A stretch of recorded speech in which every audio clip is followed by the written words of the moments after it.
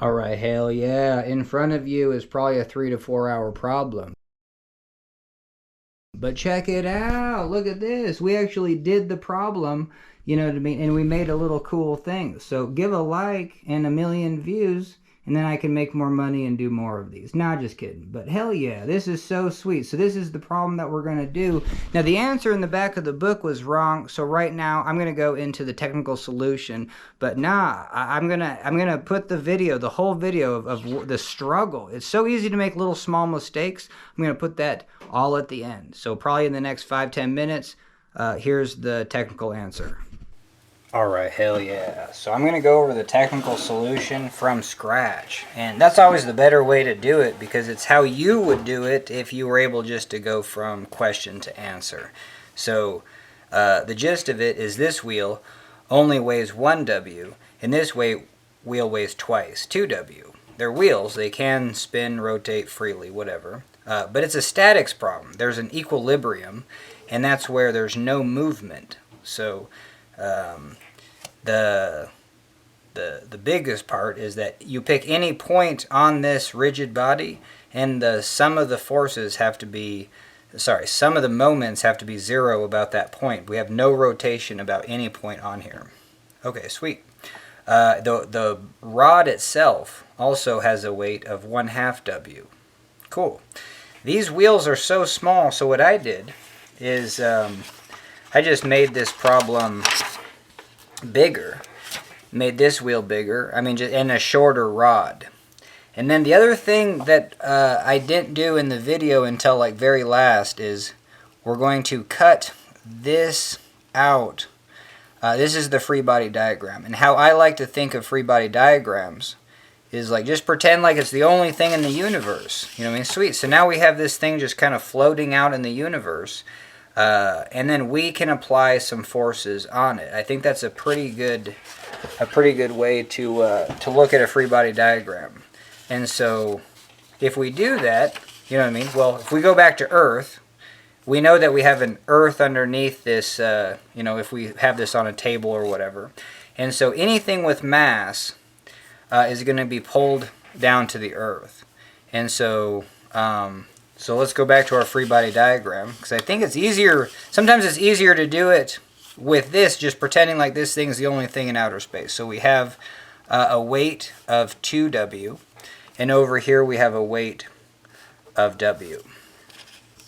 Cool. Now let's go back over here, and if this is the only, well, and then we have in the center we have a weight of W divided by 2. So this is very useful now, the fact that you can imagine it's the only thing in the universe, because we just put 3 forces all in this direction. This thing now wants to move in this direction, but we know by observation this experiment does not move in this direction. And so there must be forces this way to counter these forces, to balance them. And the only place that you can actually apply other forces to this is if something is touching it. You know what I mean? Maybe you just have a big fan, you know what I mean? But no fan. And so the only places that actually contact this wheel, this rod, and this wheel, because that's the structure that we're making our free body diagram. And that's typical for a lot of statics problems, is to do a global free body diagram of the whole thing. So we have 2 contact points. And on these contact points, we're going to have a normal force perpendicular to the slope. So there's 1, and then there's 2. And then, see, these normal forces have upward components, and so that's going to balance all of these 3. The upward components of these is going to balance the weight of all this system down. We also have a component that way and a component that way. And then here's what I learned from this problem is like, well, hell, if you only have 2 forces, we'll have 2 components in that direction. Those have to be equal. So sweet. And so now let's go into, this is a 30-degree triangle. This is a 60-degree. What we know about a 30-degree is that I'm getting better at drawing like this little triangle. It's super useful. Because then we can do everything as fractions. This is going to be 1/2. Sine of 30 is a half. This is going to be square root 3 divided by 2. This means this is 1. And if these are the sides, never forget about Pythagorean's theorem. This squared is going to be 1 squared, and 2 squared, that's going to be 1/4. This squared is going to be 3/4. 1/4 plus 3/4 is 1. Square root that is 1. So there you go. And then this direction, we have this triangle is going to be the square root 3 divided by 2, and this is 1/2. Square root 3 divided by 2 is 0.866 as a decimal. And cool. And then when you have a perpendicular to a slope that you know, well, it's just going to be flipped. So this is the square root 3 divided by 2 component. This is the 1/2 component. Cool. So hell yeah. Same thing here. This gets steep. This is the 1/2 component, square root 3 divided by 2 component. Okay, hell yeah. So now we're just in. It is useful to use this, but since it's probably better to stare at this slope, we're just going to go from here. So I'm going to put in this 2w right there. I'm going to put in w divided by 2 right here, and then w over here. Sweet. We kind of mentioned the forces in the y have to be balanced by, well, we have 2 vertical components. And I'm not going to draw the, well, I mean, should I? Oh, and the other thing about forces, forces act at this point, but they have a line of action. So this line of action, I can just move this force anywhere along the rigid body. It's the same as putting it here as it is putting it there as it putting it there. You know what I mean? So, cool. If I want to pick up this car with a string, I could drill a hole all the way through it, put the string out this side with a knot, and then it would put an upward force right there, or I could just, you know, drill a hole right there and then put a knot right there, so I could pull this car up from this point, and that line of action goes all the way through. So I can put that force anywhere, and it's still going to do the same thing. Cool. I'm going to call this point B and this point A. I'm going to say this is the normal at B and this is the normal at A. So things that I'm probably not going to draw in is, but this does have and this acts right at that point. So, yeah. And this acts at that point. I should probably actually draw that in. So this is NA and it has that slope. This is NB. And we do have, you know, I guess you can always do the perpendicular components just with dotted lines and open arrows, and then it doesn't look like you have way too many arrows going on. Cool. And then so if this is NB, then the vertical component is going to be square root 3 divided by 2NB. You know what I mean? So that's going to be that. Okay, so let's what should we do? We should sum the forces in this direction. So the only 2 forces we have is this one. This is going to be NB, and it's going to be 1/2. So we have 1/2 NB. That has to equal this force. And the other thing, just from well, no, this normal force actually demonstrates that this force is pulling this rod in tension. Because you could do this same problem in a trough, where one trough is, you know, steeper and the other trough is shallower. And that's going to put a compressive force on this. Because of the normal force is going to be inward. You know what I mean? The normal force is going to be in and up, have a component this way and vertical, holding that weight from the, you know, weight of the earth, but also in. But in this, it's definitely pulling a tension on that rod and on this whole system. So cool. So this force has to equal that force, and we have them drawn right. This one's going to be NA, and it's going to be square root 3 divided by 2. That's going to be the component of NA in the horizontal direction. Hell yeah. So we just factor out a 2, and then so we have NB is square root 3 NA. So there you go. That's our first one. And now we're going to sum the forces in the y direction. So I have 2, 1, So this is 2W, 1W, half a W. That's going to be 3 halves. 2 plus 1 is 3, plus a half is 3.5 W's. That's going to be 7 halves W. That's going to be a downward force. The only thing that has to equal the upward forces, so that's going to equal, hey, we got an NB, and we have square root 3. I guess I will write this. We have a square root 3 divided by 2 NB. But NB is, well, I'm just going to do this, square root 3 NA. So hell yeah, I'm going to kind of do skip a step there. And then the upward component of this is going to be NA, but just the vertical component, that's going to be 1 half. And so we have 1 half, I apologize. This was the vertical component of NB, and then we have plus 1 half NA. So sweet, this becomes 3 halves plus 1 half. So now we have 4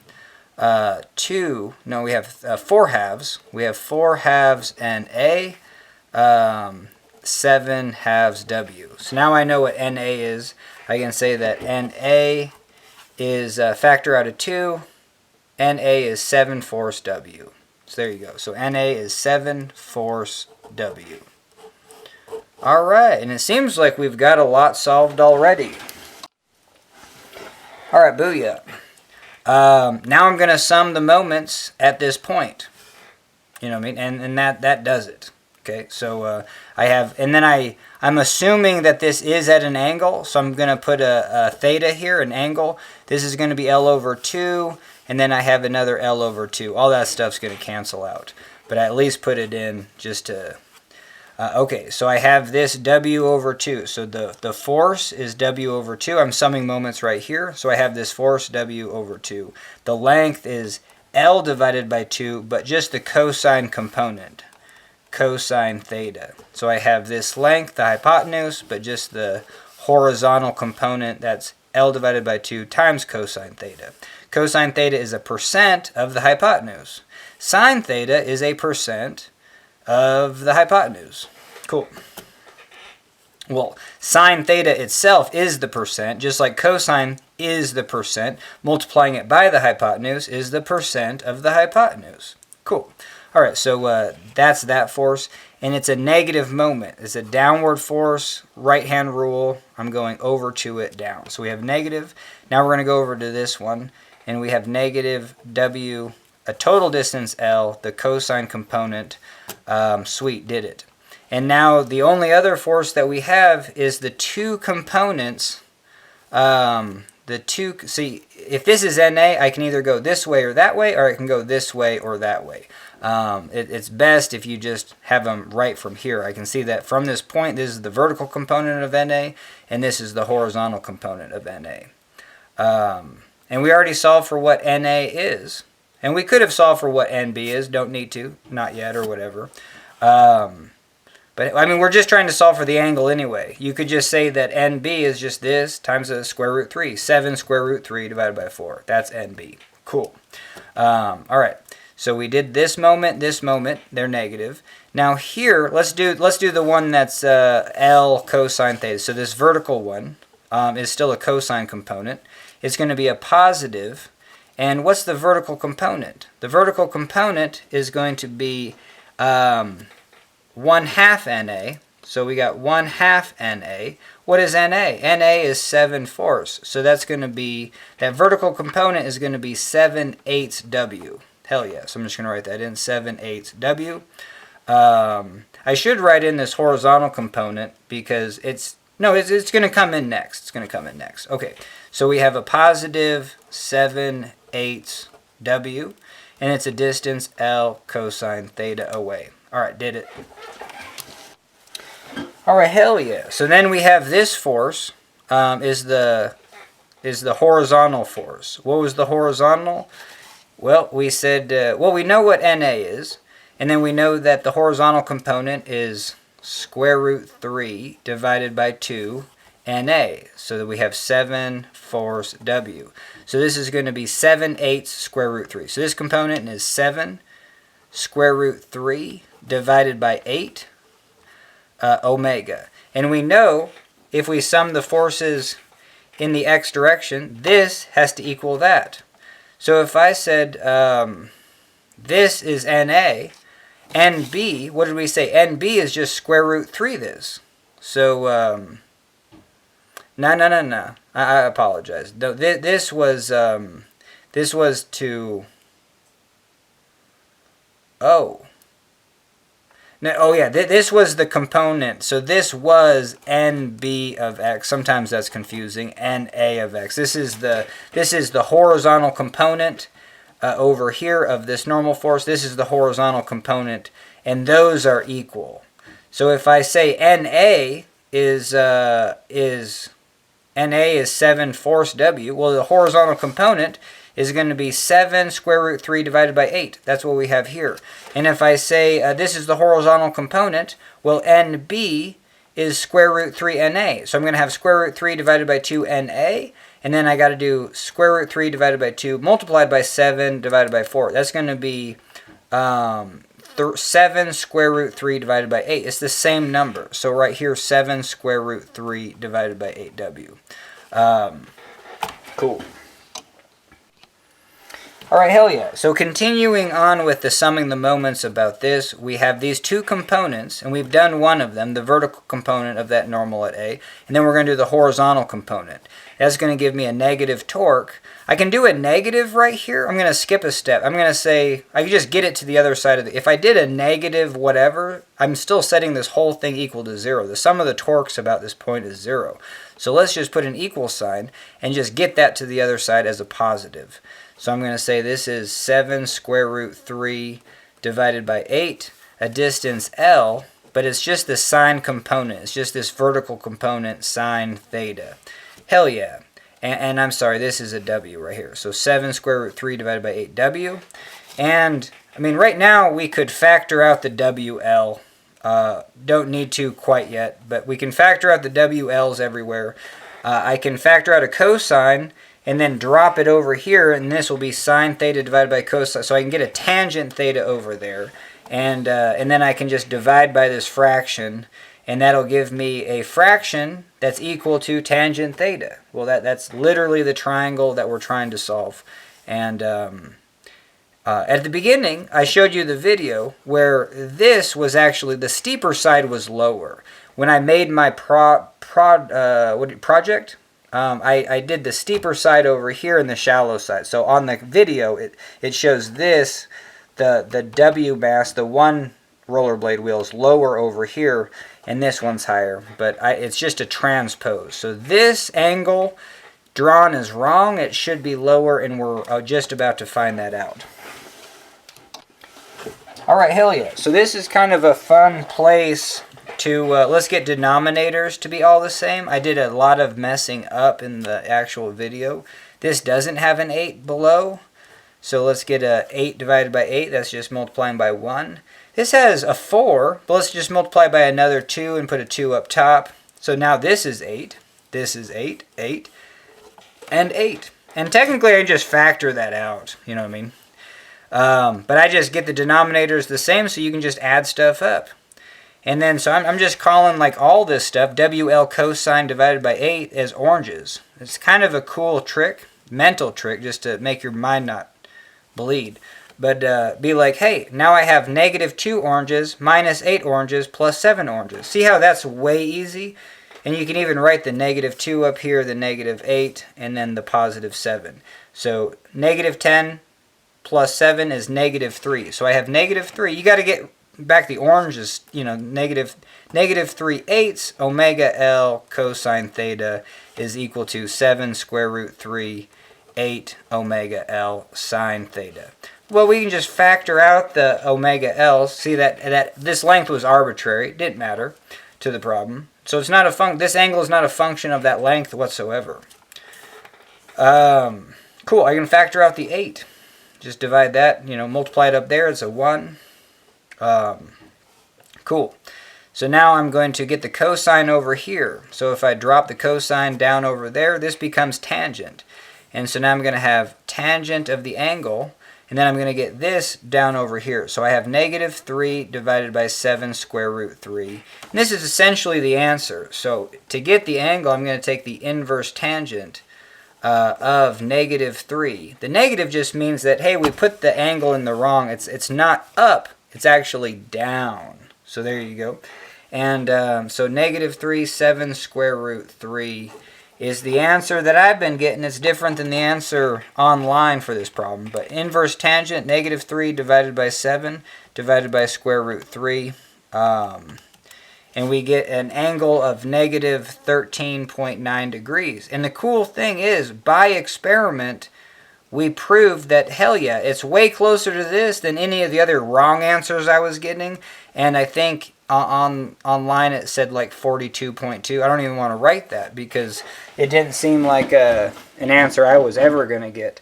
So hell yeah. So I'm just going to say that's my answer, and by experiment it checks out, which is pretty sweet. So I don't know if this is where I'm going to show you the rest of the experiment, how I measured all the weights of the rollerblade wheels to scale. I think I will do that. And then we're just going to go through the slog. Statics is a bummer because there's a lot of theory and then there's so much equation to get wrong. You know what I mean? Because even this, I was just like, these have components. You know, you might mistake the components for the actual force, or, you know, double up. There's so many places where you're adding fractions that you might get it wrong. So so that's where the video, this is where the video starts. Probably 4 hours of a slog fest. And just the fact that I didn't look at the answer online or the back of the book until I was kind of satisfied that I got something. And I think I ended up getting this. I made some mistakes, so I got like 3 or 4 answers. Because you make a little mistake, this changes, right? But I think over the course of the day, I was consistently getting this. And I think by experiment, you can easily see, by the experiment showed this was about 12. And so 14 is close enough. And but yeah, I think it's a worthwhile video to watch, because I definitely just keep going over and over stuff, and then also keep making mistakes. So you watching, you can probably easily see the mistakes. I like to watch my videos because it's almost comical. You're like, why is a human mind making all these tiny little mistakes? I'll even like say the wrong number while I'm, going over like this kind of stuff, doing it on camera. Alright, so hell yeah. So this is where the video begins. Thanks for joining me, and hell yeah. Alright, hell yeah. We got all our components dialed in. So we have one wheel. One wheel weighs 135. So half of that, half of 100 is 50, half of 30 is 15. That would be 65. So we're going to have 67.25. So hell yeah, we got 67. That's going to be half the weight of a wheel. A wheel weighs W, this weighs half W. If this weighed 135, this got to weigh 2. So it's going to be 270. So this should be 270. And it was just kind of cool getting this all dialed in. It did say 270 earlier, close enough. And hell yeah. And so this weight is in the middle, and then we're going to do it to it. Here we go. Alright, hell yeah. So we made ourselves a ramp. And just so you can see that it's 30 degrees, booyah. And then this one is 60 degrees. So, and you know what I mean, close enough. So let's do it. All right, hell yeah. And then I already kind of set this up just prior, but the first thing I notice is like if I put the heavy side over here, well, look at this. Like, obviously the heavy side just wants to fall, but it still has an equilibrium position. So there you go. If the heavy side's over here, if you switch up the problem, that would be a good thing to do. And then you can solve for that equilibrium position. So there's no contact there. Go this way. And you can, yeah, it's kind of cool. It's just like the stable equilibrium if I go up. So it is a position of stable equilibrium. If I push it this way, it has a restoring force back. Okay, so now here's the problem. What do you think? Do you think it's going to be 13 degrees? Or do you think it's going to be 42 like the problem in the back of the book? So let's see where it wants to be. Because if I put it way up here, you know what I mean? Is it going to drop down? Hell yeah. And then if I put it way down here, is it going to roll back up? Hell yeah. Okay, so let's just let it find its position of equilibrium. And we're going to go measure that angle. So, yeah, this is just so cool. I think it's more than 13 degrees, that's for sure. But what I have here All right, hell yeah. I don't know what GoPro's deal is. Just every once in a while it just shuts off. That's kind of a bummer. I'll have to keep that in mind when I'm doing cooler stuff. Okay, so hell yeah. So we're going to come in right here. And look at this, the moment of truth. This thing's still on top of my head. So let's get the heck off my head. Look at that. That's insane. That's 13 degrees. So do you see how it's a little more than 10? A little more than 12? About 13? So, booyah. That is so wild because I was so bummed. Because I would have spent another day, another 8 hours just going through those same equations. And it just gets to the point where it's just like, nah, that's not worth it. So hell yeah. So, yeah, that problem was just awful. So, just because the answer in the back of the book is wrong, I guess, you know, and so hell yeah. Because we just set up the experiment and it shows you 13 degrees is the stable point of equilibrium. And we hella set this up. 30-degree angle, 60-degree angle. We got rollerblade wheels, no friction. And it just really shows you that position of stable equilibrium. Man, that's so cool. And it's 13 degrees. It looks way more than 13 degrees. I don't know why that doesn't look way more than 13 degrees. But, you know what I mean? Just pop right in there again. And hell yeah, what do you see? You see about 13 degrees. Cool. All right, so finally we got this one done. Thanks for joining me, and guess what? That's a video.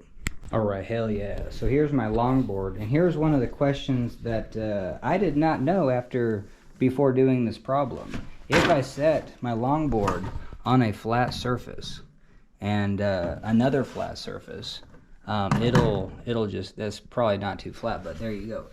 It'll just stay there. And I did not. That means that there's no force that direction or that direction on those wheels. All the force is in the normal direction, and the normal direction is flat. So yeah, it's just kind of cool. But yeah, it just seems like, hey, it might slide off. And so our problem is that we have a ramp, you know, this way, and then a ramp that way. And when we stick, you know what I mean, said device on there, then it actually finds a position of equilibrium. You know what I mean? If you push it one way, it might want to roll back. So there you go. See how it rolls back? So that's not a place of stable equilibrium. There's a place of stable equilibrium. And if we had this ramp more and longer, then we could push it that way and it would slope back. So that's kind of just another example of this problem. Alright, hell yeah. So I got food on the stove, so I got about 3 minutes tops. So maybe 5, we'll see. And, but anyway, a subscriber, hopefully, a viewer, wanted me to do this problem. And what we're gonna, I've never even seen it. I just photocopied it, printed it, so we're gonna read it. And what we're gonna do is see if we can kind of get the general gist, see if we can make easier problems. You know what I mean? This is 30-60. Well, why not just make them 45-45? But I guess, even just looking at this picture, if it was 45-45, hell yeah, you would just have them kind of resting and maybe they'd balance. But if it was 90, you know, at 90 degrees, where you just have this one resting there and the other one just pulling it, well, hell yeah, you're just going to rip it off the table. And then I'm assuming this is not frictionless. And again, I have not read anything. It's just kind of the idea. So if it was a 90 degree, I don't think in a frictionless surface, there's no position here that this thing could actually resist the weight that's kind of pulling it off. That's very similar to a pulley right here and just dragging a weight off. Even if you have a tiny little weight and then the Titanic, as long as this is a frictionless surface, which is bizarre because it's very difficult to imagine a frictionless surface because we don't have them on Earth, but that little mass will get that thing to move just slowly.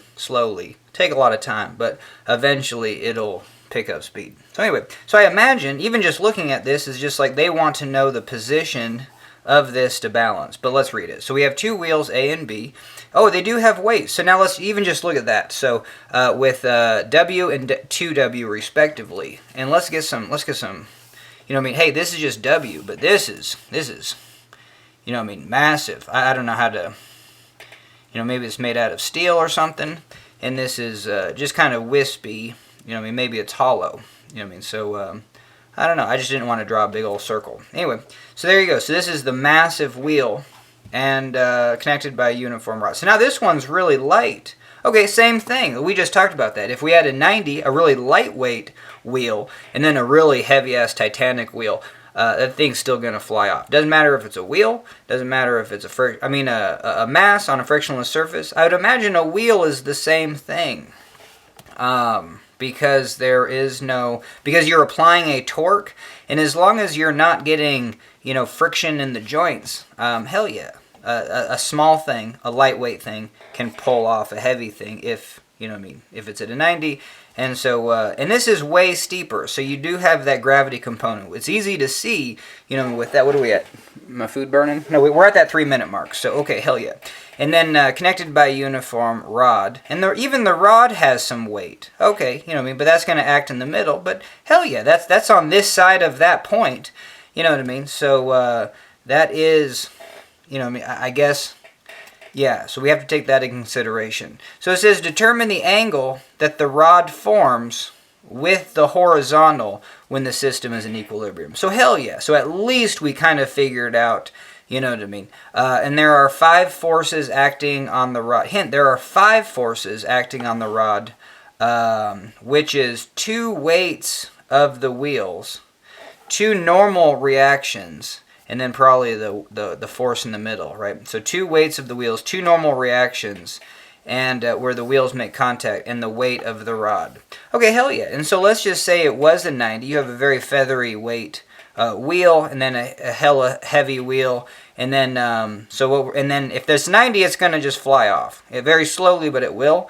So what we would have to do is just reduce this just by a little bit. So now you're actually pulling a component uphill, and that can balance out this component. So even just right there, I mean, with a string minus the mass of this rod, you're just looking at the vertical component. So if we have a 100 pound or 100 newton, chunk, and then just a 1 pound chunk, we need to drop this angle so that the vertical component is the same dimension as the vertical component of that. So that would be whatever that component. But now we got the mass of the rod. So all right, my food's probably scorching hot, but that was preliminary. So that's the things that you want to do before a problem. I think that was pretty good. Under 5 minutes. Hell yeah.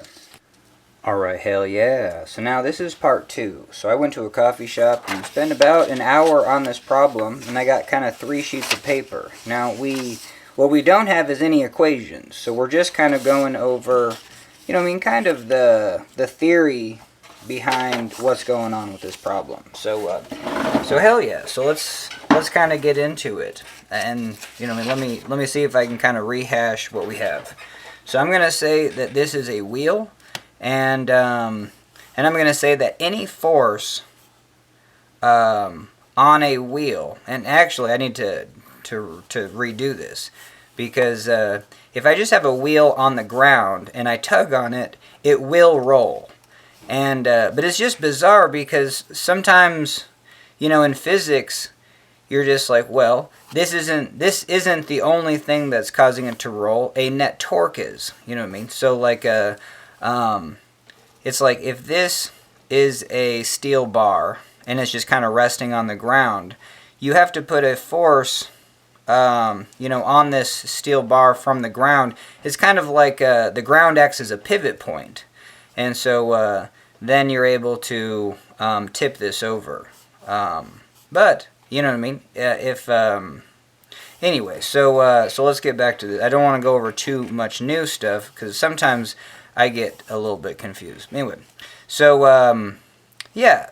So if we have a wheel just on a flat surface and we kind of tug on the middle part of the axle, hey, it's going to roll, and it's because we have this force is and the contact point of the ground. This wheel is basically like tipping over. So that's kind of the first thing to think about. Okay, so hell yeah. So what else?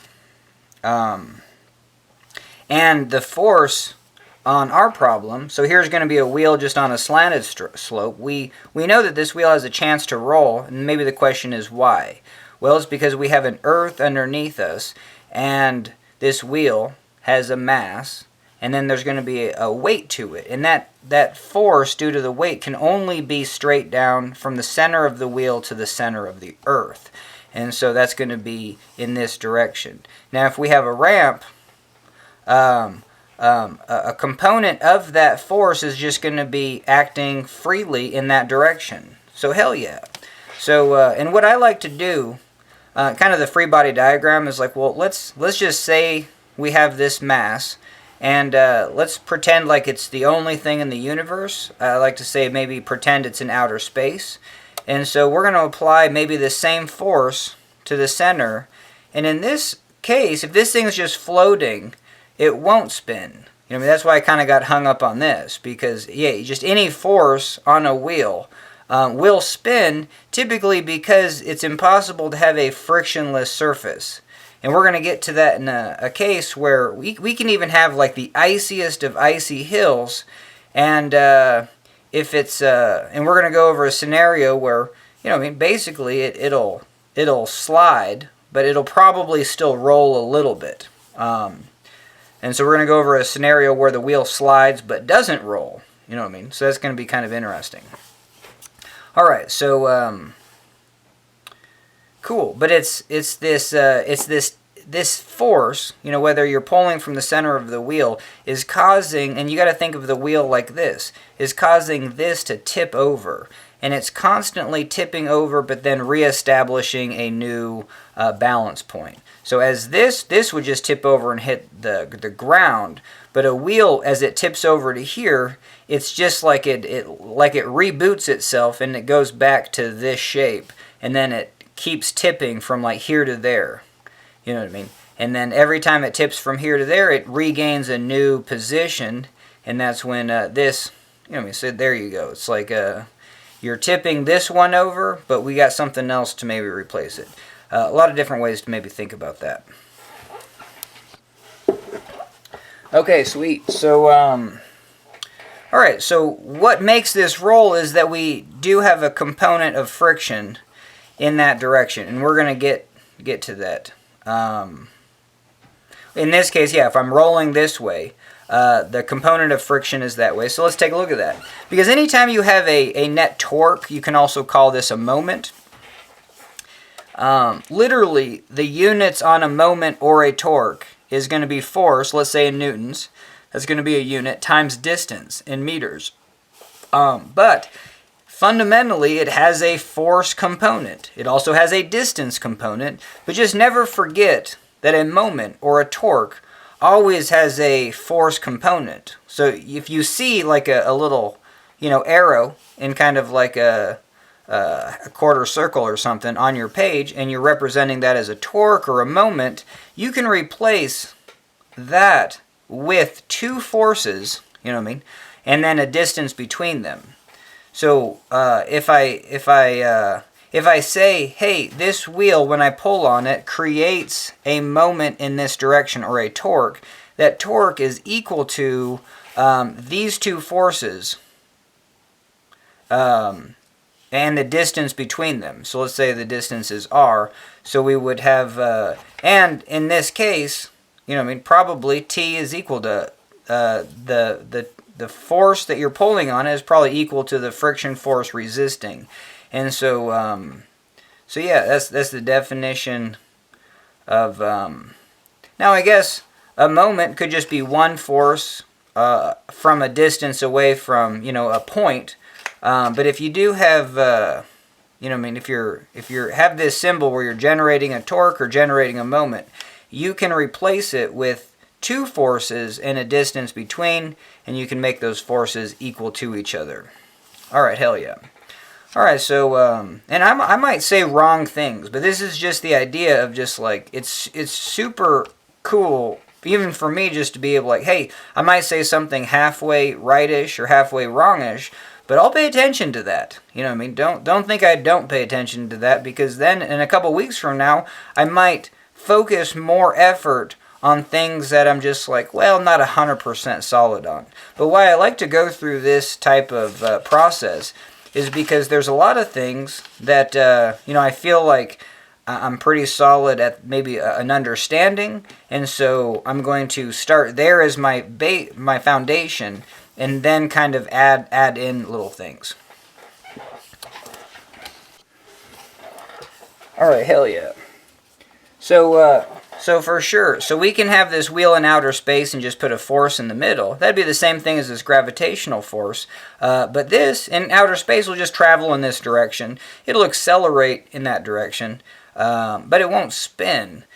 It has to have a torque on it. The only way to get this thing, let's say, to spin this direction, is that you have to have a net torque in that direction. So if I want to spin that direction, I need a torque in this direction.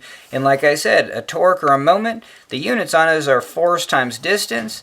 Any torque can be represented as two equal forces, can be represented as a couple.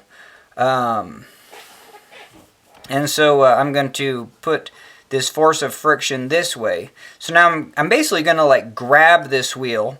You know what I mean? So, and then I'm going to pull on it this way. So if I have this bar, I'm going to hold it right here, and someone's going to tip it over. And so that's exactly what's happening. And this thing would rotate, spin this direction. This wheel will spin this direction. So as we apply some sort of friction. Okay, hell yeah. All right, so here is the wheel. And here is the gravitational component. That was just showing that it does have a component in the direction of the ramp. Now, it also has a component down, but we're going to see that you have a normal component up. And, it's perpendicular, but also has, a component this direction. No, never mind. Okay, so this... Well, this problem, I'm probably going to use maybe a couple different axes. I could say that, hey, the down axis, like up and down is y, and then left and right is x.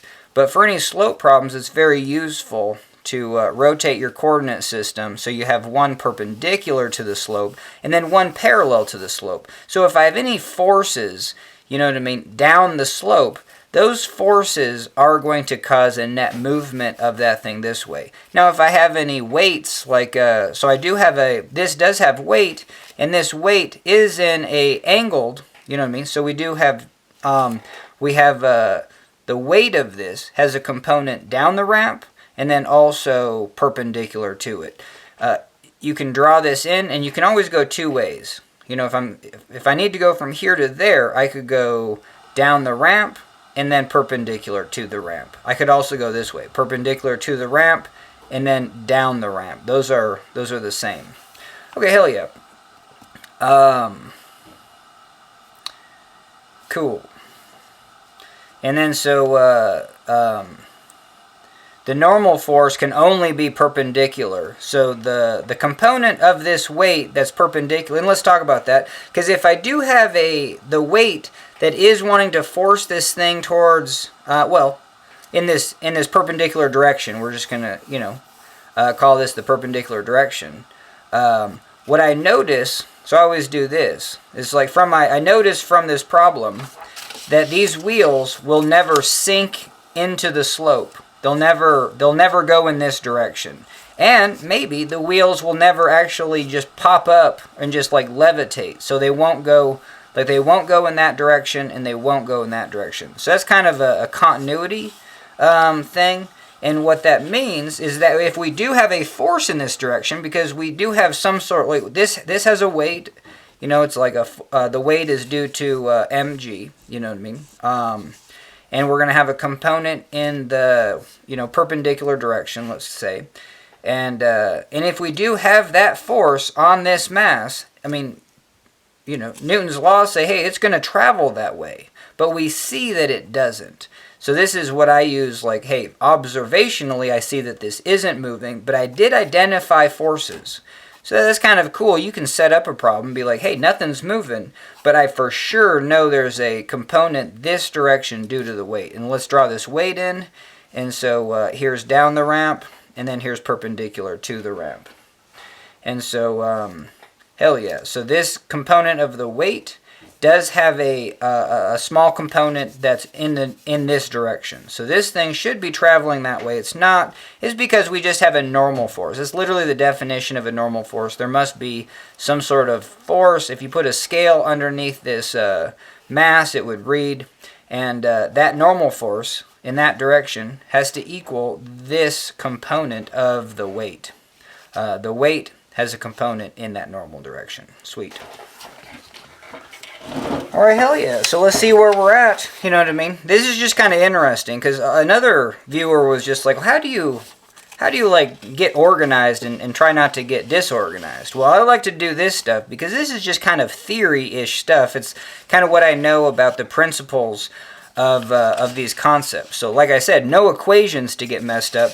So, but there's a chance, like even here is just like, hey, if I put a force on this and I'm saying it's going to roll, well, I'm missing something. Because if I do a free body diagram and say, hey, this thing's just in outer space and I just have one force on it, it's just going to travel in that direction and accelerate. It's not going to spin. So if I'm saying this spins, I for sure need to, like the concept of spinning is a moment or a torque operating about, you know, some sort of mass, some sort of center of mass. Alright, so, cool. Alright, so pretend this one's in outer space. We figured out how it spun, and we got that frictional force. But now we're going to take this wheel back on Earth, and it might not spin. Sorry, this picture got a little haggard. But let's take this wheel on that same slope, and let's, you know, let her go. You know what I mean? So we hold on to it, we let her go, and then guess what? It doesn't roll. It just slides this way. Now, what would cause that? Well, maybe a frictionless surface. You have an icy surface that, and we got to get, excuse me, we have to get creative on this one and pretend that an icy surface is 100% frictionless. You know what I mean? But if we set this, you know, round wheel on a 100% frictionless surface, you could think, you know, one way to think of it is just like, well, maybe the wheel has weight, and, you know, we could even think that the tire has a flat spot. And so now this wheel, you know, I mean, it's kind of like a block. And so it is nice to think about, but it doesn't even matter. You could still have this wheel that has one molecule of, you know, of a pivot point of one molecule. I mean, this is definitionally of a circle. You'll be on, you know, down to the tip of one molecule. So it will be like a, you know, this, but even worse. It'd be like this down to a point, and then that point, like a pencil, like there you go. So this pencil, if we apply a force of gravity, you know what I mean, it's going to rotate in that direction. So yeah, so even in an ideal situation, if this is ice, this thing will not, this will not rotate. And it goes back to that we introduced this concept of a friction force. Like, hey, the fact that we do have a force of friction means that you do have molecularly, this is a rough surface, and it's interlocking almost like gears. You know what I mean? And that's what molecules do, you know, at when it comes to friction and heat, is that if you have one object moving past another or wanting to, these things will grip. And let's talk about kinetic. If these two surfaces, this surface just extends forever and this is a block, if these little interactions are constantly gripping and stretching and breaking, gripping, stretching, breaking. And I mean that's a probably an esoteric way to think of it. I do like to think of it as like constantly, you know, having Velcro stick, tear, stick, tear, just on a continuous basis. What's really happening, I mean, kind of, like you're having molecular collisions, kind of like that. But it's just a bummer that they call that heat, because the second you call it heat, you're just like, well, it must be something else. It must not be actually physical collisions or physical, you know, like bonds, stretching, breaking, you know, forces on molecules. You know what I mean? Just like if you had a bar of steel, you could pull it until it broke, so that's the force that's required. So just make your little bars of steel just two molecules of, you know, and then put them together molecularly, you know what I mean? As long as they're close enough, they'll interact, and then just rip them apart. and then have them get just that close in the next couple of seconds. So that's literally mass sliding. Is you're having those interactions, and then, hell yeah, you got two molecules of steel that are appropriately close. You can pull those apart, but it's going to take a force to do that. And then once they release, no force is required. They're just kind of free. I mean, no force is required then just the force to move those around is the force of just the mass itself, which is incredibly small. Just if you ever have one molecule, back to just having things float in outer space, one molecule of iron, I could just instantly just move it with hardly any force. But if I have two molecules of iron, still really, really small. And what I mean to say is, still it's going to take a very low amount of force to pull two molecules of iron apart. But it's magnitudes larger than just having one iron of steel just floating in outer space and you needing to move it. You know what I mean? So the force to move mass is going to be way less than two masses attracted at an atomic level. Okay, where the hell we going? All right, hell yeah. Took a little break, and I am going to go over one thing, because this was, before I went to the coffee shop and did this, I thought about this problem, and I was just like, this is a necessity for kind of any problem. It's just like, if I have the slightest slope, and I have a wheel on it that's a perfect, you know what I mean, whatever, what happens down at this ramp is I have one molecule, and then the adjacent molecule is no longer touching the ramp. You know what I mean? So this whole system of a wheel is very similar to a steel bar to a point with one molecule, resting on a surface. So now, and what we have here is hey, this thing could balance. It'd be unstable. But all the weight of it, which is mg due to the earth being underneath it, is directly under this point. So there is no force, down the ramp, even though this is a flat surface. But here, if I'm changing the axis to have, movement, this wheel is not sinking into the ramp, it's not levitating, and so, but we do have an angle here. So if this has a mass, the force of gravity wants to pull it to the center of the earth, which is over here, which is at a slight angle to this ramp. And so this is your weight, which is mg. And now we can break it up into the components down the ramp and perpendicular to it. Two ways we can go. We can go this way, and then we can go this way. And all I'm showing here is that, I could have a microscopic angle. Just just very, very small angle. You know what I mean? That's all I'm getting at. Very, very small angle. And this thing will still roll. There's no reason that it would not roll. Now, theoretically, we got wheels and they have a flat spot, and there's hella more molecules than just one. So typically your wheel is you would have to analyze the problem like that. You basically just have a flat spot, and you have to, and with sufficient friction, you have to overcome tip from this point. Cool.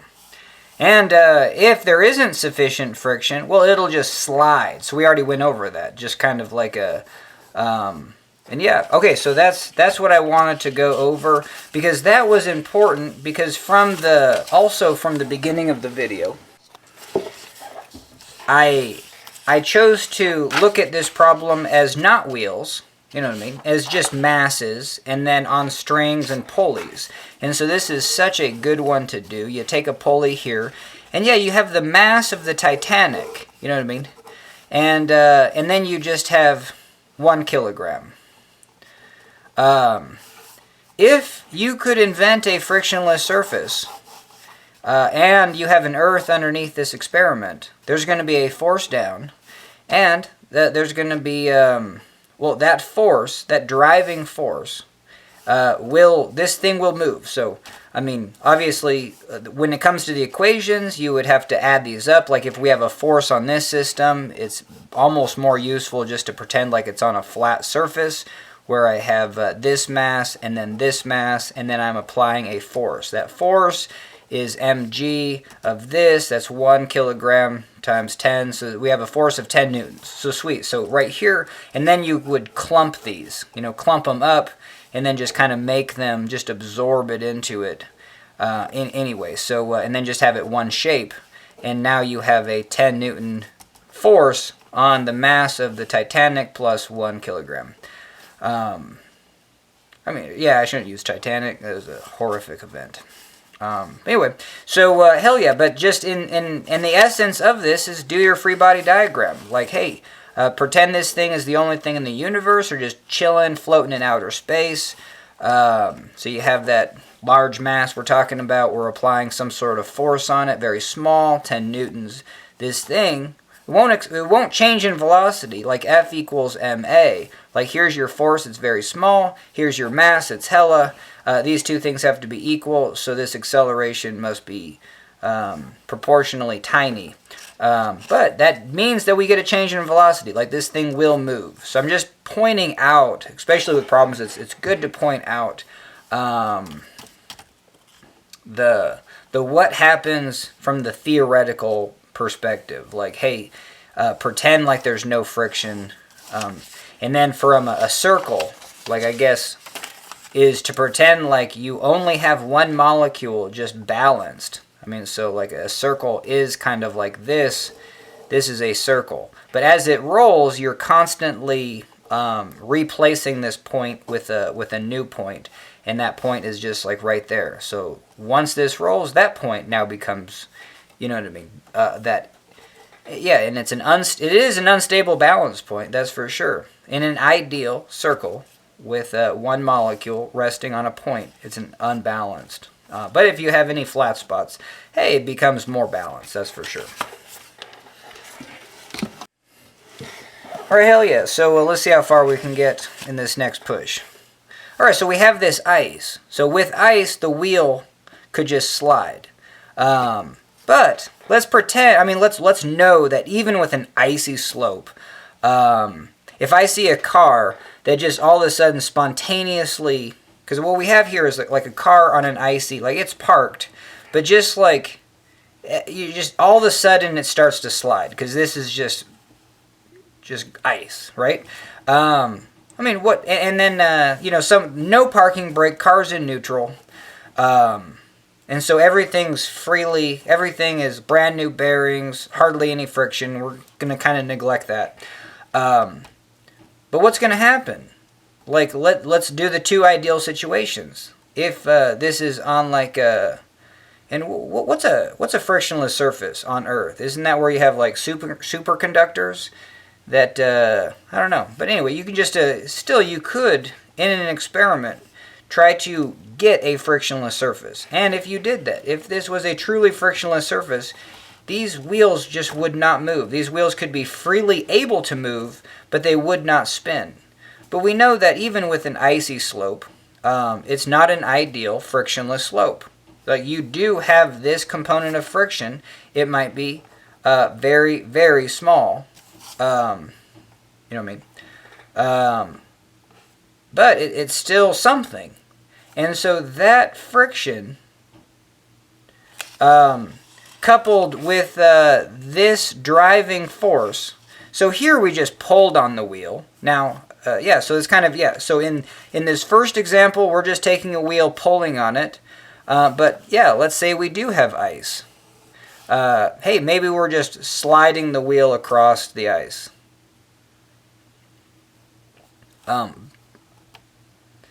But that would mean that we have a perfectly ideal situation. So we're trying to tackle the fact that even an icy slope isn't ideal. So why does this thing spin?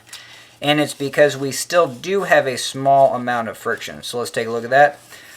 We have an icy slope, and we have...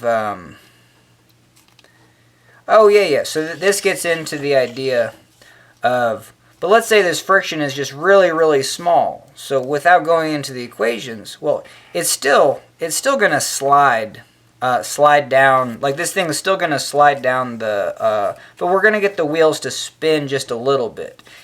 So that's going to be the situation where we have slip.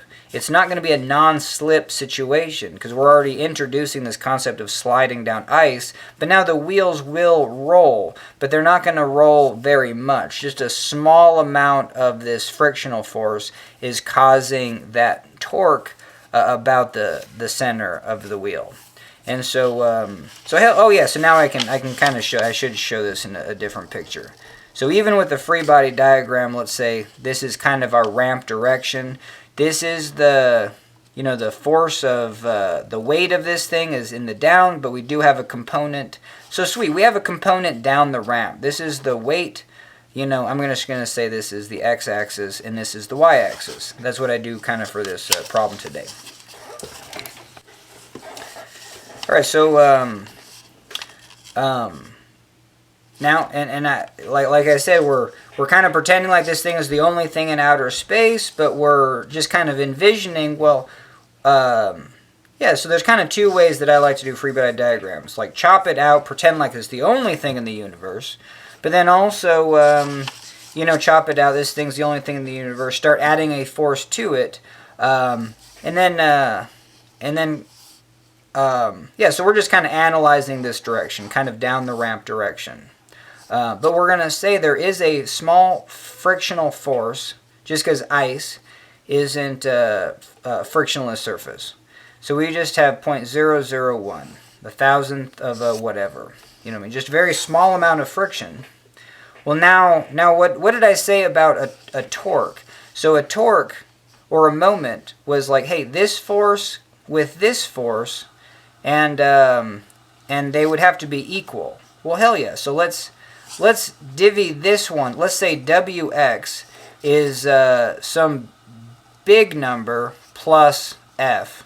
That's what we're going to have. So we got big number plus f in this direction. So here, if this is the length of f, this is f, and then here's the big number. So we got f plus a big number. That's going to represent that vector. So sweet. So now we do have these two vectors. Components are the same, and we got the distance between them. So that is going to apply a moment, of this wheel. So if we said about A, we would we could figure out the moment. But anyway, the moment is just the force, one of these forces times the distance. That's where I get kind of confused. Just like I really do. Like if I do have a moment on this this system, like I forget how you can transfer it from center of mass to like the surface. So anyway, maybe I'll get better at that. It's good to just say what your limitations are. Okay, sweet. So this is the only thing that's going to cause a moment, and it's going to so the moment of that is going to be the force times the radius, and that's the component that's going to make this spin. And let's just pretend like it's really, really small. But this force that's driving down the center of the mass, and again, we should probably kind of back it up. If I do have this wheel, it has mass everywhere. But all of these are being attracted to the center of the Earth. But if I choose the center of mass to put the weight, it's because I have an equal amount of mass. If this is the center of mass, I have an equal amount of mass on this side as I do on this side. So if both of those are forces of the weight are going to the center of the Earth, they're balanced. There's not an unbalanced force that's going to cause it to spin. So that's the definition of the center of mass. So then I can just put all the forces there. I should make a separate video on that just because, like, besides just saying so, like, I think that is something that should get explained every time that you take a chunk of mass and say it has a weight due to the Earth being underneath it of mg, and it acts at the center of mass when you have all sorts of chunks of mass, atoms, all over this thing. But we're just, it's because uniform density, and each of these little ones will have tiny forces to the center, and it'll be kind of balanced on both sides. It doesn't cause any rotations, and you can just transfer all those forces to the center of mass. And if you put the force at the center of mass, it also doesn't, this force doesn't inherently cause a rotation. And that sets up the definition that if I do have a chunk of mass and I put an unbalanced, and I put an external force that's not going through the center, well sure, this thing's going to do two things. It's going to travel that way across the universe, but it's also going to spin. And even here, we don't have to have a second force to couple. Like if this is just a free-floating mass, and even that is just like, I would need to get more solid. I'm like, well, why is that? I think this is a kind of a trippy thing. Like, I can say a year ago, I did not know. I was just like, well, I only see one force. You know what I mean? Does this force just magically act through the center of mass and this thing just travels that way? Hell no. It's off balance of the center of mass. And so, that gets into rigid bodies. Like, literally, like you're putting a force on that mass, but now it's attached to all these other masses. And from that attachment, if this mass moves to there, then all these other masses have to move in unison. And they, see now I would need to go down the rabbit hole of that one. I would want to solve this one from that perspective. You know, it's just like, well, like what is the rotational component and what is the translational component? Okay, but back to our problem, if I remember where we are. Yeah, so we just have this coupled. The force of friction, very, very small for an icy surface, but it's going to cause the wheel to rotate. But the majority of the motion is just going to be slipping, because I'm going to say the weight in the x direction and the big component of it, had we not had any friction, this big component is just going to like just pull this wheel down the frictionless slope without rotating at all. And so so that's going to be the perfect combination of like, hell yeah, it's going to slide, but it's going to roll just a little bit. Man, it's difficult for me to even kind of put that into words, to be like, hell yeah, it's going to slide, it's going to roll, but you have to think that it's not rolling how you would think it's going to roll down a street. It's like weirdly just rolling very slowly and mainly slipping. You could almost say it's just like, well, the rolling component of this is almost zero to begin with, but hey, you see this car sliding down the road and it's in neutral, and then you just see like the wheels just barely start, you know what I mean, rolling.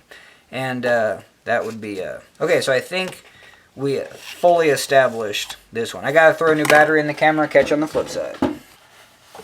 Alright, hell yeah, so we're back. And let's just read through this stuff, because I don't even know where we are. So, so we got the ice. Why wouldn't it roll? Because it's frictionless, it would just slide. We went over the fact that, hey, it could roll just a little bit. Net tipping torque or moment at contact point. Yeah, so if we do have some friction here, we're going to have a torque about point A for sure. And so that's like, if I have a bar that's resting vertically and I apply a moment at point A, that's going to cause it to tip over. Okay, but if force of friction is zero, you're going to have no roll, else you're going to get a combination of roll with slipping. So I mean, if you just say that in one sentence, but it's like, that's the aspect of some of my videos that I think people appreciate, even though they're kind of long, and you know, I probably should do them this way and then actually just go back and re-explain it. But anyway, in just a shorter amount of time. But it's just the fact that if you say something once, you know, maybe it doesn't stick, instead of kind of playing around with it. Alright, the only way to get this wheel to slide... Oh yeah, so I was just like, what's the theoretical? Because how do I get this wheel just to slide on an icy slope where I know there's a small component of friction in this direction, but how do I get that to slide and not roll? Because I said, if I have a very small amount of friction, it's still going to cause, you know, back to this, the big driving component of the weight, but we're going to have coupled with, part of that, a very small part, and the friction, which is a very small part, or is it going to cause this to spin? So if this thing slides on ice, how would it not spin? Is there any way to have a car where everything's free to rotate, car's in neutral, starts to slide? Is there any way for this wheel not to spin while it's sliding? Well, sure, if someone's in this car and they apply the brakes. So that's kind of why I drew this, is because if I'm in the car and I'm applying the brakes, this is a torque that's going to cause the wheel to spin that way. And it's kind of interesting that this torque can probably only be, if you apply brakes, that's tripping me out. Like, why, if you apply brakes, does it not make your car go in the reverse direction? It's really bizarre. But anyway, force of friction is interesting because, especially force of static friction. This force of static friction is, it has a max before it will go kinetic, but it's only equal to the opposing forces. If we have a wheel that does not slip, you know what I mean? It's like gears, meshed gears. This force of friction is only equal to, the force of static friction is only equal to the forces in the x direction, or the force down the ramp. So whatever the sum of the forces down the ramp are. And if the forces down the ramp are just small because this weight is small, well then this force of friction is also going to be proportionally small. So that is kind of the bizarre thing with friction. Anyway, so let's get rid of the brakes. We have icy surface. This force of static friction is going to be small. It's going to be something. And again, we just did this. We have the component. So we're going to have a little bit of a spin. Even if we have a ton of slipping, we're still going to have a little bit of rolling. Okay, now how would we get this wheel not to roll? We would apply a brake to it. And so let's talk about that. That's where I come, like, what is a brake? A brake is a moment or a torque. And so let's come back up here and definitionally, defined by the units, a moment or a torque is a force times a distance. But the most important thing is it's still a force. You know what I mean? So if I see a moment, even with brakes, I can still make that like maybe I have a brake pad here that squishes and a brake pad here that squishes, and this wheel is rolling this way. So I'm applying a force. How would I do this? The brakes, see, and that's the bizarre thing to me. So if the wheel is spinning, the brakes can equal. So it's like, so math and physics to me is like juggling. And I do this kind of juggling process. I just said that if this weight is really big due to the weight of the wheel, and it's going to have this, and it's going to have a component down the ramp, which is way bigger than the force of friction. We should do this. The force of friction, definitionally, is a coefficient of static friction times the normal force. So so let's say this weight down is like 1,000 newtons, and then this frictional force is, and if I said it was 1,000th, I could probably just do 0.1. Let's just get this to 0.1. So if this frictional force is 0.1, the normal force is 1,000. What does this have to be? Well, this has to be 1 divided by 10,000. So my coefficient of static friction could be so tiny, it's 0.0001. And so we have 10 to the 3 divided by 10 to the 4, and that's going to give me 10 to the negative 1, which is 1 over 10, which is 0.1, which we have right there. So that's just kind of showing you that we could have an example of an icy surface that just has a almost zero friction force, but it's still there. It's going to apply this torque, even though the component of this frictional force is way bigger than the gravity driving it. So that's why this thing's going to slide, but then slightly roll.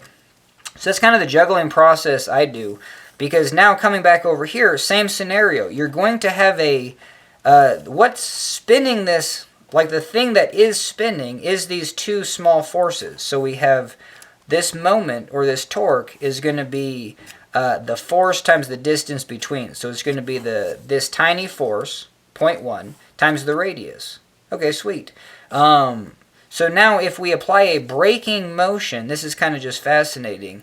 I can only apply a in the opposite direction. So I'm going to say this is B for the force. So we got force brake. Can only equal, you know what I mean, the torque to spin. You know what I mean, the moment to spin or the torque to spin it. When you apply brakes, it doesn't also. And that's the cool thing about friction. Like it's only, yeah, it's not a driving force. Like if I say this is, yeah, so if I have a ramp and a mass and I got a friction force that's opposing the gravitational force, so we have that Wx, that weight in that direction, well, these can be equal if we have statics, you know what I mean? F is equal to Wx. But there's not a chance that F just spontaneously becomes bigger than Wx, and just due to this frictional force, this thing just starts, you know, wanting to go up the ramp spontaneously. And so that aspect, besides just kind of like thinking about, I don't know, I would want to do a separate video on like, hey, is there any proof there? Because that's what we're going to get into here. Yeah, if we apply a braking moment, well, cool. If this braking moment's great, well, no, it can't be greater. Like, definitionally, it can only be equal to the torquing moment. And if it is equal, then this thing's just going to start sliding again. And that's the whole reason why I brought this up. Is you could have a car spontaneously starts moving down an icy slope. There's a driver in it. The driver applies the brakes. You know what I mean? The wheels could start moving a little bit, slipping and rolling. But then the driver engages the brakes, the wheels stop, and then the whole thing slides. And you could also have a car with the parking brake on, and it just slides down the hill, and there's a sufficient torque, you know what I mean, on that wheel, holding it locked in place. But even with the parking brake, you know what I mean, you can still drive with your parking brake. So the engine is applying a torque to resist. So if this parking brake is on, and that's the moment that's created, you can still apply a driving torque due to your engine that's bigger than that braking force, and hell yeah, your wheels start rolling. Okay. All right, so that's page 1. We got 3 pages of this, and this is just a theory. Like, we're not getting into any of the equations quite yet. Okay, let's see where we're at, though. All right, so we have this wheel on this ramp. I'm just going to... Yeah, that was the thing, that I don't know if this problem is the same if you have friction or no friction. And one of the questions is if you have sufficient friction, is this equilibrium like a stable... Is it a stable equilibrium, or is it an unstable? If you don't have friction, hell yeah, it just seems like it's hella unstable. Just the slightest, I mean, if that's what's keeping it static. And so that's what I want to explore. Just because, like I said, is, well, yeah, so why you could just park, like, on a little bit of a hill, have your car in neutral, but it's still not rolling. Why? It's like, well, your tires are kind of, your wheels are more flat. So it's like, in that case, they're literally blocks where if you do have a force and a friction, sufficient friction, geared friction, like, hey, this box could tip, but it's going to tip over that joint. So, you know, that could be the case for that. But even in an ideal situation where you have just those one molecule on a wheel and it's just ready to tip, and you just have some sort of slight slope, but your car still doesn't roll. Why is that? Well, like, let's say your parking brake's on. You know what I mean? Obviously, that's going to keep the wheels. So the component of the weight of the wheel and the weight of the car on that wheel is going to be the force. It's mg in the x direction, mg in the, you know, down the ramp direction. I call it wx also. down the ramp, that force is going to make this wheel, well, one, go that direction. But if there's sufficient friction, where we say that the friction component, which is, and we're going to have a normal component. So the friction component is going to be the static friction times the normal component. Hey, so this can be, well, no, this just is a number. Whatever the normal component is, this is a number. And then we have to check to see if this number is bigger than the component of the force and the extra. And that's even something like right now. If the force of friction is sufficiently large, you know what I mean, where it's almost like gears. So we have a wheel and it's just like geared in, and then here's the ramp, and the ramp is also gears. So this wheel is just kind of looks like that, and it spins down the ramp so it can't slip.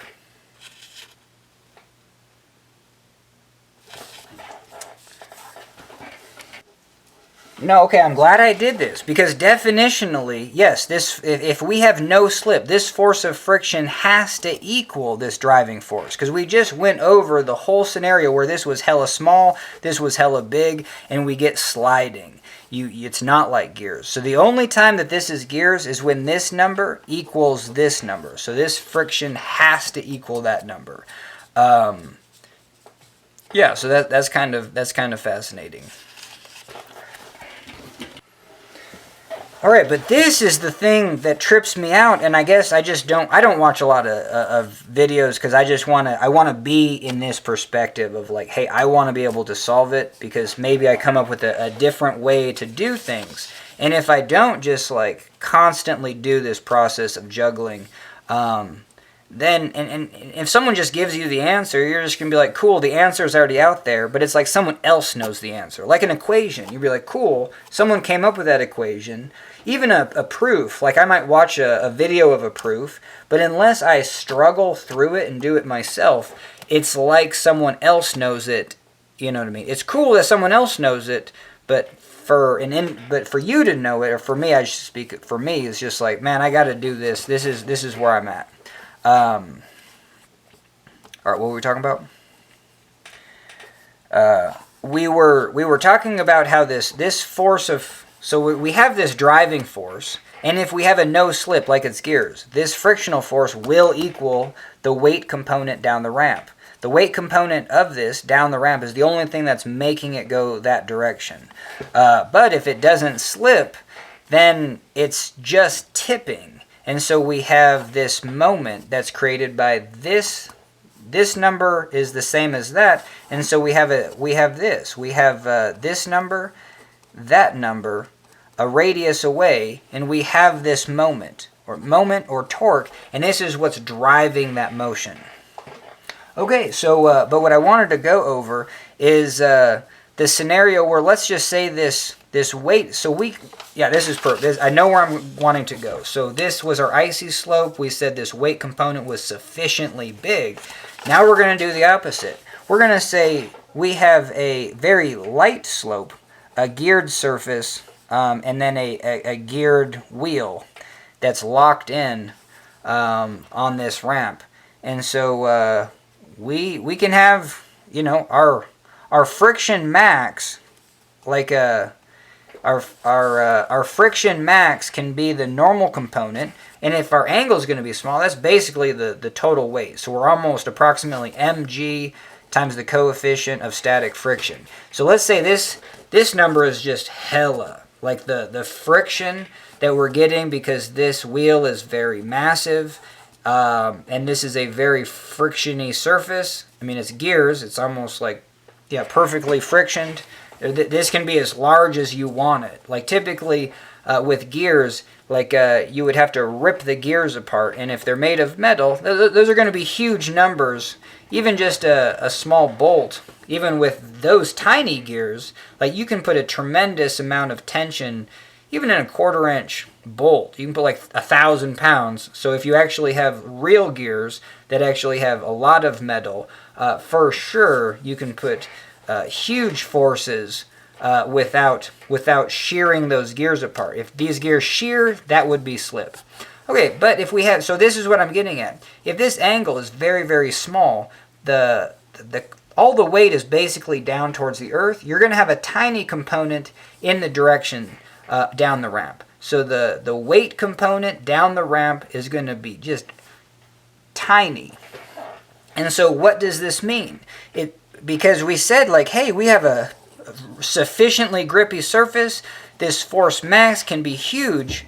Well, if the weight is only tiny, if the component of the weight is only tiny, it matches with the friction that we see on these gears. These gears only feel a delicate amount of force, and so that force of friction is that same number. But the most important thing, if it's a geared surface or sufficient friction to have rolling without slipping, then this component, the force down the ramp, is going to equal the frictional force. So both those are going to be sufficiently small.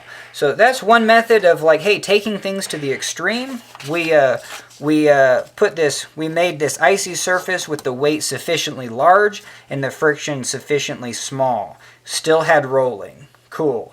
But this was maxed out. Anytime you have slipping, sure, this force of friction, well, it's always going to equal the torque. Like, if you have any spin of a wheel, the force of friction is always going to equal the force that's causing so it's a torque or a moment that's causing the rotation.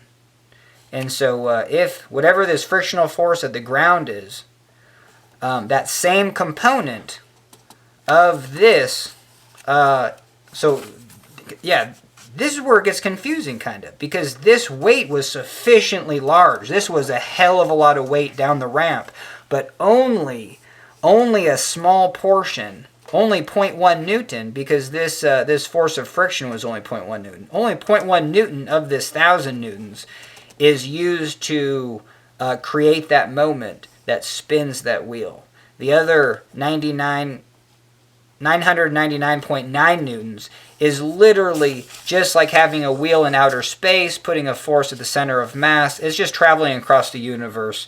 It doesn't know what spin is. But this is the combination of those two.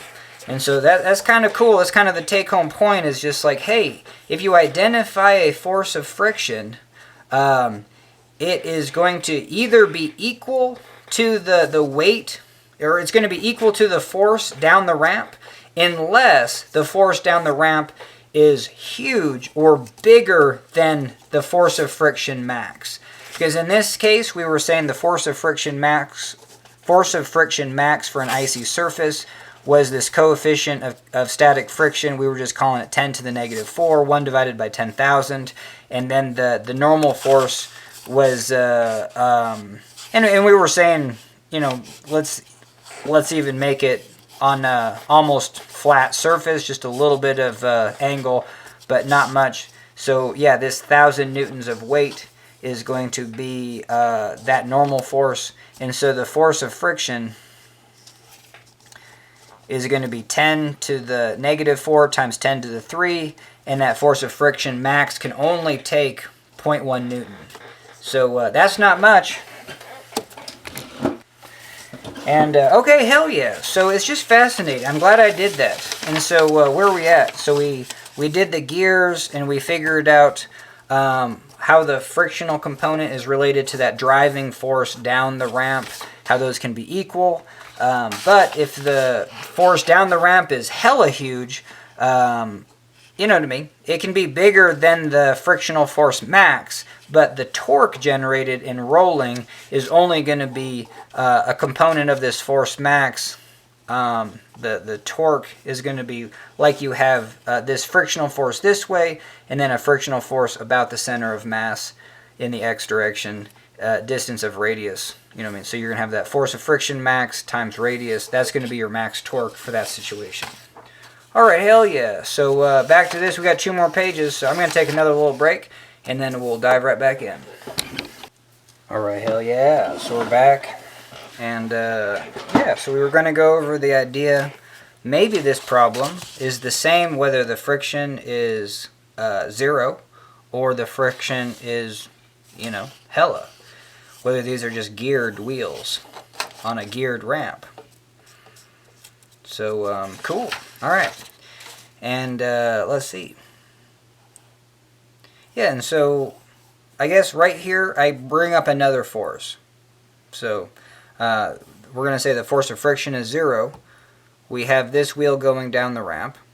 And so in this case, if it's just going to slide like it's not a wheel, because we don't have any torque that's creating rotation. We do have a component of the weight.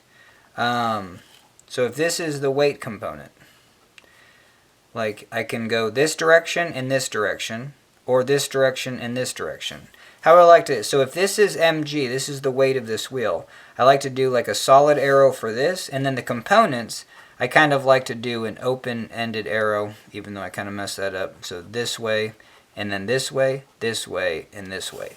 So that just kind of shows you that, hey, if I'm saying this is the weight component, it has, if this is the weight, the vector for the weight, it has a component that way and a component that way. So these two vectors added together equal this. You know what I mean? Okay. And so cool. So part of that weight is perpendicular to this ramp. And then the question is, from a free body diagram perspective, like let's say this is the only thing in the universe. I have a, you know, this is Wx, and this is the weight, you know, in this direction, perpendicular to the ramp. I know this thing's going to travel that way. That's what we were expecting. And if there's no friction, it's not even going to slide. It's just going to travel that way across the universe. But why is it not going this way? Because Newton's laws say, hey, if I have a chunk of mass and I put any force, if I put a force in this direction, doesn't matter how massive this thing is, if its initial velocity is 0, by applying a force, even for just even a very short amount of time, we're going to have a change in velocity based on F equals ma. F equals change in velocity, change in time. Force is equal to mass dv dt. Cool. Change in velocity, change in time. So why, if I have this observed force due to the weight in this perpendicular component down into the ramp, why isn't it not sinking into the ramp? And that's because that's the introduction of the normal force. And I think the normal force is like one of the craziest, just because I think it gets glossed over. They call it normal. There's nothing, it's fairly complex. I mean, it's a fairly bizarre concept. But I do like this Newton's whatever number of law. I really don't know the numbers. But just the fact that if I have a mass and I put a force on it, if it's the only thing in the universe, and that's why it's really useful to be like, hey, let's just pretend like this thing is the only thing that exists in the universe, and then I'm going to apply a known force on it. And then two of them, one this direction, one this direction. Well, hell yeah, it's going to go that direction. But by observation from the way I set up my experiment on Earth, I do not see it go this direction. So the only way is if I have this mass, I put a force on it, has initial velocity of 0. The only way for this not to go that direction is to apply another force in that direction. Call it force C, and then maybe D. So hell yes. So force D has to equal force B. And then yeah, so that's the definition of kind of like no net torques. No net force. I'm bummed that I said torque, just because. Anyway, yeah.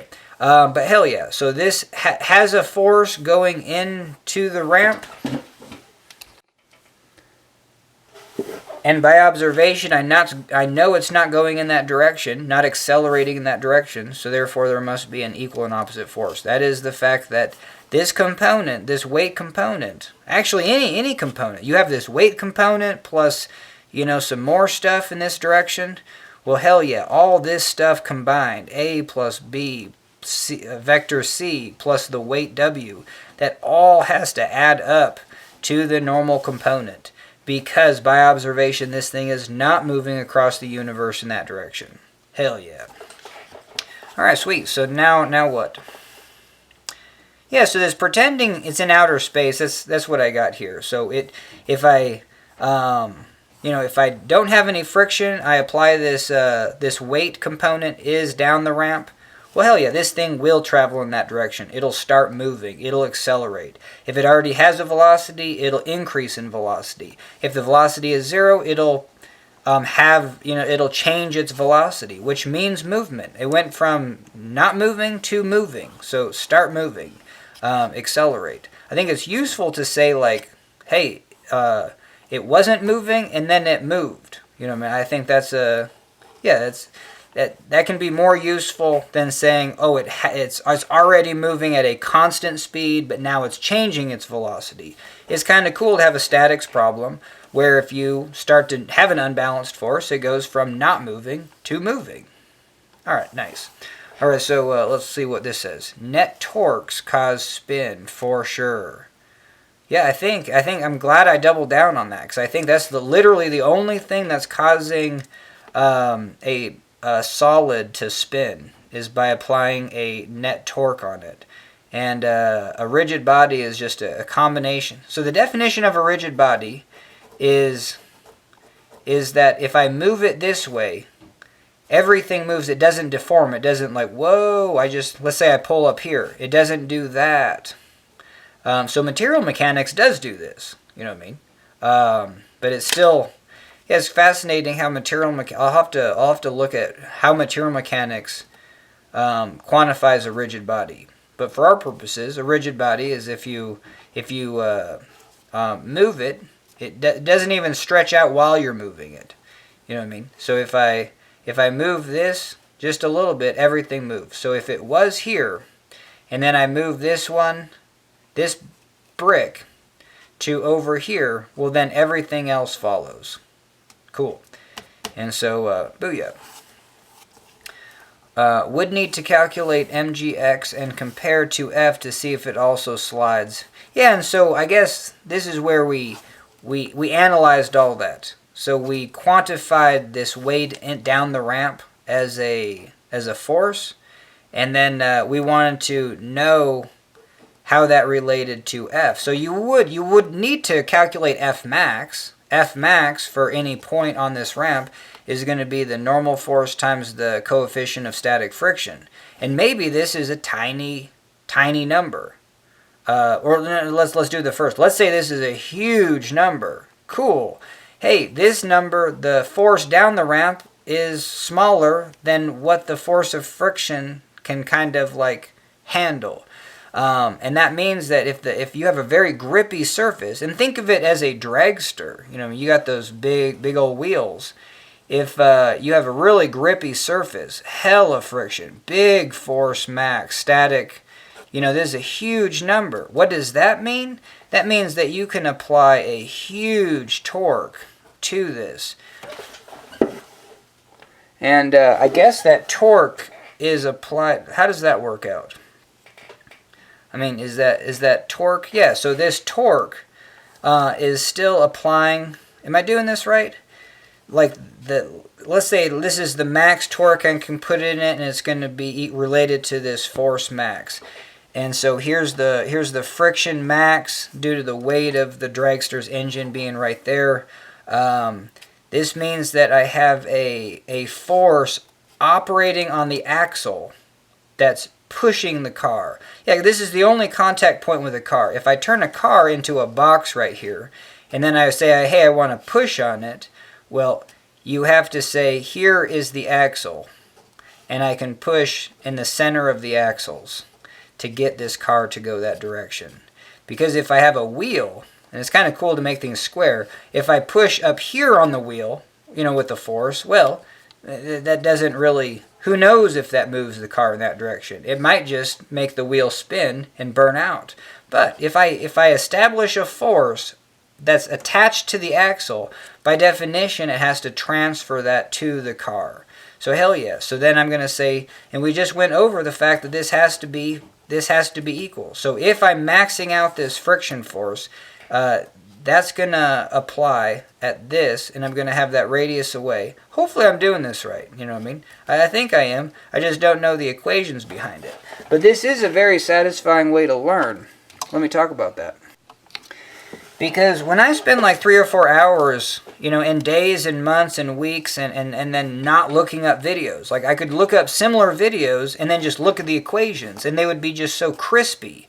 And then you're just like, well, why the hell would I ever do this? Of just kind of like feeling it out.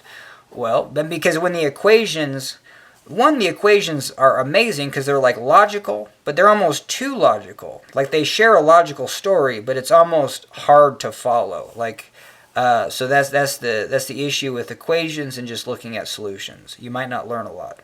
So, but hell yeah. So I think this is true, and this is going to be the torque. So T max is going to be, and the definition of a couple is where both of these are the same number and they have a distance away. You would say like, hey, take the halfway point, or nah. I mean, from this, your torque is about point A. So if you came down to point A and say, hey, this is still just a something like this, but then right here is actually going to push on a car, and then we're applying a moment about point A. This is going to be pretty sweet. So I'm applying that torque about point A. We're going to say that, and we're going to figure out what that torque is. I can apply a frictional force right here of F max, and I know that this also could be F max by the definition of non-slip, because yeah, I think I'm just doing it in reverse. Like one, this is interesting. One, if I have a wheel just under the influence of gravity, I'm applying a force right there. This is interesting, having a flat wheel on a dragster and then actually applying, if I wanted the car to go this way, I would have to apply a torque, and that torque is applying at those 2 points. Hopefully I'm getting that right. It just seems a little bit like, yeah, it's like, that's why I do this. Like, intuitively, it kind of makes sense. And sweet. So, yeah, so this torque max is going to be F max times R. So let's sum them. Yeah, we want that. What I wanted to get at was we wanted to sum the moments about this. So if we sum the moments here, this force acts through point A. It doesn't generate a torque. So this is the only force that does. It's a distance R away. So the moment on this is going to be F max times R. And so that's the torque. And that's the definition of a couple. A couple is just say, hey, take one of those forces times the distance. That's what we have. So you can kind of just do it a little faster. All right. Where are we at now?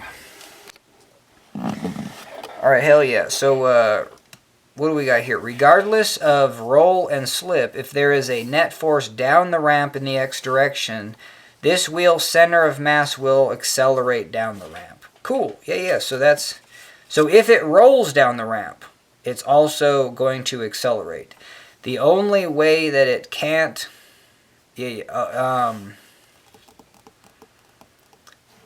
was just trying to think of a way that, yeah, if you apply so if this force, this gravity force, and this wheel is in pure rotation, it just means that we're applying a torque to this object, and it's it's interesting. But that is more of a dynamics issue of accelerating and what happens with that. Because if you just had a sliding block and you apply a force, it's the same thing. It's the same thing as this, just a mass in outer space. You apply a force, it's going to change its velocity continuously in that direction, get faster and faster. Same thing here. But if you have something spinning, you have a chunk of mass up there, a chunk of mass right there, and in the middle you have a chunk of mass. But these chunks, for every, yeah, it's just fast. You have a combination of all these chunks of mass, like being here now. So let's say we just do one revolution, which is 3 diameters away. So if this is the diameter, you know what I mean, I'm 1, 2, 3. That's hella far away. And now I have this new, so every chunk of mass is now in the same location. And so, cool, every chunk of mass moved from there to there. But guess what? Every chunk of mass also rotated. So that's a very simple way to see that.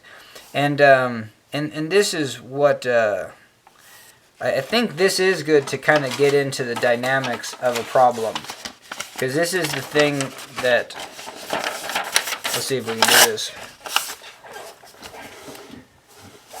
without too much headache. If I have this, two big masses on a bar pivoted in the middle, and no, you want to do this. So here is a mass on a pivot. This thing is just going to be in free fall. It's going to be the same thing as just a mass just falling off a cliff.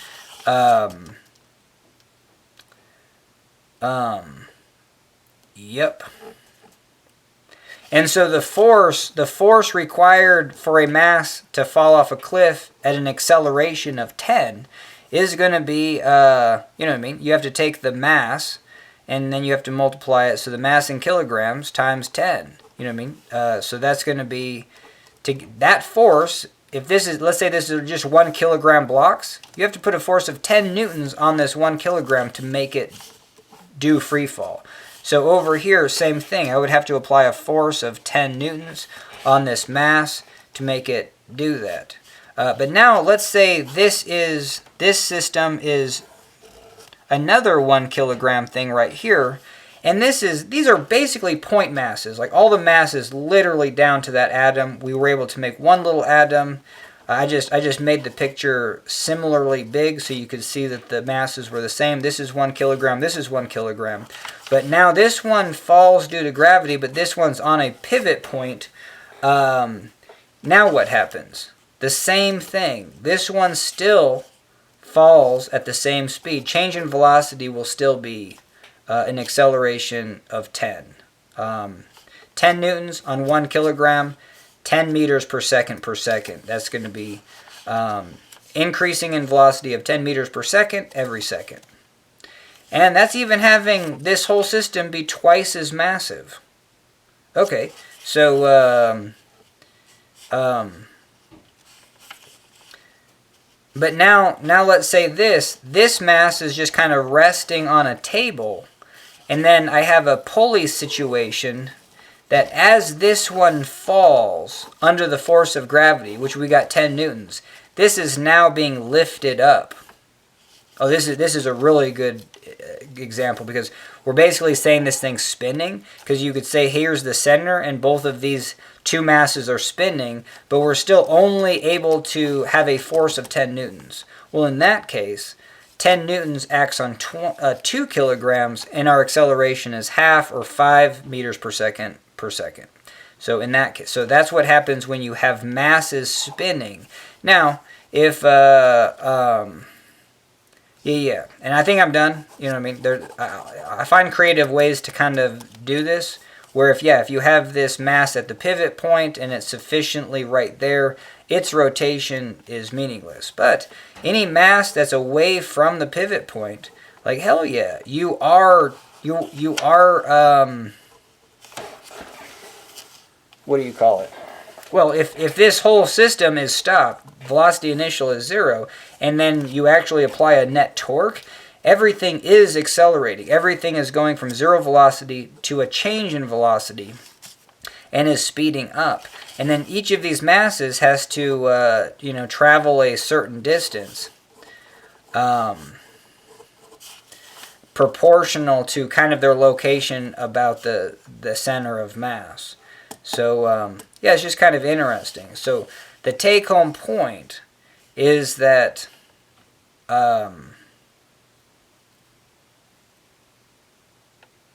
let's see, what would be the take-home point? Oh, yeah, this would be interesting. Well, yeah, let's say you could do two scenarios where you have 1 kilogram mass on a pulley, and then you're just on a frictionless surface with 1 kilogram. What's going to fall off faster? Same scenario, frictionless surface, 1 kilogram mass hanging on a pulley, but now you have a wheel that is a combination. So it's a massless hoop, and you have a half a kilogram there, a half a kilogram there, and now you're pulling this thing. Now which one is going to spin faster? Or which one's going to slide off the edge or hit this pulley first? It's this one. Because both of these are going to travel the same. Yeah, I enjoyed that idea of like, hey, if I have a circle here, there's the diameter. Let's go 3 diameters away. So cool, that whole system rotated one time, and let's say that's the edge of this, you know, little table or cliff here. All right, so hell yeah. So if every part of this wheel rotates in a full circle, it's like it just spun, you know, around, and all those masses had 0 velocity, and now they have hella, you know, by the time they reach the cliff, and they kept increasing in velocity. So even if this thing just pivots about an axle, it'll require a torque, which is a force. It's force times distance, but it's so yeah, that is kind of going back to this. If I have 2 masses on a pivot, and I apply a force this direction and a force this direction, sure, I am applying a moment. And let's say these are 1 kilogram and I'm applying a force of 10 newtons. Both of these should be like they're in free fall. And let's say this is sufficiently large. This is 100 meters. So for the first 5 meters, like this is just like dropping in free fall. If you actually dropped a stone when you let this system go and you put a force down of 10 newtons, both these would travel that same 5 meters in 1 second.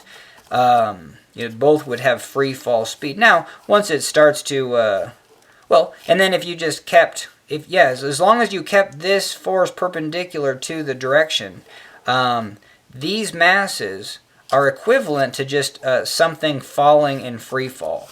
So that's kind of the correlation there. And it didn't move, you know what I mean? So we just applied a force, we applied a torque. Again, we applied a torque, which is a moment, which is a force times a distance. But it's still a force operating on a mass. That's what I'm trying to drill into my brain. Every time I see moment or torque, hey, it's still forces. You know what I mean? It's almost better mentally just to pretend that it is 2 forces, and you welded, you know what I mean, like a torque wrench, you know what I mean, a T-bar torque wrench, or put an engine to something to apply that torque, and you're applying it at you know, the edge of the motors, you know, down and up, where the electricity does its thing for electric motor, blah blah blah. Anyway, so I think that's useful. Okay, so but that's just spinning in place. You know what I mean? So hell yeah, it's gonna take some force to get those masses to whoop around. But also, if this is rolling to the edge, all those masses whooped around one time, but then every chunk of mass also went from there to there. So both of those things happened simultaneously, and that's going to require a bigger force, because if I just have this wheel flattened on a frictionless surface and I just slide it to the edge, that still requires a force.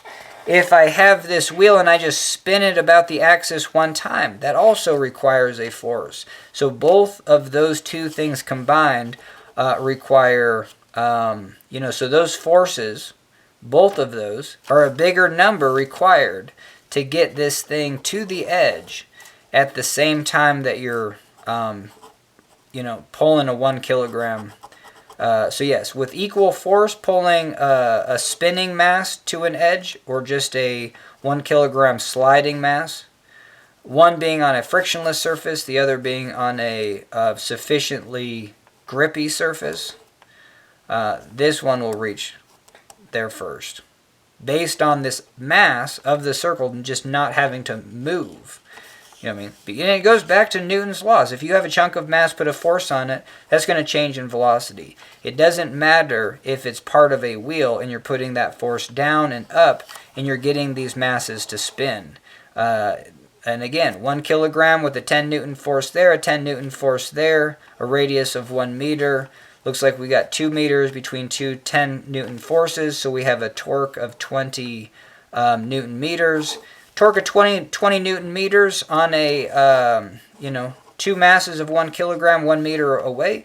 These masses are going to have linear speed of free fall. So I think that's kind of a cool thing. All right, holy hell. So we're still on page 2, but let's get back to it. Alright, and then the other part of my videos is I want to challenge myself. Even today, there was some things about torque that I'm just like, ooh, I didn't know, I wasn't totally, flossing on the force max. But isn't interesting? Friction forces is fascinating. The fact that it can be little, it can be a large number, but it is related to opposing a force. Oh, I think, yeah, definitionally, force of friction is opposing a force in that direction. And if the thing is static, if it appears to not move, and we have a force in the direction that you would think it would move, but it's not, there must be a sufficient, and there's no other forces, you just calculated all those forces, so those are the force down the ramp and the x. This force of friction must be equal to all those forces combined, because we don't see any movement in that direction. And this might be the only place, the contact with a surface, where you could actually have a force in the other direction. And then even just right here, this is fascinating. So if I do have this square block, and I have a weight component down, Wx, and I have a frictional force here, where these two are equal, well, don't I have a moment? Isn't this thing going to be spinning based on what we said? Well, yes. And so why isn't it? Well, is because what happens when it does spin? Hey, this is a pivot point, and this surface lifts off. So you would have this block like this, where this surface lifted off, and then just right before it lifts off, just hardly, there is no force underneath this, there's no force underneath that, the only force is right there. So then we have so at the point where this thing does want to rotate, but maybe it doesn't, just right at that tipping point, all the normal force is going to be right there. And that's going to be a distance away from the center of mass. Let's analyze this, because what I just talked about that's kind of confusing is like, well, if I have an unbalanced force this way, isn't, don't I... Yeah, let's I think this should be fairly easy. But all the forces don't really, line up 100%. So here is my block. We have sufficient friction so it doesn't slide. We have the weight of gravity, which has two components. So this is how I do it: a solid line, and then an open arrow, open arrow. I could have done this way as well to get to that same location. Okay, now what? Upon tipping, there's going to be air just right under this surface. There's no force over here. Typically, our normal force is right here in the centered, and that's because we do have, and I should do it this way. So here is the component of the weight down. Here's the component that's wanting it to slide down that way. It's not, because this is sufficient. Okay, so we do have a normal. So the normal force in a normal situation where this thing isn't tipping is going to be directed, well, I guess just classically we just say, hey, it's going to be through the center of mass. And that's interesting, because it's just like, well, if it is on a surface, shouldn't there be more pressure over here than there is over there? Or does that matter? That's an interesting thing to ponder. Okay, but when we have tipping, this normal force isn't, and this normal force would be the same as this, so it's not traveling in this direction. It's not sinking into the slope. It's not lifting off the page. This normal force isn't a larger number than the weight in this direction, the perpendicular direction, where this thing's levitating now. Yep. So, but when we have tip, the normal force is operating right there. And so let's let's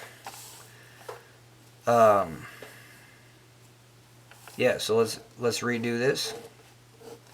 So we have a normal force, we have a force of friction, we have a component, I'm going to call this Wy, and then a component Wx. I'm going to say Wx is equal to F, so we got that. The thing's not moving this way and this way. But it might, we must have some sort of moment in here. that might be sufficient to tip this thing over. But when right before it tips over, the normal force is going to be acting right there, and so the weight operating at the center of mass and this normal force do create a torque, and so that torque is I'm just going to say this is like a radius of a square, so that's going to be that torque is equal to, well, and then some of the forces in this direction. This thing's not, so these two things have to be equal, and that's kind of the definition of a couple. Or if we sum the, let's say call this point A, that's the contact point. If we sum the moments about here, we have this times the radius. You know what I mean? So we basically have normal force times the radius is our, and just for this problem, our normal force is just the weight component in that direction due to the ramp. Okay, so that torque is going to cause it to resist. Well, even as we draw it, if we applied a force right here, so this is kind of the interesting about normal. The normal force can only be equal to like this component. You know what I mean? Just because we say so. We say that, hey, we're identifying a lot of forces that are trying to get this thing to go through the ramp. But by observation, we do not see it sinking into the center of the earth, so there must be an equal force opposing that. So in this case, it's very similar to like the frictional force, where this normal force can only be equal to. It's never something that's actually greater than, you know what I mean? Because you could still just apply a force here that's hella, and then you're going to get the opposite thing to happen. It's going to tip over that way. Your normal force would be over here then if you're trying to tip it that way. So anyway, but this normal force is sufficient. It's a sufficient moment to resist. It can resist this much moment that way. But this is very similar to, and then because we're basically saying right at the point that it's going to tip over, the normal force is here, and this is the max. This is the max moment that can be tolerated. But this isn't a driving moment, because if we come over here, what's driving this tipping motion? Well, it's this Wx and this frictional force. So there you go. These have to be the same because they're the forces in the y. This thing's not, right now it's not traveling this way or that way across the universe.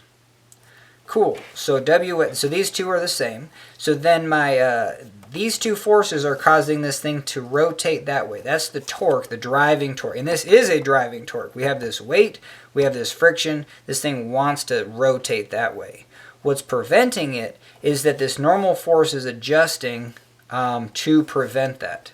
So hell yeah. So I think I'm pretty solid on this now too, that if I have a block, I can kind of dictate where that normal force is. I never even thought of that.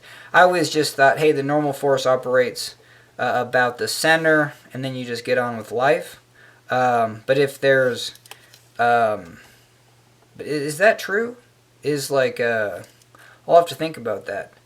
Yes, for a block, yeah, because we're going to go back to the wheel where it only has one contact point. And if you only have one contact point on a wheel, the normal force has to act through that. Okay, yeah, so it's just been so long since I've done blocks. But hell yeah, you might have a torque that's just small, but still, it's not rotating that way. So there must be something resisting that.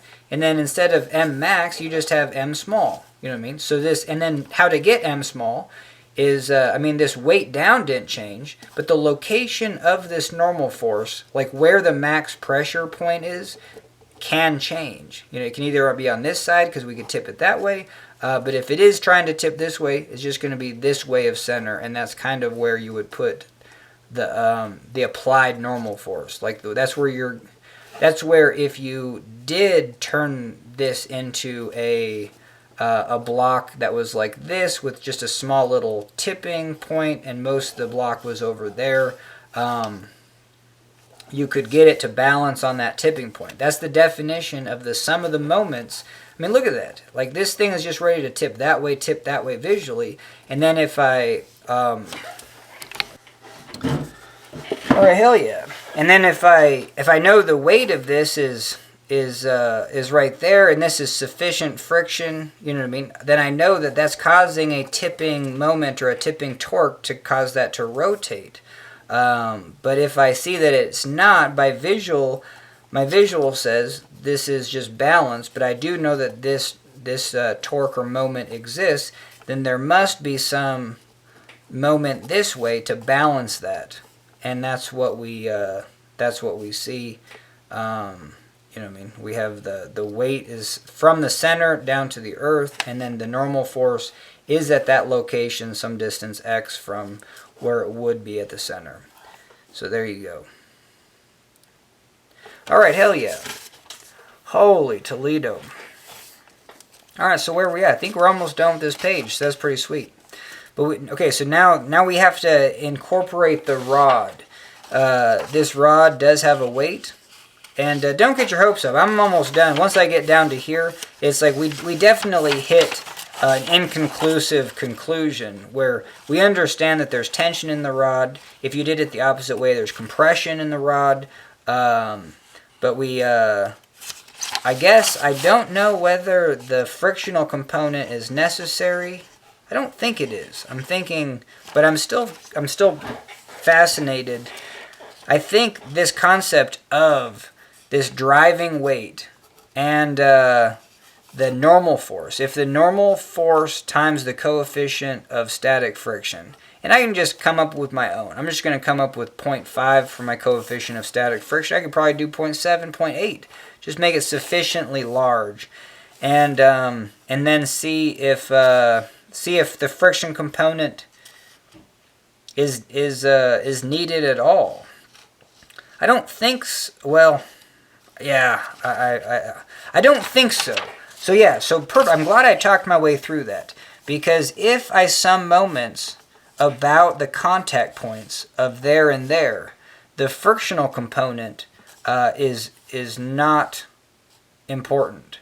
It doesn't matter if there is friction or not friction. So I think I just solved it from that perspective. So that's interesting. So that was a golden moment where, and hopefully I'm right. I don't even care if I'm wrong because I can just update my knowledge.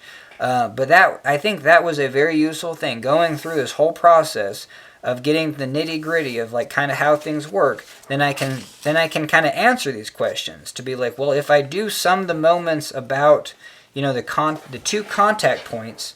Because I'm going to have two separate systems. I mean, basically, you know what I mean? I'm going to have a free body diagram on this one, free body diagram on this one. I'm going to have forces in this direction, forces in this direction. Those have to be net zero because this is a statics problem. Also, the torques. If I do encapsulate a torque maybe about the contact point, all the torques about the contact point have to be zero, because if there is a net torque, this thing will be rolling down that way or rolling up that way, depending on what direction. Yes, so and if I sum the moments about these two contact points, I'm just going to say A. I should call this one B though, and this one A. So the two contact points, this is contact point B for B, and then contact point A for A. And you're going to have a frictional force that's opposing the direction of travel. And but if I sum the moments about these contact points, that frictional force goes through that contact point. So then here it's only the tension in this rod. So I'm going to have a perpendicular component to that. I'm going to have the weight in here. I'm going to have a perpendicular component to that. So that torque plus the tension in this rod plus, hey, the rod's got weight, you know what I mean? So I need to I need to have a separate equation to actually figure out what the reaction is over here. Again, we're just stacking those weights in this direction. Well, this I guess I switched to a different coordinate system, ground being level, sky being vertical. But still, it's the same thing, you know what I mean, if I do it the opposite way. But yeah, we'll see how I actually tackle this problem. But yeah, it's just fascinating. I'm just very happy that after all this, I could go back to this and kind of answer a question that I had of just like, well, how, like my question was, does friction matter for this problem?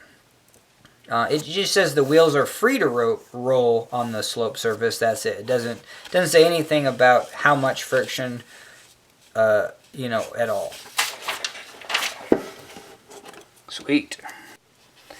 Alright, so hell yeah. So I think we are basically at the last page, and I almost want to take a break for the night. Anyway, so we have, and yeah, I just want to take my time and just do the equations. I don't want to do it on video because it's exhausting. You know, I think it was a worthwhile endeavor to go through this and have it all written out. Because if I talk and write, I get like kind of carpal tunnel syndrome. And so if I can do this at a coffee shop, and one of the viewers is just like, how do you organize your thoughts? I really like to write small, because if it's on a sheet of paper, these are the things, the second I have to go to another sheet of paper, it's like this first sheet of paper doesn't exist. I really dislike having two sheets of paper like this. I haven't found a system. That's why I just kind of write small and then kind of fill in my knowledge as I go. But this is still rough draft-ish. Like, all I'm trying to do is get the concepts before, you know, redoing the problem for real. Alright, holy hell, let's get on with it. So each wheel will have no net force down the ramp. Yes, if this problem is in equilibrium, these two masses, you can chop them just like this, where they're just, let's say they're the only thing in the universe, and we know they're not moving. But we know there's forces on. We know there's the tension in this rod. And that's why I did this, because it's just like, well, couldn't there be compression? Yeah, you could just flip this problem and make a trough instead of a ramp. So I just made a trough. This is 2 mass, 2m, and it wants to roll down the hill.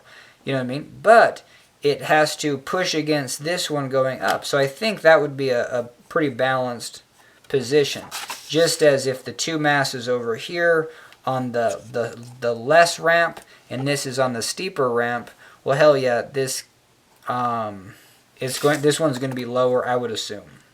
Anyway, doesn't have to be. You know, we could run the equations, and it could be intuitively the opposite. All right, hell yeah. So that's what we have, where the wheels, the net force on the wheels, you know what I mean, due to hey, the normal force, the weight is in that direction. So whatever points that we choose, hey, so like this component in that direction has to equal that component in that direction, because we know it's not moving either way. How about the normal force? We know that this component of the weight down has to equal the normal force. That one's pretty straightforward. And then we just know that the tension in both of these are going to be the same. I think the hardest thing that I haven't had a picture of is that, hey, this rod has a weight. It's also acting downward and has to be supported at its joint. So these are, that's the thing with this statics, is that if you have a pinned connection, whoops, yeah, there's a rod or something, it can have a force this way and this way, but that's it. If you have a like a chair, it can only have a force this way. It can have a force this way, but it can only have a frictional force that way, a force due to friction. Where a pin, hell yeah, this is welded. I mean, that ain't going that direction. You know what I mean? So it can.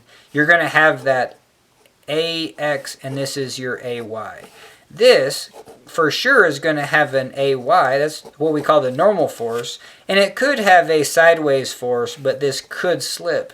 I guess this could slip, but that would mean this steel sheared off. But we're saying this is sufficient for the problem. You know what I mean? We're going to weld it to be. So whatever force is acting at AX, we've already assumed. You know what I mean? So that's the combination of statics leading into material mechanics.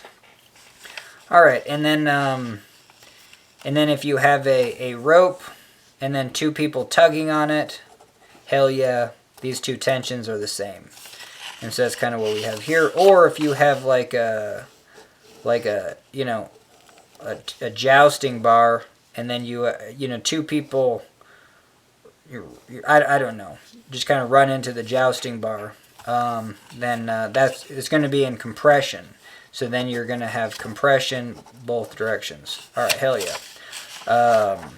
Okay, sweet. All right, let's finish this up.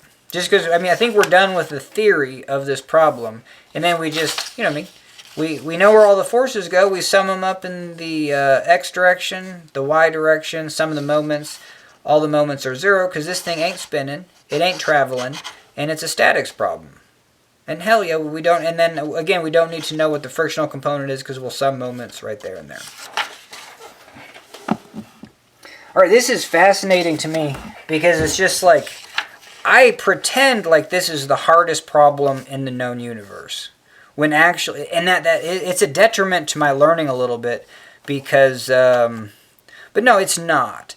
Because if I don't do this stuff for more than a year, more than 2 years, come back 5 years later, like I'm just, the logic behind the equations, you know, the sum of the moments in the x equals y, sum of the you know, some of the forces, some of the moments.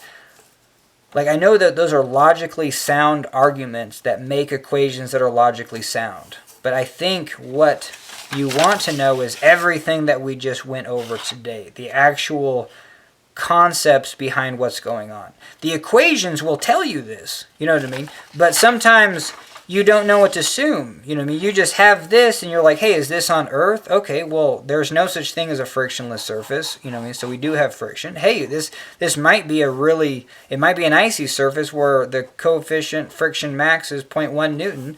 We did that example.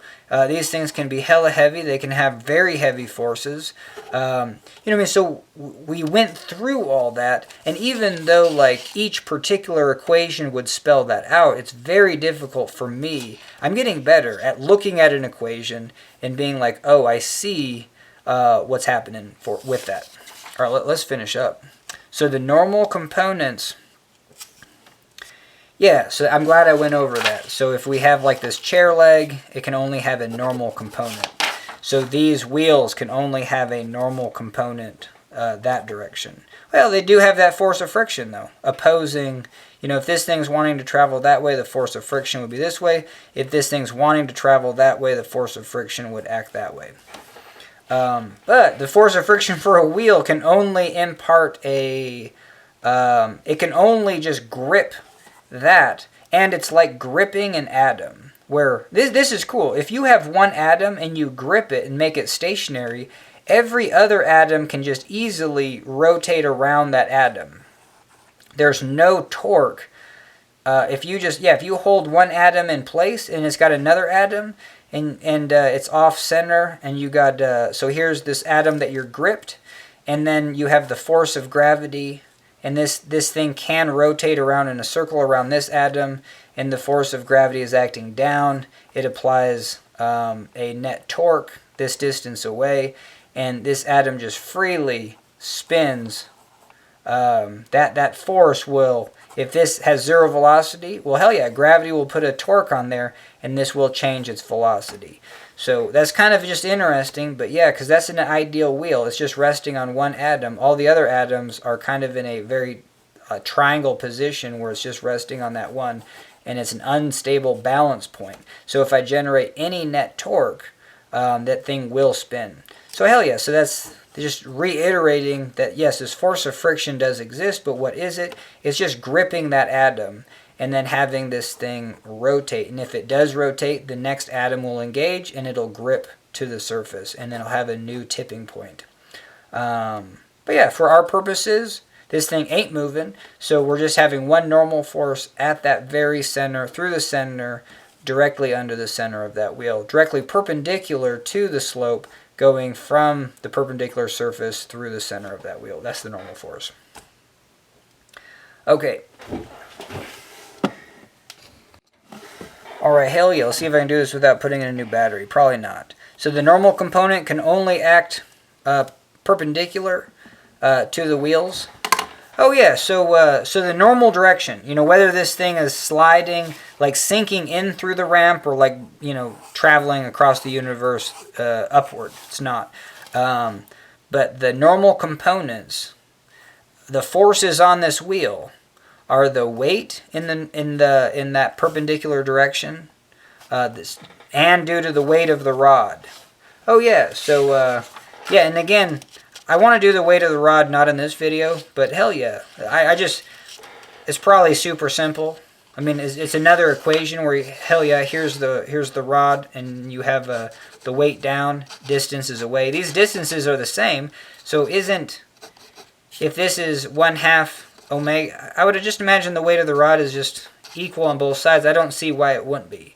But maybe. But I mean, I have to go take it to the extreme and be like, well, if this rod is super vertical, isn't all this weight just acting on this wheel, and it's not acting on that wheel? But I said this is in tension, so whatever it's acting on here, it's a two-force member. So if it's doing something to this wheel, it's doing the same thing to that wheel, because that's kind of the bizarre thing. You have a wall and a rope, and you're tugging against the rope. Well, hell yeah! Like here's the rope. You're tugging this way, and then and the other end of the rope is if you do a free body diagram of the rope's not traveling across the universe in that direction or this direction. So if you for sure you're applying a force by observation. And if you do a free body diagram of the rope, it's not traveling across the universe, so there's an equal force on the other side. I definitely use put it in outer space and see if it did travel across the universe, what would that mean? If it's a statics problem, obviously it's not doing that, and so you have to have balanced forces. Alright, hell yeah. I better throw in a new battery.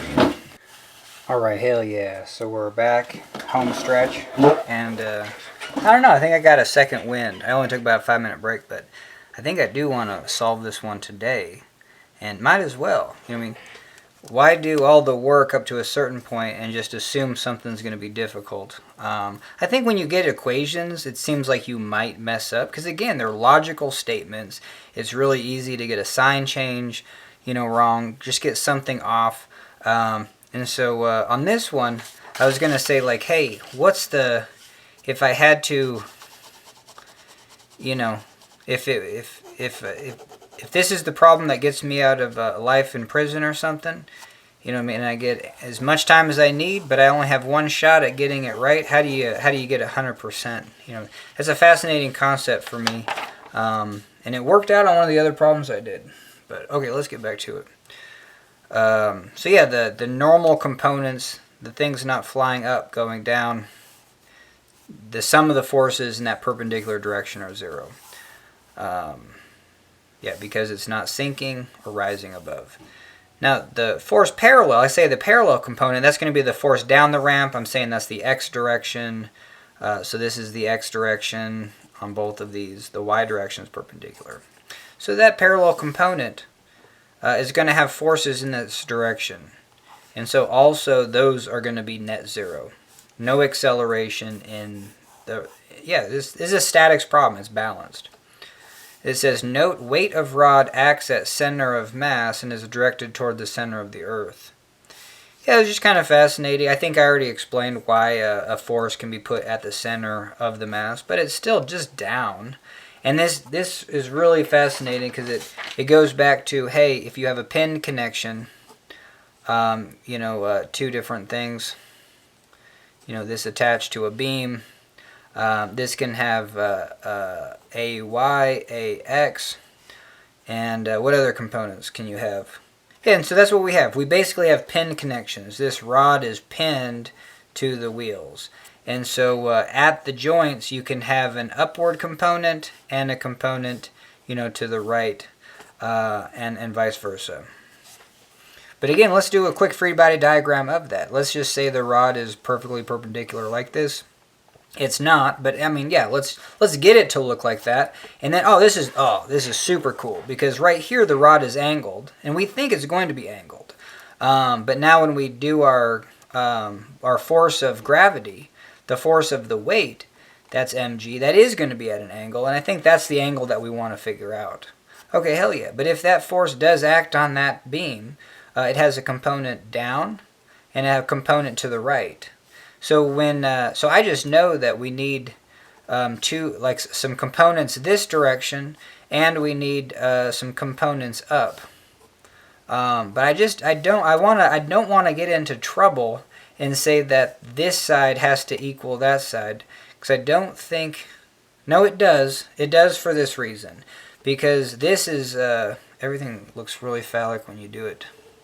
That's the biggest, yeah, it's crazy. You can't draw anything. Definitely not solid members. Anyway, that was the fascinating thing about like college. Be like, oh, he's drawing a member. You know what I mean? And you could see the professor just like, no, our professor didn't care.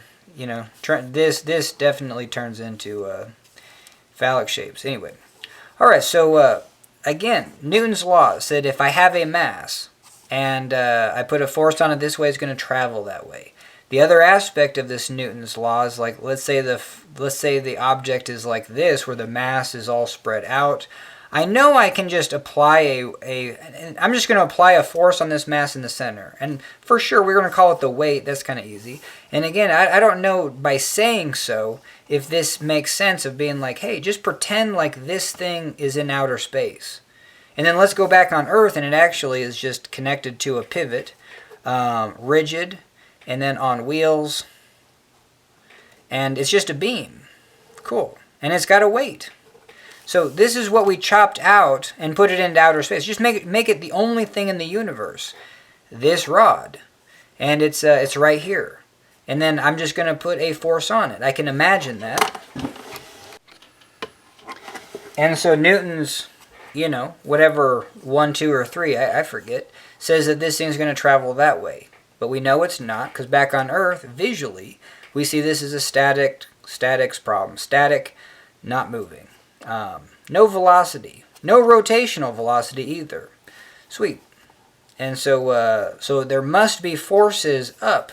But when we go over here, hey, there's just air underneath this beam. There is no force right there. You know what I mean? So the only place that you can have forces are at connections. And then each of those connections, if they're totally rigid, you can have an upward force, a force to the right, and a moment. And you could have moments in all 3 directions. You could have forces in all 3 directions. You know what I mean? So, but anyway, just kind of in a 2D plane. And we got bolted connections.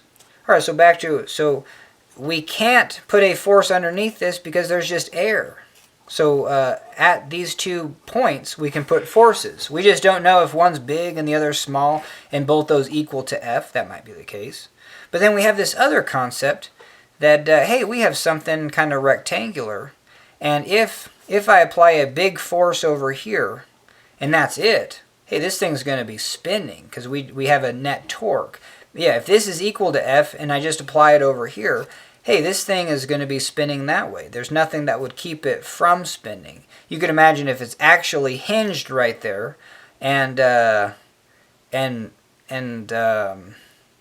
let's say this is a massless bar. It really doesn't have mass. Well, I guess you can't say that because you can't put a force on a massless bar, can you, and have it move? No, it's got to be. Anyway, but yeah, so you're going to, even if it's not centered about the center of mass, these 2 forces would make this thing rotate. But we know by observation this rod ain't rotating. You know what I mean? Back to our picture, this rod ain't moving this way. It's not moving this way or this way. Or any direction of where we put our axes. It's not moving in any direction this way, that way. It's also not spinning, about any rotational points. It's not spinning about that point. It's not spinning about this point. It's just not spinning, observationally so. All right, so how does that relate to the forces that we apply? Well, we just said if this was equal to F, hey, it's balanced. It's not going this way or this way, but it is spinning. It would be spinning in kind of place. So that's where you can, if this thing is not rotating, you can sum the moments about any point. And the way physically I like to think of this, if we already chopped it out of outer space, it's just floating there in outer space. And if we're going to say that we're going to put a force here, an F divided by 2 here, an F divided by 2 here, we're going to push on it this way with a force D, and then we're going to resist it here with a force D. Cool. Like, it's not rotating, it's not traveling. So now before I place these forces on, this thing is still in outer space, but I'm going to pin it up against the universe. And you could pin it at any location. Let's just choose right there. And if I chose to pin it and make that like a rotational point, and then start putting forces on, well, it would look like that force would make it rotate about that point. Sure it would. But guess what? This force over there, well, now what? Well, this force would probably make it rotate the other way. Cool. And then let's add this one in. Well, maybe that force is, going the other direction. So just doing that, that's a very good visual example of like, and then let's quantify that. So if I go back to this bar, I pin it right there. Hey, this force is this distance away, and what caused it to rotate is a torque, is a moment, and that is going to be a multiplication of this force and that distance. So just visually, this is force F, this is half F, half F. And you can just visually see that's that distance, this is this distance, and this distance is the smallest. So we have force F times that distance wanting it to rotate this way. Over here we have half the force, but we're definitely farther away. We're actually more than halfway. See how this is like halfway? If we were twice the distance, well then we would have the same number. So that's the idea of moments. Moment is a force times a distance. It's a leverage of force. So this force times this distance is causing rotational motion. This force is a farther distance, so now it's actually going to cause it to rotate that way. But then this final force, this very small distance, counteracts that rotation, and now it's balanced. And so all we did was just pin it about the universe. And so I think that's a really slick method. Do your free body diagram, put the darn thing in outer space, and if it's not moving, you can pin it anywhere. And just know that those are the pinned locations where you stuck a thumbtack into the fabric of outer space, and it's not moving about that, and we just kind of showed that. And you can do that for any point.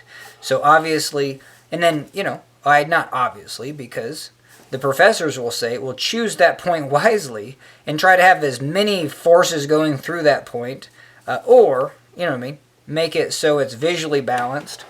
So we can do that.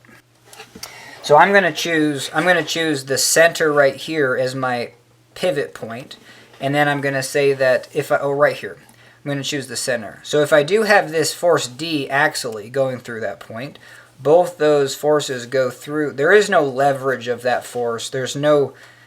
These forces going through that point that I chose to pin this rod against the universe is not causing a rotation. It's not causing a torque, a moment. You know what I mean?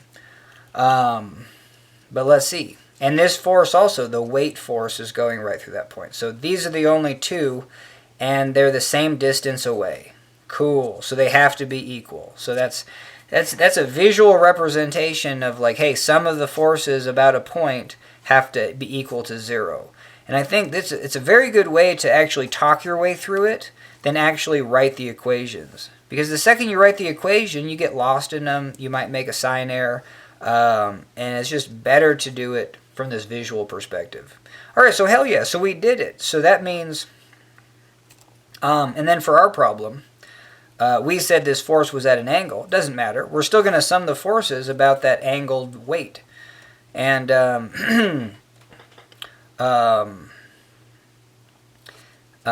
going to, see, these are the only components that I don't know about, but maybe we can also solve for those. Maybe we can't. Maybe maybe we don't know what these components are, and that's tripping me out. I don't know if these components are equal. I'm just realizing that because this rod doesn't have a three-dimensional space. It's just a very slender rod, and so if I take moments about any point along the center of this rod, these two forces go through that, and so that is a tricky sticking point. I'm just noticing that, and that's a good thing to notice. That I just don't know the difference between that force and that force. I know that the addition of these forces have to equal to this component in that direction, but this one could be hella sky high, and this could be the other direction enough to where the resultant is that. These don't have to be equal, that's all I'm saying. If we sum the moments about this point, these do not involve the rotation, so those go away. And then these are the only ones, and they're equal distance. So there you go. These have to be equal. And so I'm going to say, so right here, it's not half of the weight, but it's the, if this is the angle that I'm saying, it's the sine component. Depends on how I draw the angle, you know what I mean? And we'll get into that later. But anyway, you're going to have a percentage component. That's a good way. If you don't know whether it's sine or cosine, at least just write percentage component. I do that a lot. Or I just teach that sines and cosines are percentages of, like, usually the hypotenuse, but that hypotenuse is usually like your main vector. So I'm going to have the percentage of this weight, percentage of mg right there, and that's going to equal the percentage of mg right there. And those are now balanced. And so, hell yeah. I just need to take a quick look at this again. So, yes, I am going to have, like, the force of gravity of this rod is going to be down. It's going to have a component axially and then perpendicularly. So the axial component, shoot, you know what I mean? I just don't know. If hopefully I'm just missing something, but that's the one that I do not know. I do not know if it's all over there or all over there. And that's where it got me tripped up, because let's do this. Let's change this problem to where, hey, this is hella steep, and then this is like hella shallow. So then I have this one mass right here, and we got the two mass over there. So this is 1m, this is 2m. Is this going to help me out?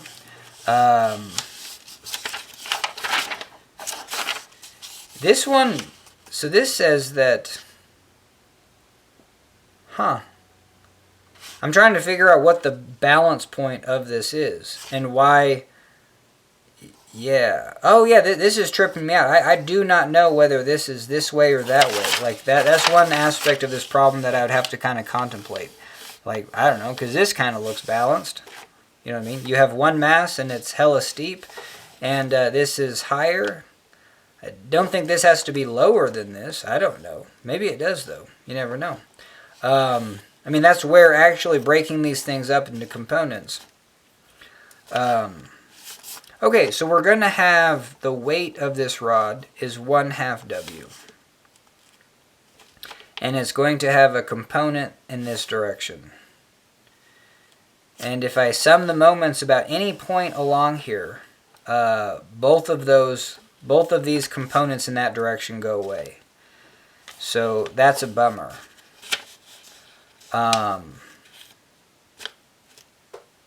Yeah, I bet you it seems like that could be a tricky part for this problem. So anyway, I'm going to leave that. I think I want to kind of wrap up with what I got and then go tackle this pen and paper. So what do we have? So we talked about that parallel component, and the sum of the forces are going to be 0. I said the weight of the rod acts at the center of mass, directed down towards the center of the earth. The rod is a two-force member.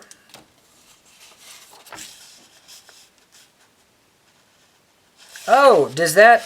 Man, maybe I need to go look up what two-force member is, because does that prove... Oh, holy hell. Oh my goodness, this is so dumb. I don't know why I just didn't see it. So it's just because I'm getting...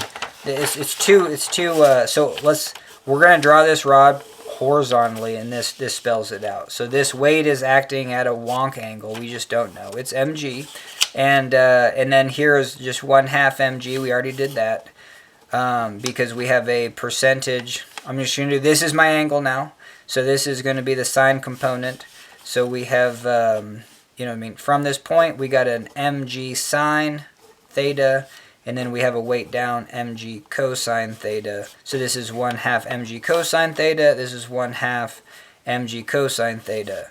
Now, I just didn't know whether these were the same. Oh, damn it. No, I still don't.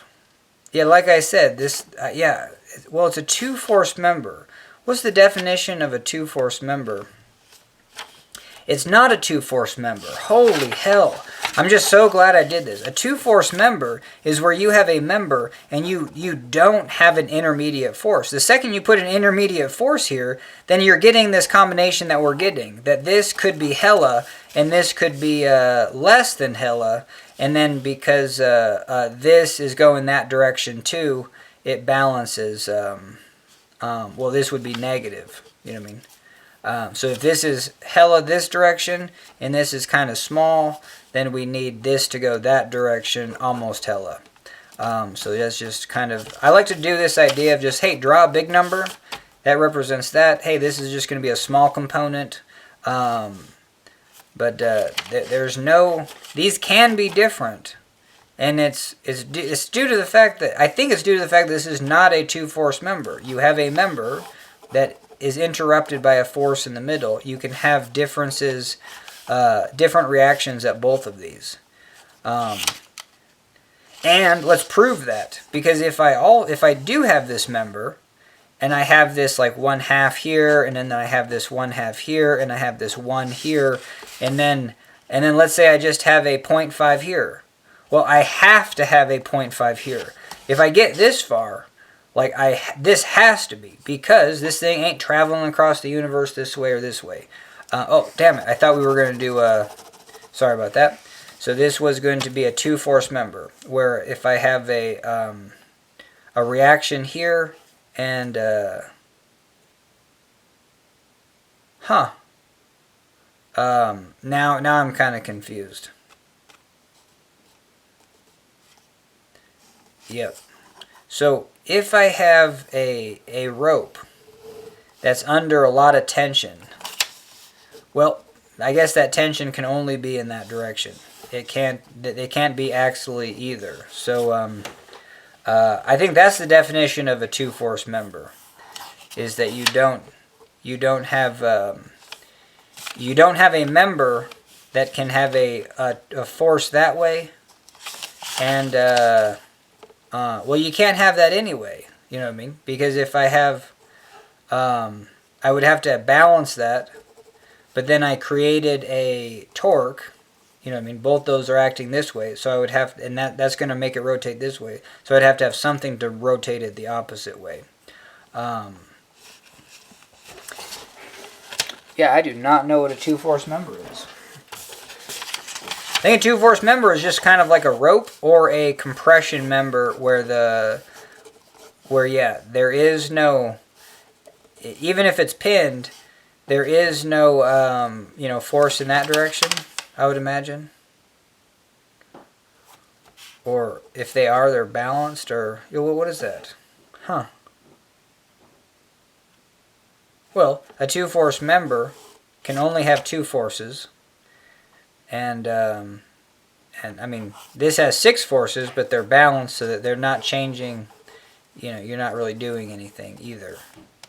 All right, holy hell. So yeah, I think that's a trick. I don't know those forces, and they could be different. All right, so I think we're about there, aren't we? So continuity, rod is a two-force member. No. See, this is the issue that I run into. I'm sure a lot of students run into, where you look at something, you're like, oh, isn't that that? And it's not. You know what I mean? Because physics, math, you have to use a ton of assumptions. Because if you don't, you just be every problem you're going to try to, do the equation for everything. So you have to kind of break it down, make assumptions. But it's just fascinating that those assumptions can just be boldly wrong. What does this say? It says, let's flip. Yeah, so this was cool. This is going to be in tension because it's wanting to pull this rod apart as this weight drops in. It would be the same thing.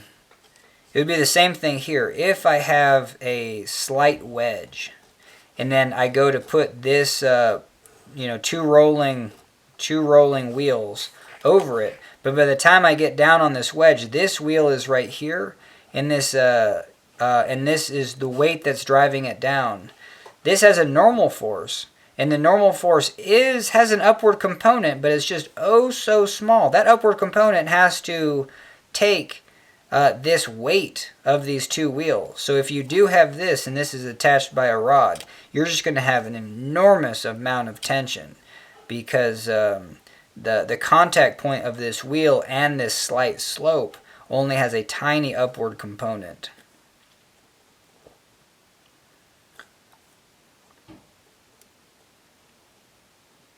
Yep, and that upward component is what is holding this thing up. Yeah, that'd be an interesting one to do. Alright, are we almost there? And if you did it like this, the rod's going to be in compression. So, you know, kind of same thing. And you could even you could do the same thing. You could have this, you know what I mean, where this is your wall, this is your cavern, slight angle, and you're going to have your wheels and rod, and if it's balanced right there, you just have a slight upward angle. This normal force is large because it's only this component of the normal force that can support those weights. Only the vertical component. So for the vertical component to be the same number as this weight down, the actual vector has to be huge to get this component equal to that. So this number equals that number, but this vector has to be a huge number for that vertical component to equal the weight down. So that's kind of cool. A lot of the cool statics problems involve like that type of concept. Alright, that's it. So weight component of rod is always down towards the earth. Tension component, oh yeah, and I guess we'll just finish with that just based on the picture. Yeah, not a two-force, yeah, I don't know, you know what I mean? I said that, well, let's do one thing. I said that if this rod is in this direction, it's going to be applying a tension. It's going to be in tension, so it's pulling up on wheel B, and it's pulling down on wheel A over here. Okay, hell yeah. And now we're going to, I'm going to try to do this pen and paper, and then I'll come back and see if we got a solution. Alright, sweet. This was pretty sweet, kind of going over the theory of this statics problem. It was pretty sweet. So thanks for joining me on this one. We'll see if I add to it and give a full solution. Alright, hell yeah. So it's the next day, and we're ready to solve this. So, you know, here was kind of my answer. And it was interesting because I ran into a lot of hiccups. And this is the issue that I have, and I think other students have, is I'm so glad I spent so much time on the actual, you know, kind of the fundamentals of what's going on, because now we're actually going to apply equations to things. And the equations are a logical statement that, but what happens is that you might mess up, like have an assumption that's wrong. And so the first thing we're gonna look at is this rod, because I guess we'll just make it totally straight across. And what we have is a pin connection right here and here. So you can imagine that, like, hey, the rod on this side has a hole, and then, you know what I mean, then it's attached. Let's just say it's just attached to something rigid. You know, something welded to the ground. And, you know, a side view is that this thing just has a pin, a circular pin sticking out, and then it's welded to the ground. And then so this member just, you know, fits around there. And so heck yeah.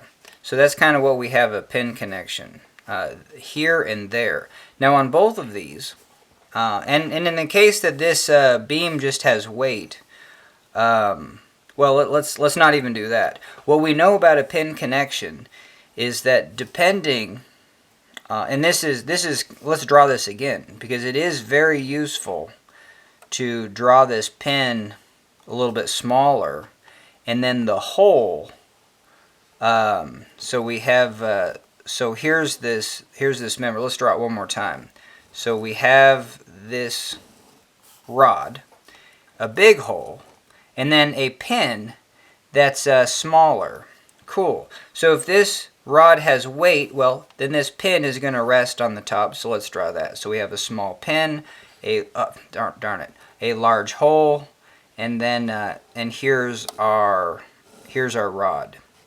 So here's the pin in the hole, and because this has a weight, and maybe we have another hole on the other side, and then a pin going through there. And again, the pin can be just right here. You don't have to have three things. You can just have, hey, a fixed like steel welded, and then a circular nubbin sticking out, and then this rod just kind of slotted over that pin. You can just imagine that. And in this case, this rod is going to have a weight for our problem. Let's stick with that. It's a W divided by 2. It's a 1/2 W. And you can just see that, if the weight's in the middle, it looks like, you're going to have two forces that are going to be up, and they're going to be W divided by 4. Okay, but the other thing about a pin is let's just say we have something like this. So I have a bar, a big hole, and then I'm just going to be pulling on this bar in this direction. So I'm going to put a force in this direction. It's slotted over a pin. So where do you think the pin is going to be? The pin is going to be right there, and then the pin is going to put a force on this in this direction. Okay, so now we're going to do two free body diagrams. How I like to do free body diagrams, and I think it's pretty cool, is to the fundamentals of, like, I'm just going to cut this rod, kind of out of space, or just get rid of everything else. Just pretend like this rod is the only thing in the universe. The one thing I'm going to do is just kind of make the rod just horizontally flat for now, and just assume that this picture is a horizontal rod. Okay, so what we know about kind of Newton's laws for something that's just floating in outer space is if I do put a force on it. So let's do this one. So on this rod here, I'm going to put a known force. So heck yeah. And this rod does have mass, though. So this thing should be traveling that way. If it had an initial velocity of 0, and then I go and put on this force, well, now I'm going to have a change in velocity, and it's going to be traveling in this direction. It's not going to be spinning, but hell yeah. But then, if I set it up where I do have a pin welded to a chunk of steel, a rod, and then I put a force on it this way, what I observe is that this thing is not moving. So that's kind of the definition of a statics problem. Cool. And I'm going to say, instead of having this a massless rod, I'm going to say, hey, this is welded to a wall, and then we're looking at a downward view. So the weight of this would be down, so you know what I mean? Then you don't have to get the force of gravity involved. But any of these problems, you can just do them all in outer space. You could be like, hey, I'm in outer space, and I just set this up where I have, some sort of rigid structure that's not moving. I'm going to be pulling a force this direction. I observe that this thing is not accelerating that way. Cool. The only way for that to happen is that there has to be another force on here. And you can put that force anywhere. You know what I mean? You could just go with your two fingers, pinch this bar and then push it that direction. But with also the aspect of free body diagrams is cool. You get to chop this thing out of outer space, but there's just air, and these wheels, and then this rod is like slotted over these pins, and there's no connection with the ramp. So this, you'd have maybe like a 3-inch air gap, or at least a little bit of air gap between this rod and then the wheels on that track, on the ramp's track. Anyway, I guess the other thing is there's just air underneath here and above here, so there's no other places where we have a force. And And you need an external force because we're saying, hey, we have this rod and then we're yanking on it on this side, let's say, and it's not traveling that way. So we need to put a force the other direction, but where do we get to do that? We only get to do that at where it's touching stuff. And, you know, here it's just touching the air. It can't put a force against the air. But it's touching the wheel there and it's touching the wheel there. So that's the location that I can put in that force. Hell yeah. So now this thing ain't moving, you know, this way and that way across the universe.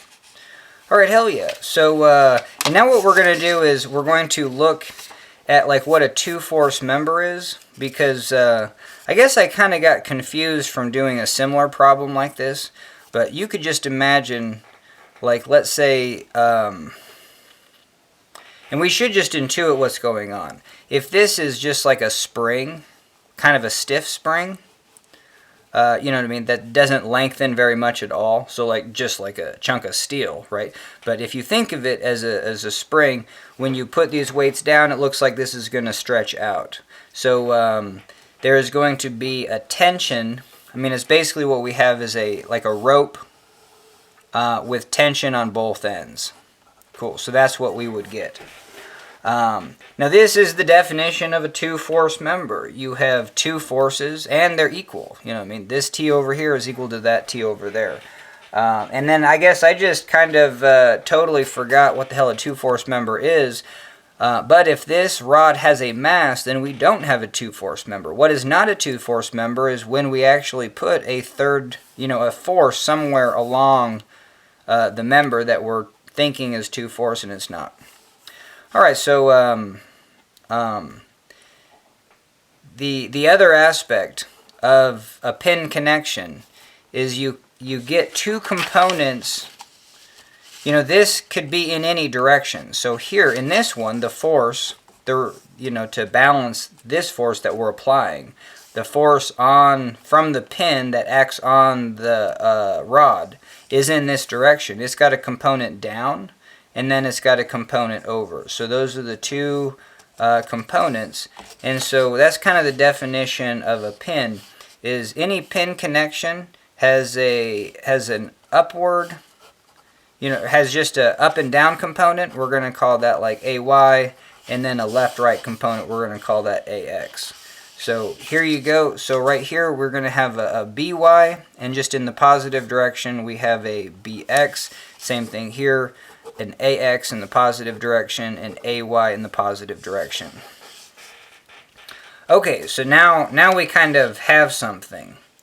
So now we're going to, because this is where I just kind of made the mistake, and let me show you the mistake that I did make. So we're going to have this at some sort of angle. I know that I'm going to have a BY and a BX. And then I'm going to have an AY and an AX. And this is where, like, hey, the idea of, like, hey, the forces in this direction have to be balanced. If they're not, this thing is moving. But by observation, we see that this thing's not traveling that way. It's not traveling that way. It's not sinking down through the ramp. It's not lifting and elevating it off. It's also not rotating. So those are the three equations that we get. Some of the forces in this direction have to equal 0. Some of the forces in this direction have to equal 0. In this case, we do have a weight that's going to be W divided by 2. But because of that, I mean, it seems like, I don't know where I get tripped up. Because those equations are logic, and, you know what I mean? And they tell a story. They basically tell a logical story. And so, and it's just interesting, and then maybe it's good to make mistakes because then you might not make them again. So if I ever only see two forces in this particular x direction, well, if those are the only two forces and this is some force, then it has to equal this one. You know what I mean? So one, the sum of the forces in the x direction would be AX plus BX is equal to 0. Let's get this to the other side. So AX is equal to negative BX. So if I'm saying that this one is in this positive direction, this one just has to be a sign change. So it actually goes the other direction. And we can even do that just right now. So I can say, hey, I'm going to switch this up. I'm going to say now my equation is ax minus bx is equal to 0. Therefore, ax is equal to bx. All right, so now we have a check on reality. Literally, this is the wild part. This is where I made my mistake. I tried to sum the forces about this center point. I'm just going to call that O. And when I did that, I see that I have the same distance, perpendicular distance to there as I do to here. So if I sum the moments about O, these has to be 0 because it's not spinning.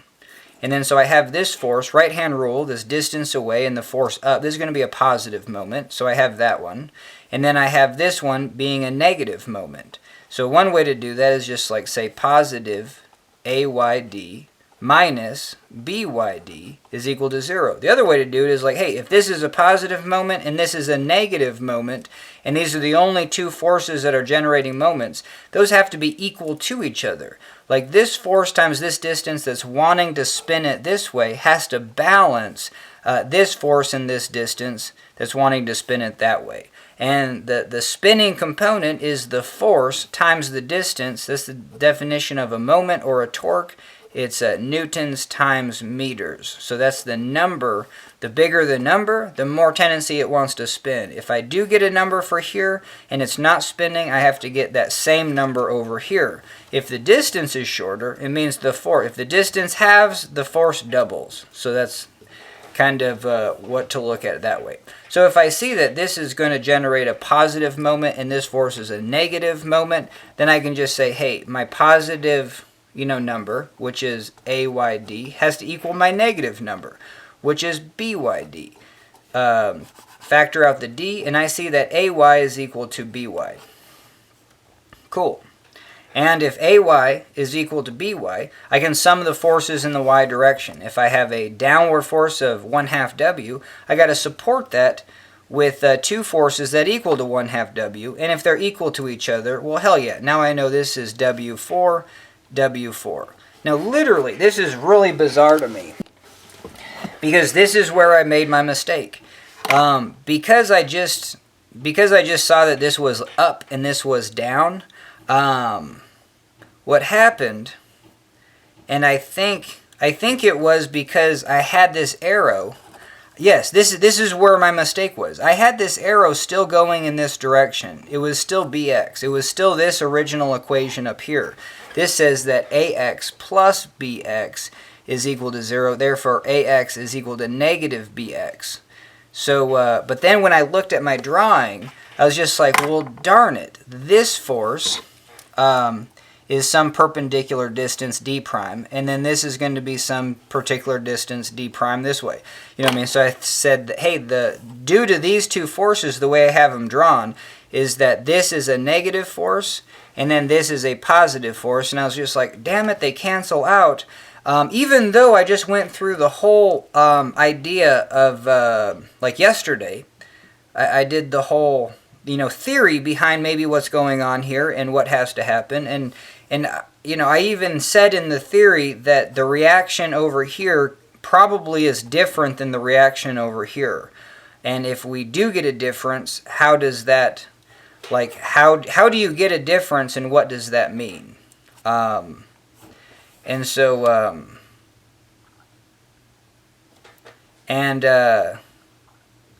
yeah, so this is really fascinating to me.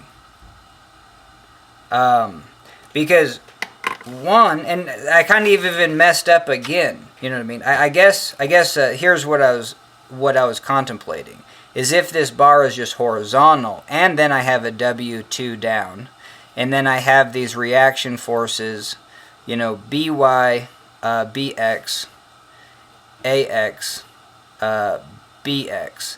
Then, heck yeah, in this direction, then I can sum the moments. Yeah, it's so fascinating that I just made the same mistake again, or a similar mistake of being like, no, this was not the sum of the moments about O. Yes, this is an upward and this is a downward, and they cancel. But if I have a component in this direction, a component in this direction, then that also also adds to the torque. So it's very fascinating. So I think we should probably do this one more time. But this tripped me up because by the equation it said this is negative. So I think it is useful to make an assumption. But the second maybe that you actually see that your thing is drawn opposed, I don't know, just have some sort of like, hey, you could put a slash through that. Even though sometimes that means a different thing. Or maybe that is what that means. I have no idea. But, you know, just to say, like, hey, how it's drawn is non-intuitive. So that could be one way to be like, hey, it's actually drawn the other way. But my equations say, I'm saying it's going to just be this direction, but a negative, a negative magnitude. So it is the other direction, even though that I have the arrow going that way. All right, hell yeah. So then, so how do I get different reactions over here with if I have a different number for AX than I do for oh man. I'm glad I'm doing this, and I'm glad I'm kind of struggling. Okay, so back to the basics. I have 2 pin connections. That means that I have, the force on the pin is just wherever the pin rests against the circle, and it's going to be in that direction. But we can basically say it has 2 components, one down and one horizontal.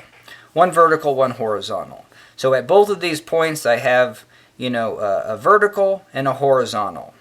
Cool. But in this case, this beam does have a weight, so I have three forces down. This one, and I mean 3 forces in the vertical direction. This one, and this one. But I only have 2 forces in the horizontal direction. So summing the forces in this direction, still same thing applies. AX has to equal BX. They have to be equal in magnitude and opposite in direction. You know what I mean? So if I put these both going the same way, then AX has to equal negative BX, or negative AX has to equal BX. However you're going to do that. So they're going to be equal in magnitude, opposite in the direction. Same thing with just having a rod. If I put a force that way, I have to balance it with a force that way so it's not moving across the universe. Okay, so these 2 forces always have to be the same. So now let's grab actually a fresh sheet of paper. So we're going to have this rod at an angle. We're going to have the weight down. We're going to have AY, AX, BY, BX. Only 2 forces in this direction. These have to be equal to each other, but opposite direction. So heck yeah, we get that equation that AX is equal to negative BX. Done with that one. But even right here, I should just, hey, let's draw this the other way, and you just be done with it. So there you go. So we have AX. So now AX is equal to BX. Cool. Here's the center, and now we're going to sum the forces. I'm going to call this L over 2. L over 2. This is my angle. So this distance right here is going to be L divided by 2 cosine theta. The vertical distance, draw the angle, draw some sunshine and rays. The sun is shining on the sine component. That's an easy way to remember that. So this component right here is the hypotenuse times the sine of that angle. So we have L divided by 2 sine theta. Now this total distance is going to be the total length cosine theta. This total height right here is going to be the total length sine theta. Alright, so now we are totally ready to do our sum of the moments about the O have to equal 0. So cool. So if I start here, this force goes through O. It does not generate a force that's going to It's not going to generate a force that has a leverage of distance. It's not going to, cause this thing to spin. It's going to want this whole mass system to travel this way, but we're going to be balanced because by observation it's not traveling this way. It's also not spinning, so that's where this moment comes in. Because it's not spinning, if I have a force over here, let's go to this one. I'm going to do the right-hand rule. It acts this way. The perpendicular distance, so we're going to call that D. I go over that distance and then sweep up. That's going to be a negative moment. So I'm going to have negative. This distance is L divided by 2 cosine theta. So I have a negative moment. L divided by 2 cosine theta. That's the distance. A moment is R cross F. It's going to be distance RF. It's going to be D, distance D times F. If it's a perpendicular distance, the cross product is just 100%. If cool. All right, so so that distance to that force by. Done. And now let's go over to this one because it's fairly similar, and it's going to be a positive force. L divided by 2 cosine theta to get to AY. All right, hell yeah. And then even just right here, I know that, no, I don't know much of anything. I know that AX and BX are the same. I don't know what AY and BY are. Cool. All right, so now we're going to go to this BX. Hey, it's this distance down. I'm going to call that D prime. And then this one, AX, would be a distance, perpendicular distance D prime up. So for, oh, yeah. And so for here, that distance is going to be L sine theta. Here it's going to be the same thing. We have L over 2. Here's the angle. And then so it's the same angle there as it is there because we have this Z shape.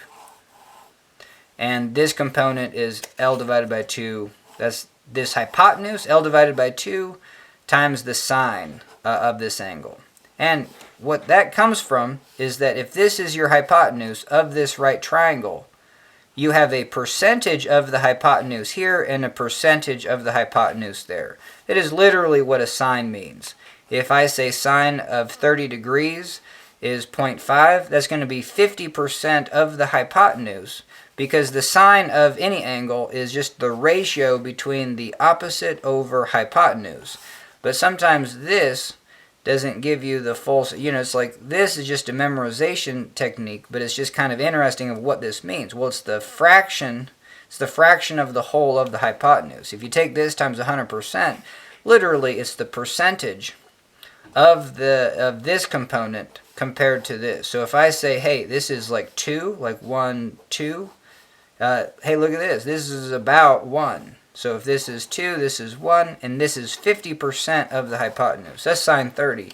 This opposite is going to be 50%. This one, well, if this is going to be 86.6% because we got 0.866. That's going to be the cosine component. All right, hell yeah. Anyway, so now we're going to say that we have this BX. It's this distance away. That's going to be a negative moment. So the distance is L divided by 2 sine theta, and then we have the BX. So this one was a negative moment. This one, it's also a negative moment. And that is where I got tripped up. Just because I had this thing drawn that way, I was just like, bummer. It looked like the moments were canceled. And then so I was just like, well, then there can't be any difference between these. And that tripped me up because if there was no difference between these forces, then you wouldn't, like the torque over here, and once we get into that, the torque over here that was wanting to spin this wheel due to its weight, and I guess it would be a torque this way. So the weight, the torque due to the weight, because the weight is down and the pivot point is here, this horizontal distance, this force times this distance, and in this case it's going to be R over 2, just a little foreshadow, but you can see how, hey, that's going to turn the wheel in this direction. So we have to have a force, a torque the other way, and it's going to be the torque due to the rod because we have a force in the rod. We have, and we said we're basically calculating an upward component and a horizontal component. And we do know that this rod is in tension. So if we're tensioning this rod, that's also I'm really bad at that. But yes, if I'm putting a tension in this rod, let's see if I can do this. And it's due to me holding it. Like my hands are applying the tension.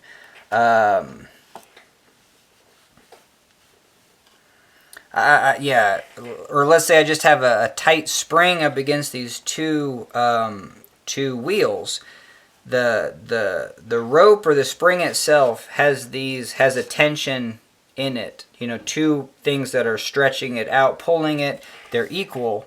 But then if I go to the wheel itself, it is being pulled by that tension. So this tension force this way is going to be on this wheel acting that way. And it's just equal and opposite. But that is the hardest thing for me. I should spend more time on that concept so it's just not a mind trick for me every time. But yeah, the tension in this rod, if I know there's tension in it, then it's going to be pulling this wheel that direction. Sweet. And so if I have it, if it's being pulled that direction, let's say, but I got a couple components, you know what I mean? I still have a horizontal component and a vertical component due to what's going on with this rod. The rod has a weight, so it's vertical components down. It has a horizontal component this way due to the tension. But if it does have a weight, the weight anyway. Yeah, so we'll get to that in a second. But it's this component, this distance away, which is going to be, you know, with that 30 degrees, this is going to be square root 3 divided by 2, or 0.866 of r. So that's going to be 8.6 of r divided by 2. Oh, bummer. Whoa. Yeah, if the hypotenuse is r, this is r divided by 2. This distance is 0.866 r. Sorry about that. So that's the distance and that's the tension, and that's going to be the restoring. That's going to be the torque that causes this thing to not spin. So no spin. But if the weight is causing it to spin this way, we have to have something that's you know, like torquing it the other way equal. So these things are equal, and then we have no rotation. But it was just fascinating that the force, you know what I mean, this component of the force was a different number than over here, because you have less weight. So you have a smaller torque. We're just going to do TW. It's a little bit smaller.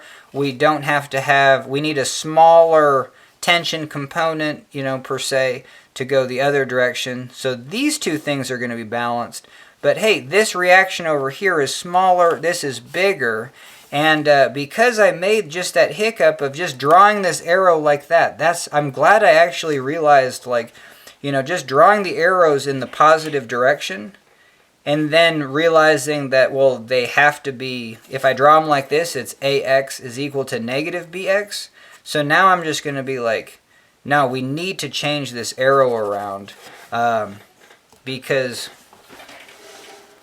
mentally I cannot handle an arrow going in one direction but just having a negative sign. That threw me for a loop. It just seemed like the moments were balanced based on these two. But these two generate a torque. So from point O, this one's spinning it this way, this force is spinning it that way. So so do you see that? This force is spinning this rod this way. This force is spinning this rod this way. So those axial, or those, they're not axial. This is the axial direction, but we just chose to say that, hey, this pin connection has a vertical component and a horizontal component, which is smart because the weight only acts in the vertical component. So when we sum the forces in the y direction, these AY and BY have to balance that vertical weight down. The AX and BX can't do a darn thing to help that weight that's pulling towards the center of the earth, only the upward component. So that for these reactions you would want to do it in the vertical and horizontal because of that. Cool. And because a lot of my theory was like, you know, some ramp problems, it's good to rotate your axis. But when it comes to the rod, hell no. The weight of this rod is in a vertical direction. Make your reactions, hey, I have an upward reaction and then a reaction to the, on this rod, a reaction to the right. I have a reaction, sorry, upward to support this weight. So I have an upward and then a tension in that direction. So, but even if I have this component horizontal, though, does not represent just, does it represent the tension?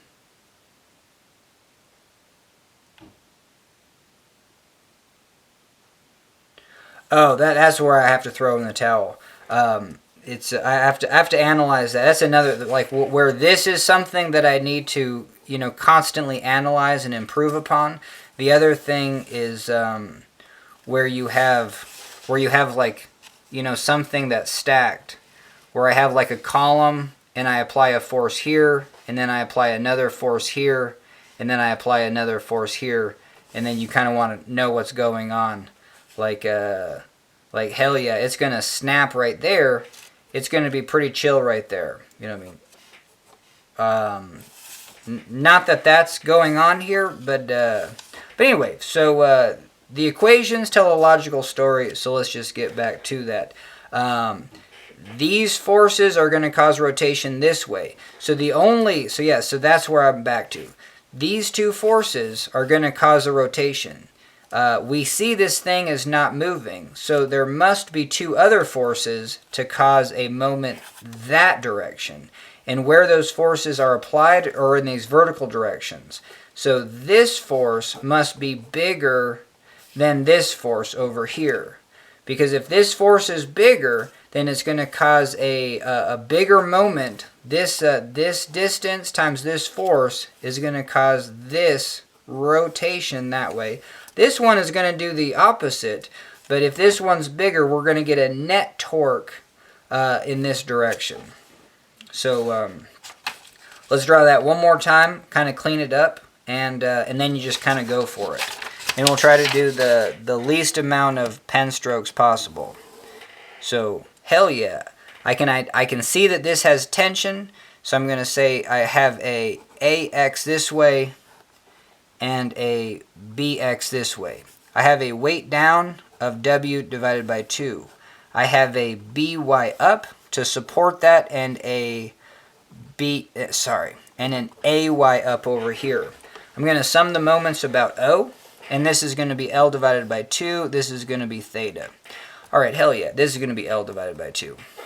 So when I sum the moments, well, let's do this BX. That's going to be a negative, and then this is going to be negative. So I'm going to have, and then let's do it, so if I sum the moments about O is equal to 0, I can have all the negative moments over there, and then all the positive moments equal the negative moments, and then I don't even... Alright, hell yeah, that's a super bummer, so let's redo this, because I've already went through it, but my camera didn't capture it, so catch you on the flip side. Alright, so we're back, and we're going to do some of the moments, but directly after this, I'm going to go over kind of more theory, because I set up a skateboard on a stair, and it was just fascinating. Like, what do you think is going to happen if you set up a skateboard, you know, one wheel's lower, one wheel's higher, 2 flat stairs? Anything going to happen? You know what I mean? Alright, hell yeah, so let's get back to this. We're going to sum the moments about point O, and let's do the BX and AX. So this is going to be a negative moment, and then we're going to put the negatives on one side. So here's my equal sign. The negatives are over here, the positives are over here. Alright, so this is going to be negative, this one's going to be negative.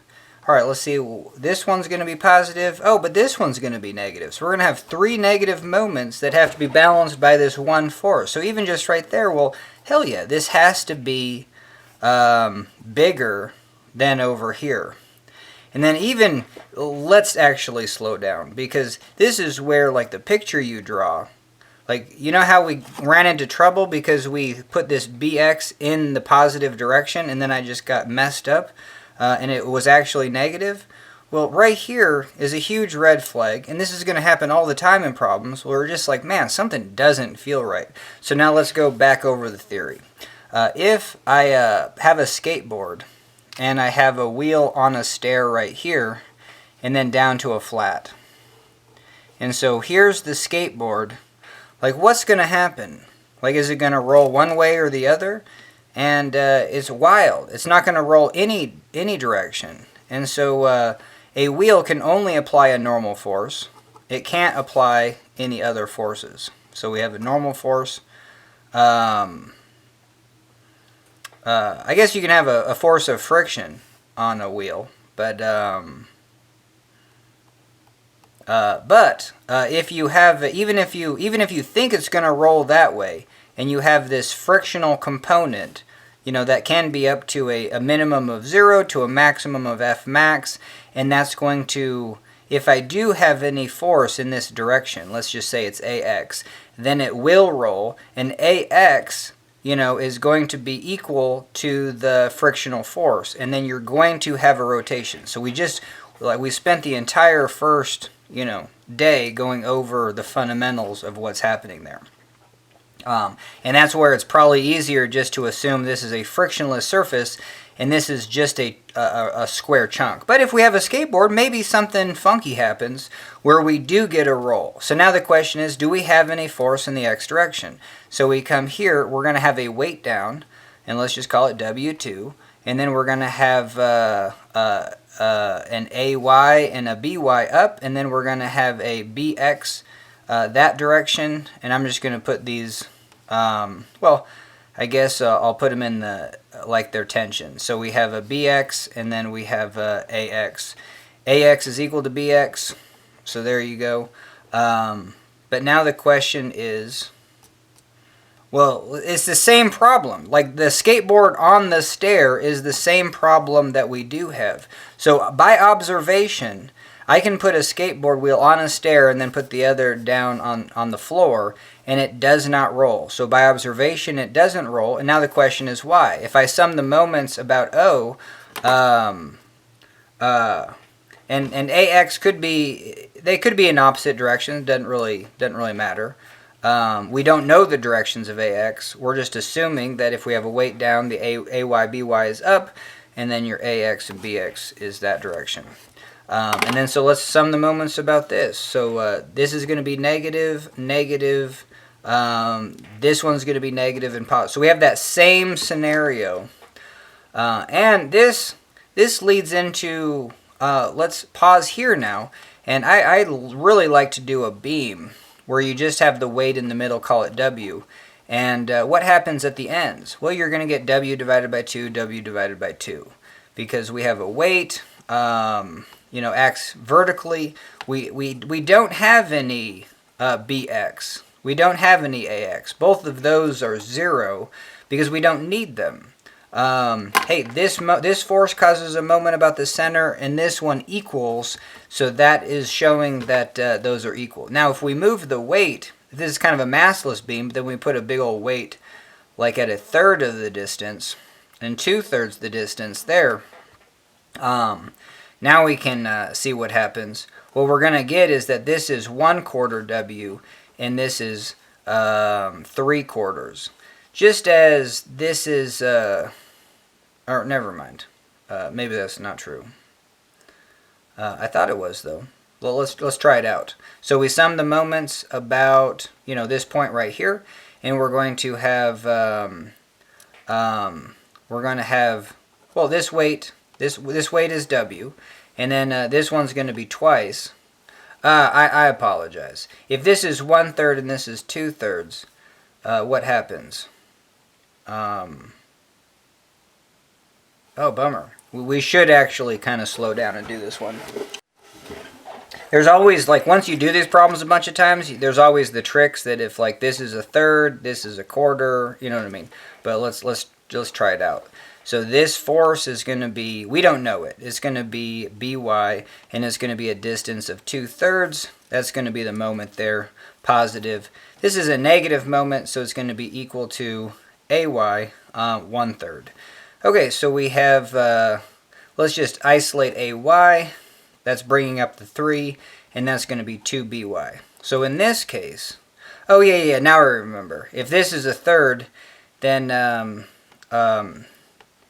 AY is twice BY. Yeah, that's all. So And it makes sense that if the weight is over here, that AY, this reaction AY is going to be twice BY. I'm sorry, yeah, so it's going to look like that, and then BY over here is going to be half as much. So based on that. Cool. And if we still have to, the sum of the four, if it has to equal W, then I'm going to have then one of them is going to be a weight. This one's going to be 2/3 W, and this is going to be 1/3 W. Now let's go back and check that, because I swear, I don't know, I didn't think that was the case.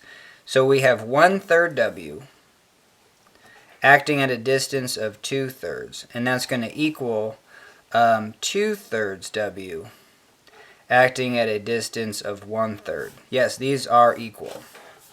Cool. Oh, yeah, never mind.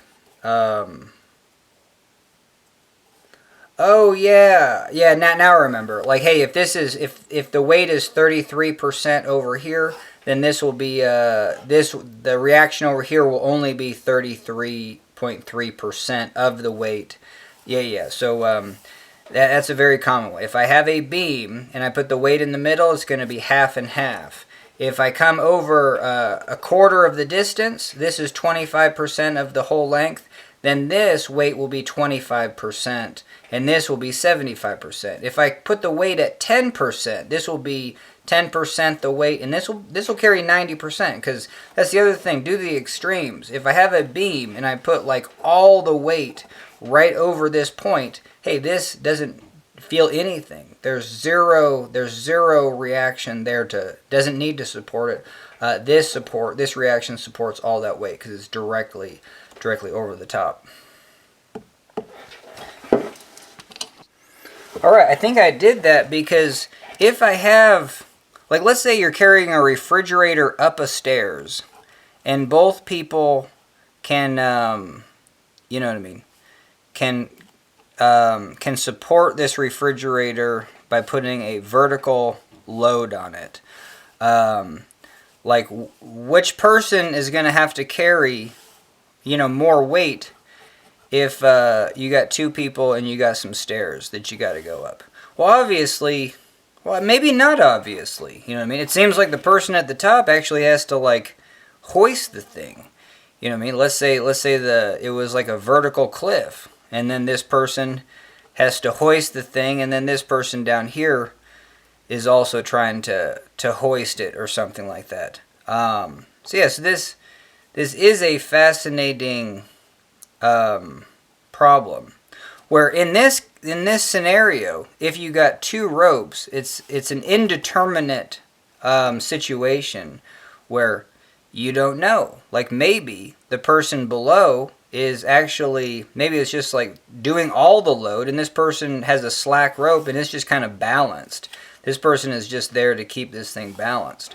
I think that's what's trippy. So is it the case that if I have a tilted rod and then I have two pinned connections, pinned in, something else, kind of like a welded joint, so wherever this pin, this pin is going to be forced down due to gravity, and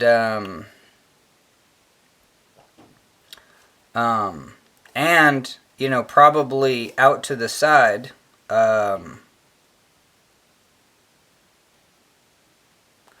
So in this case, what would happen?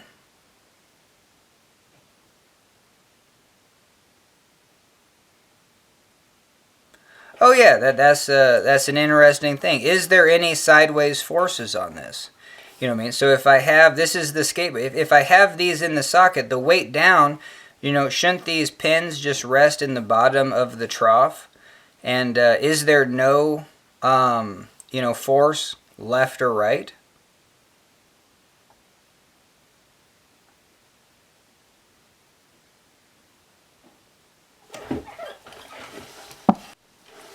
Alright, hell yeah. So I think we're getting to, like, the crux of the problem. because yes, that is what's happening. So why do we go to this scenario that we don't just have like half the weight here, half the weight there, and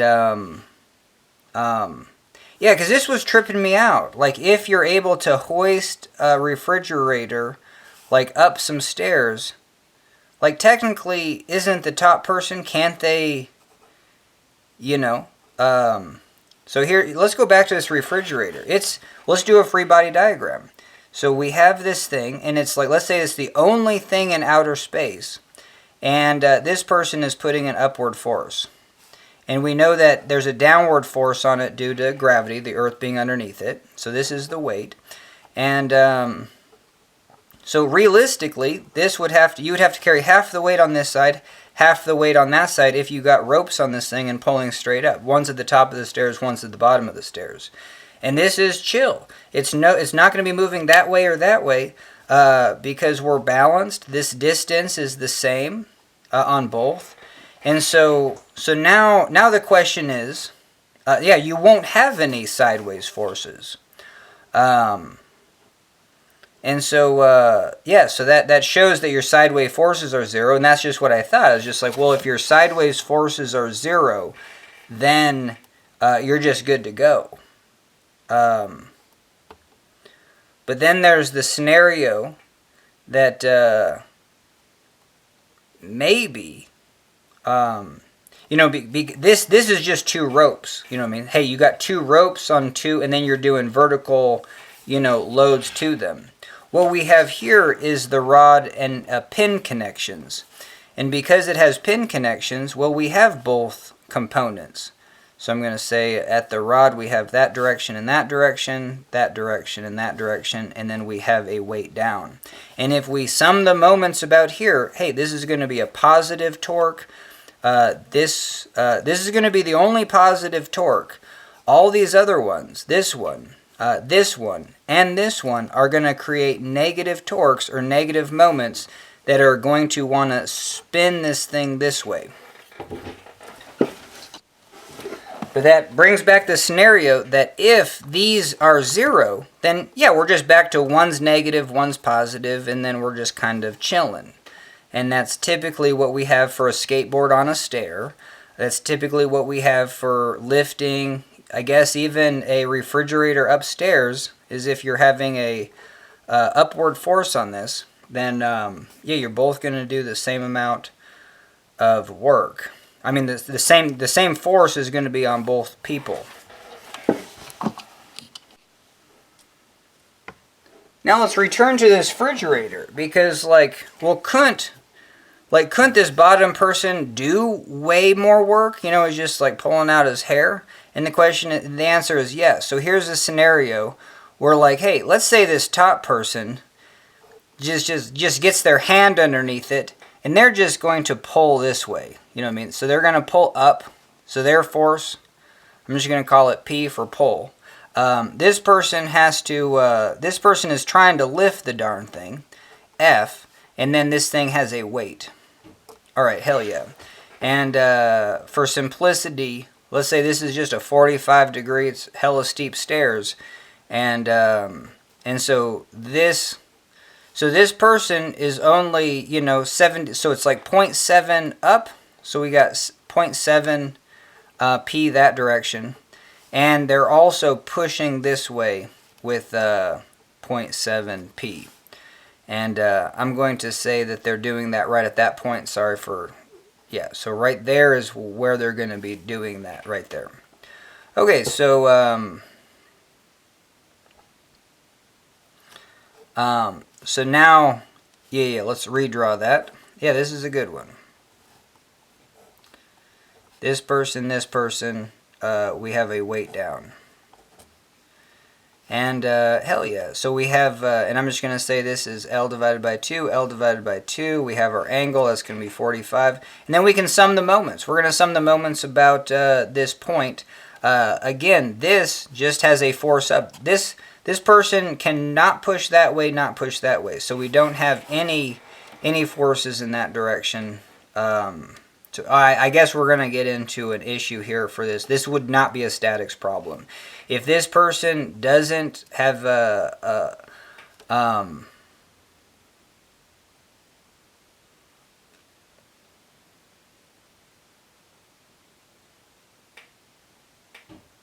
yeah, let's switch this problem up.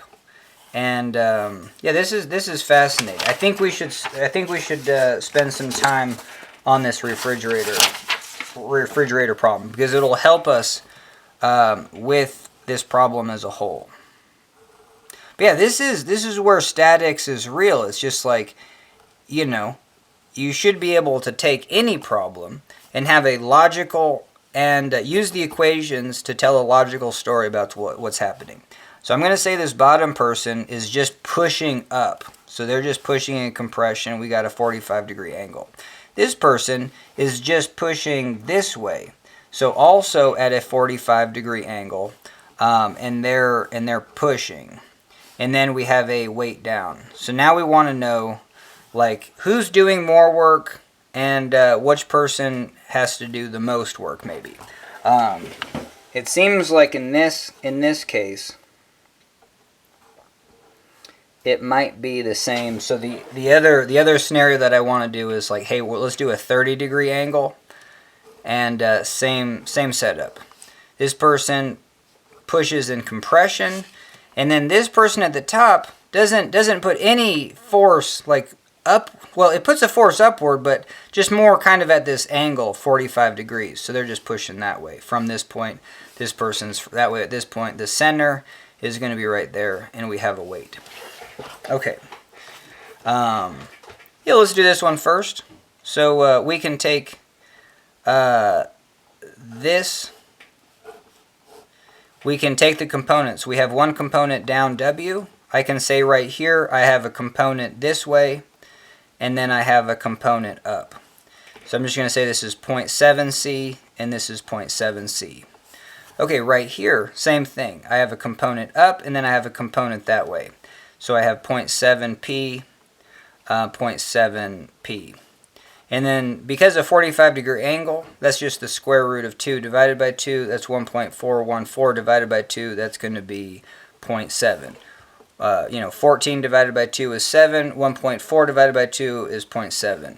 This is actually 0.707. This 7 comes from those two 4s, and this other 4 gets that 7. So 0.707 is hella accurate, but 0.7 or 70%, close enough. Okay, so now we can just sum the forces in the x and y. We only, again, so just by observation, we only have two forces in the x direction, so these have to be equal. So I can see that P has to equal C. So this person is pushing the same amount as this person, so we're done. We're done with the problem. So let's see if that's going to be the same case here, because I wanted to make a scenario where maybe this bottom person does more work. So if we do that scenario here, we have a shallower angle of 30 degrees. This has a bigger component. This is going to be 0.8. I'm just going to do 0.8 for now. It's 0.86. You can do 0.9, but I'm saying 0.8, but like ... we'll fill in the rest. So 0.8. I mean, I should just round to 0.9 because the cosine component of 30 degrees is 0.866, which would round to 0.9. But anyway, so we have 0.8. that direction, and then we have half up. So we have 0.8c and then 0.5c. Over here, we're going to have 0.8p up, and then we're going to have this way 0.5p. So hell yeah. So now you can see that, well, in this case, this is interesting. It looks like this person has to, oh, is this right? Let's do the equation. So we're going to sum the forces in this direction. We have this one is I'm just going to say this is the positive direction. This is the negative direction. So this is negative, positive. So the negatives has to equal the positives. So I have 0.5p has to equal 0.8c. Let's see where we're at. So that's going to be P is equal to 0.8 divided by 0.5, which is same thing as 0.8 times 2. So we have 1.6c. So P is 1.6c. C is 1 divided by 1.6c. So, sorry, C is yeah. So this force P has to be greater. So it's kind of interesting. I don't know why I didn't make a scenario. I didn't think. Interesting. Alright, hell yeah. So this is really tripping me out, and we could just do this more, but I realize that my assumption was wrong from the get-go. Again, back to the plank. If the weight is in the middle, this person and this person will have to carry half of that weight. If it's slanted at an angle, doesn't matter. This person is still half the weight. This person is still half the weight. So refrigerator up a stairs, both people still have to do the same amount of lifting. And ideally, you would want both people to lift vertically up. If this person is lifting, Seth showed it. If this person is lifting more up, or how did that work out? That was interesting how this had to be a greater. Yeah, because this person hardly is lifting up at all. They're just pushing. You know what I mean? So this person has to lift up the most. I mean, that vertical component right there has to, this plus this component have to equal the weight. Yeah, they're just doing an inefficient job here. And so let's see if the sum of the moments, though, we should be doing that equation. If we sum the moments about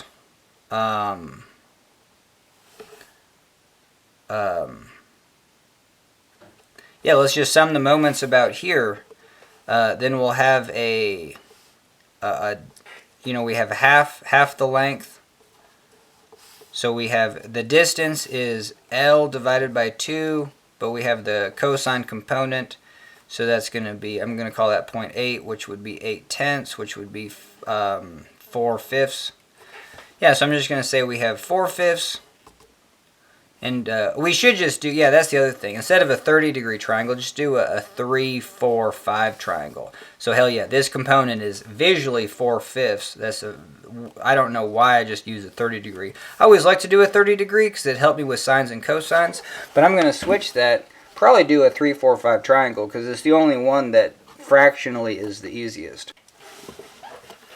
Okay, so we're going to analyze this. So the sum of the moments from here is this weight down. And it's going to be at a distance of 4/5, the total length divided by 2. So we have 1/2 the total length times a 4/5 ratio.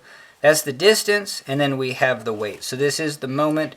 It's going to be a negative moment. So we're summing the moments about here, and then we come over here. This has a positive component. So we're going to have plus, the distance over there is L, 4/5. And then we have a component up, so this becomes 4/5. This becomes 3/5. So sweet. This becomes 3/5. This becomes 4/5. Sorry for getting a little scratchy, but all right. So we have this distance, and then this force, which is 4/5 p. Cool. And then this component, this direction, is also positive. Well, yeah, so negative, and then we have positive, positive. Cool. So that's going to be a distance this direction, which is 3/5. So it's L 3/5. L 3/5. That's this distance to this reaction, and then that reaction is 3/5 p. Alright, so now we're cooking, and this has to be equal to 0. So we can factor out an L, and we can get this to the other side, which is going to be 2/5. So on the other side we have 2/5 W is equal to the addition of this. This is going to be 16/25.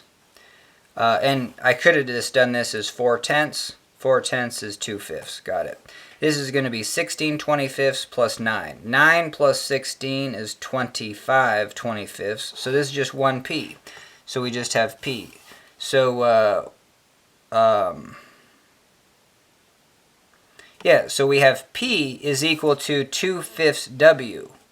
Okay, hell yeah. So the total reaction of this person is going to be 2/5 W. So now I imagine that you could just go back and sum the forces in the y, or you could just sum the moments about here again and then get, whatever process we did to get P as a function of the actual downward weight, we could sum the moments here to get this, this pushing compression force C. And but we could just say that if this is the weight down, so the sum of the forces in the y is going to be W is going to be equal to the upward components. The upward component of this force is, let's see, it's more vertical, so it's going to be 4/5. So we got 4/5 P plus, this one is shallow, it's just 3/5 plus 3/5 C. And then I'm going right here. P is 2/5 W. So if I have 2/5 W times 4/5, see, 4/5, and then I threw in this P, that's going to be 8/25 W. So I have 8/25 W plus 3/5 C is equal to W over here. That's 25/25 W. So now I'm going to subtract 25 minus 8, don't know it, but 25 minus 10 is 15, but minus 8 is 17. So I have 17/25 W on this side is equal to 3/5 C. All right, hell yeah. So, see, now we're getting a little bit scratchy. So C is going to be equal to 5/3 17/13. So that's going to be 1/5. So I have 1/5, 17 divided by 3. I have 17/15. So that's what C is. Hopefully that's right. So,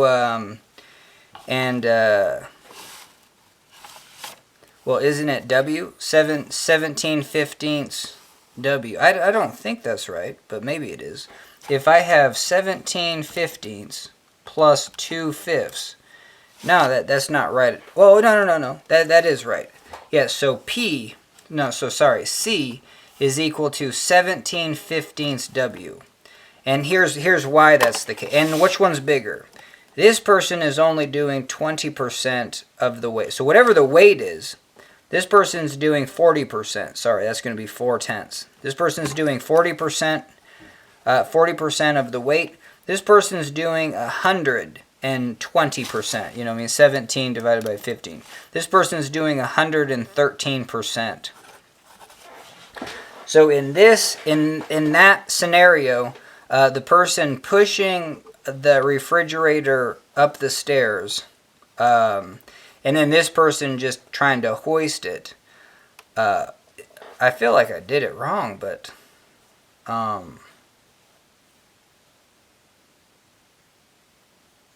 yeah, let's double check our answers. So if I have 17/15 W, that's going to be this total component. And then the vertical component is going to be a multiplication of 4/5. And sweet, so I'm going to store that as alpha A. Now this is only going to be 2/5, but it only has a vertical component times 3/5.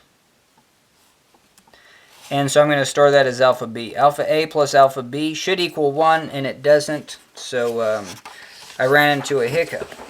But we're gonna redo this one because we did it kind of sloppy. So let's slow down. All right, hell yeah! But this is where I struggle the most with statics, is just taking a simple problem and not making mistakes. Because somewhere I feel like I made a mistake. So we're going to do a 4, 3, 5 triangle. This is going to be our refrigerator.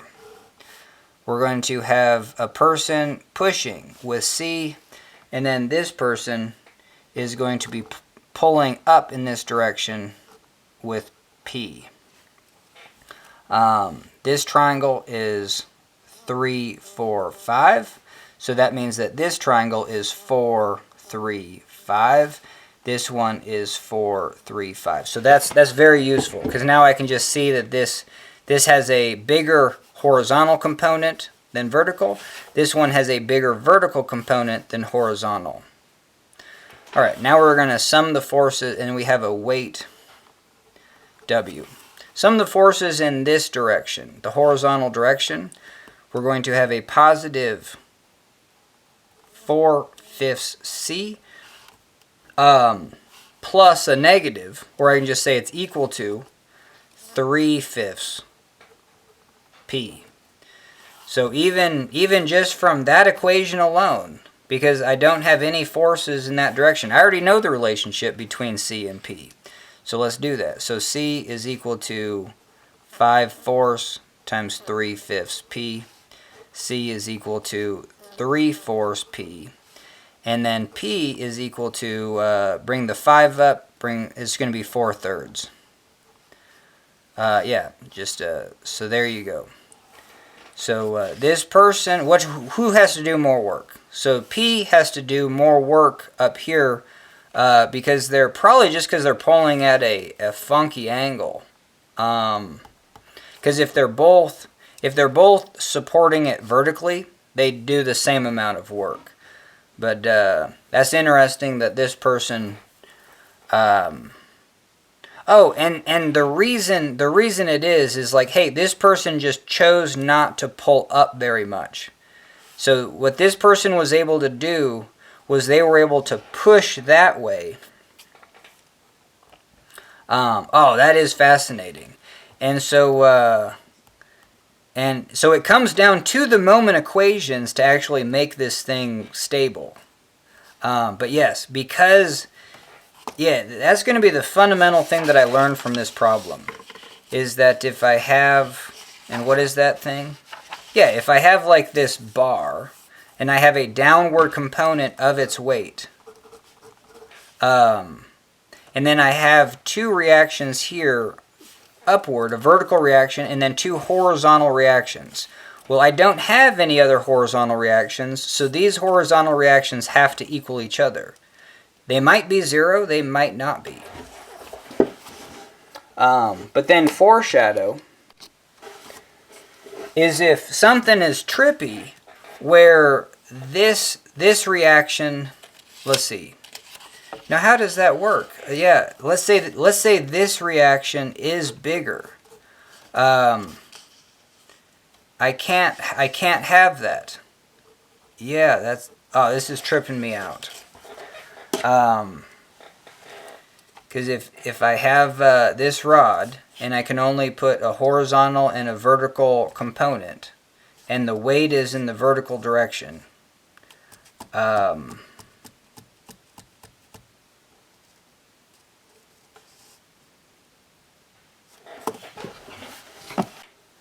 right, no, I'm so glad I talked my way through that, because this weight is not the only external force on this bar. And that's weird to see, is that if I have a bar, I could put a force down due to its weight.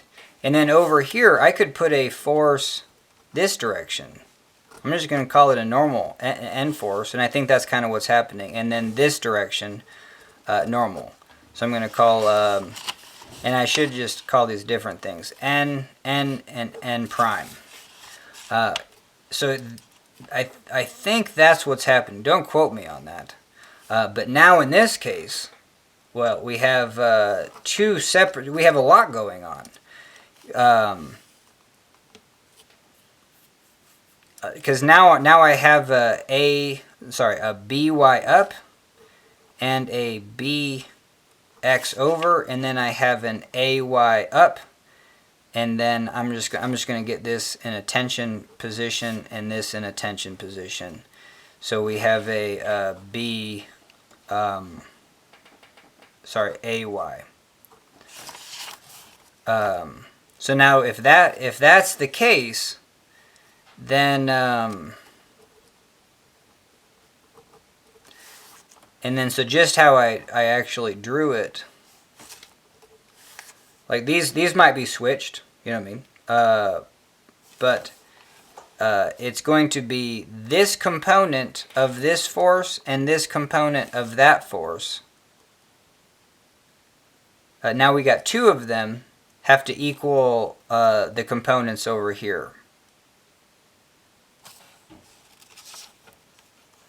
Oh yeah, so I need to spend some more time on that, but I think, I need to actually think that through, but I'm sure that's what's going on, and I just didn't realize it. I didn't realize that at...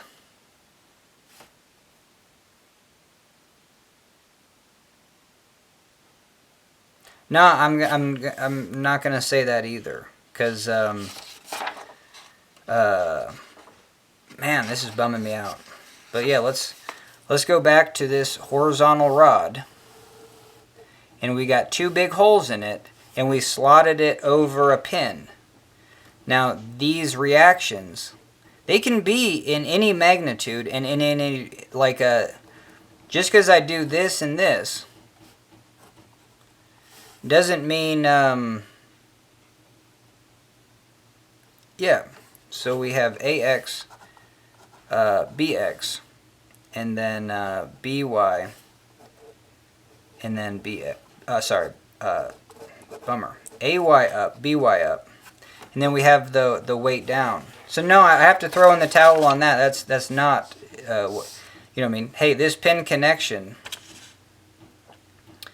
there's going to be, because it's a pin, there's going to be a force up and a force horizontal. And so by summing the forces, hey, I know that those 2 are equal. So that will never change. These have to be equal.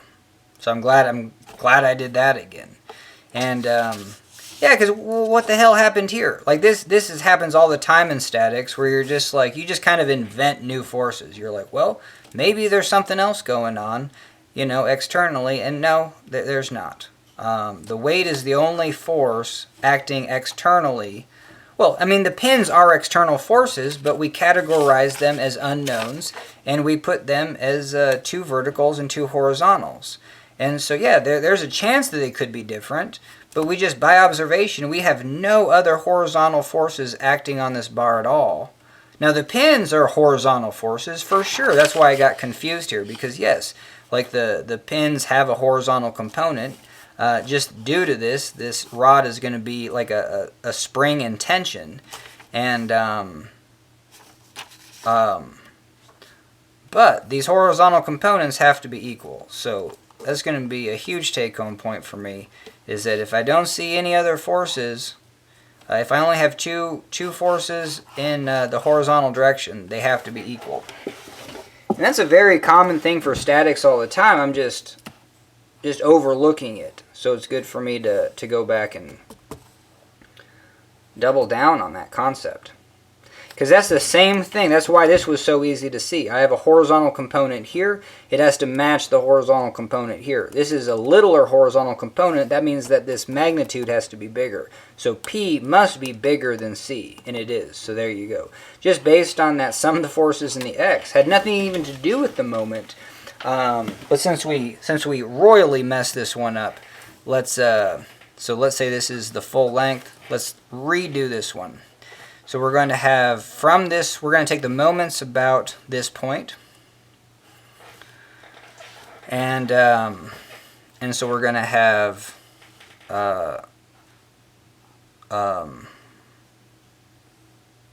so if this is L divided by 2, the distance over to this weight is going to be a negative moment. It's going to have a distance of L divided by 2.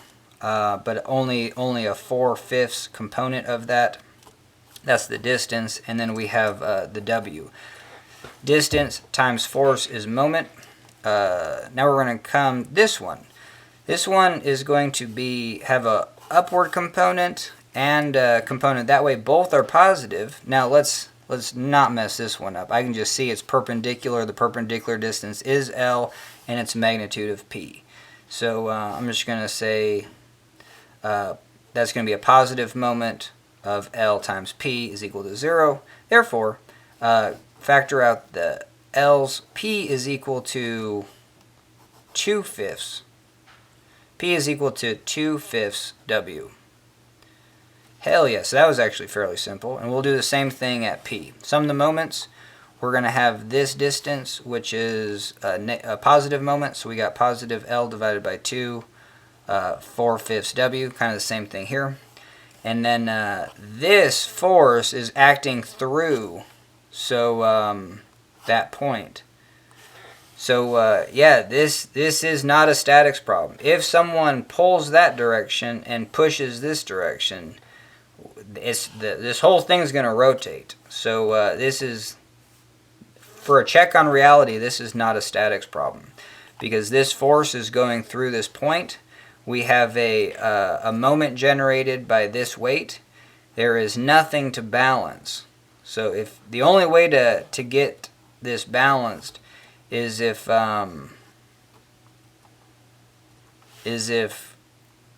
this has a different component. You know what I mean? Maybe a component just this way. Yeah, let's do a scenario where this actually works. So we ran into the fact that if we did it this way, this moment due to the weight, this thing would just rotate this direction. It would this thing would fall to the stair. This person actually has to lift up more.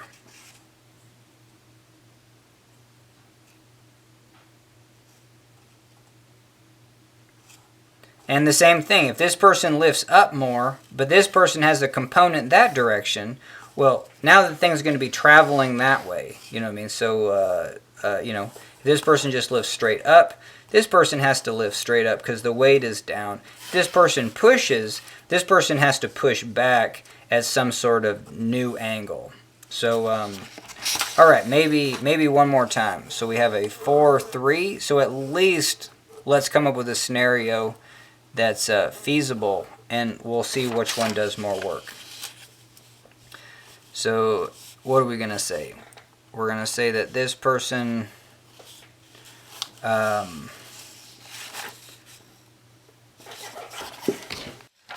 alright, hell yeah, so we're back. And this is really cool, just to even set up a problem that makes sense, because it requires so much fundamentals. Because if we have this weight down, and this person does any sort of angle, let's say it's straight up, this person also has to lift straight up. If this person lifts straight up and this person lifts straight down, let's talk about that. Because if I sum the moments about the center, both of these forces are wanting to spin this thing, and it'll just spin in place. So if I, did that, then it would be the equivalent of this person pulling up and this person dropping their end. It would just rotate. So if we want, so that's where, like, if this force was this direction, you know what I mean, and if I had this force this direction, the sum of the moments about this point, this force goes through that point, has no torque, but this, so if I sum the moments about that, then I would have a spin that way. So I can still have this force up this way, but I have to balance that moment. So if I sum the moments about this point, it creates this, the weight wants to spin this thing this way. So I need some sort of force from this point that's at some sort of angle that prevents that. Okay, so sweet. And again, it can be vertical, but if I go this direction, hey, if I'm already saying, like, hey, this force is in this direction, I can't also put my force in this direction too, because if both forces are going that way, then this whole refrigerator is going to move that way. So I need to have this force angled this way just a little bit, or and because if I just have this force straight up and down, and this force has a component that way, it's going to move that way. So now I just need to, for this problem, to kind of pick what I want to do with that.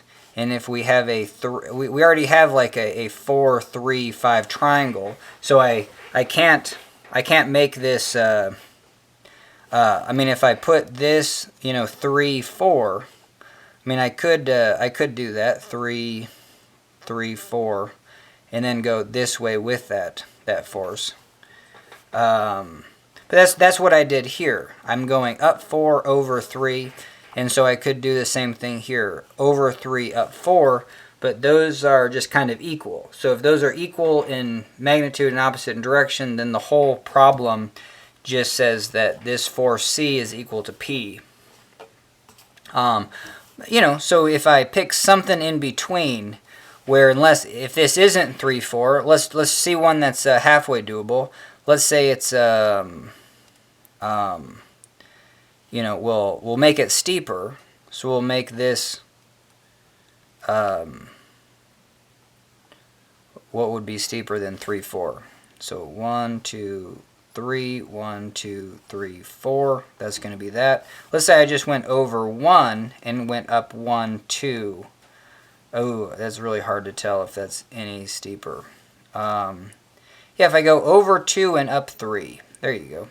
That's going to be a steeper angle. So I'm going to go over 2, up 3. This is going to be the square root of 2 squared plus 3 squared. That's going to be 4 plus 9. That's 13. So this is the square root of 13. What the hell is that? No one knows. Square root of 9 is 3. Square root of 16 is 4. So just by approximation, this is closer to 16. I'm going to say this is like 3.65. Let's see if we did good. Square root of 13 is 3.6. Hey, we did pretty good. So hell yeah, this is going to be square root 13. Alright, so now we can go through our problem. We can say that the sum of the forces in the x direction have to be equal. Because this weight is down, I don't have any other forces in the x direction. So we have a 3, 5 component of P. You know what I mean? You take this component related to the hypotenuse. That's going to be 3/5. And the other thing is, like, yeah, this is the lowest common denominator, 3/5. But you could just easily mentally look at this as 6/10, because that's 0.6, and that's 60%. It's way easier to see that this is 60% of the hypotenuse. Like, if I divide this hypotenuse in half, this is 50%. This is 60%, and then this is 80%.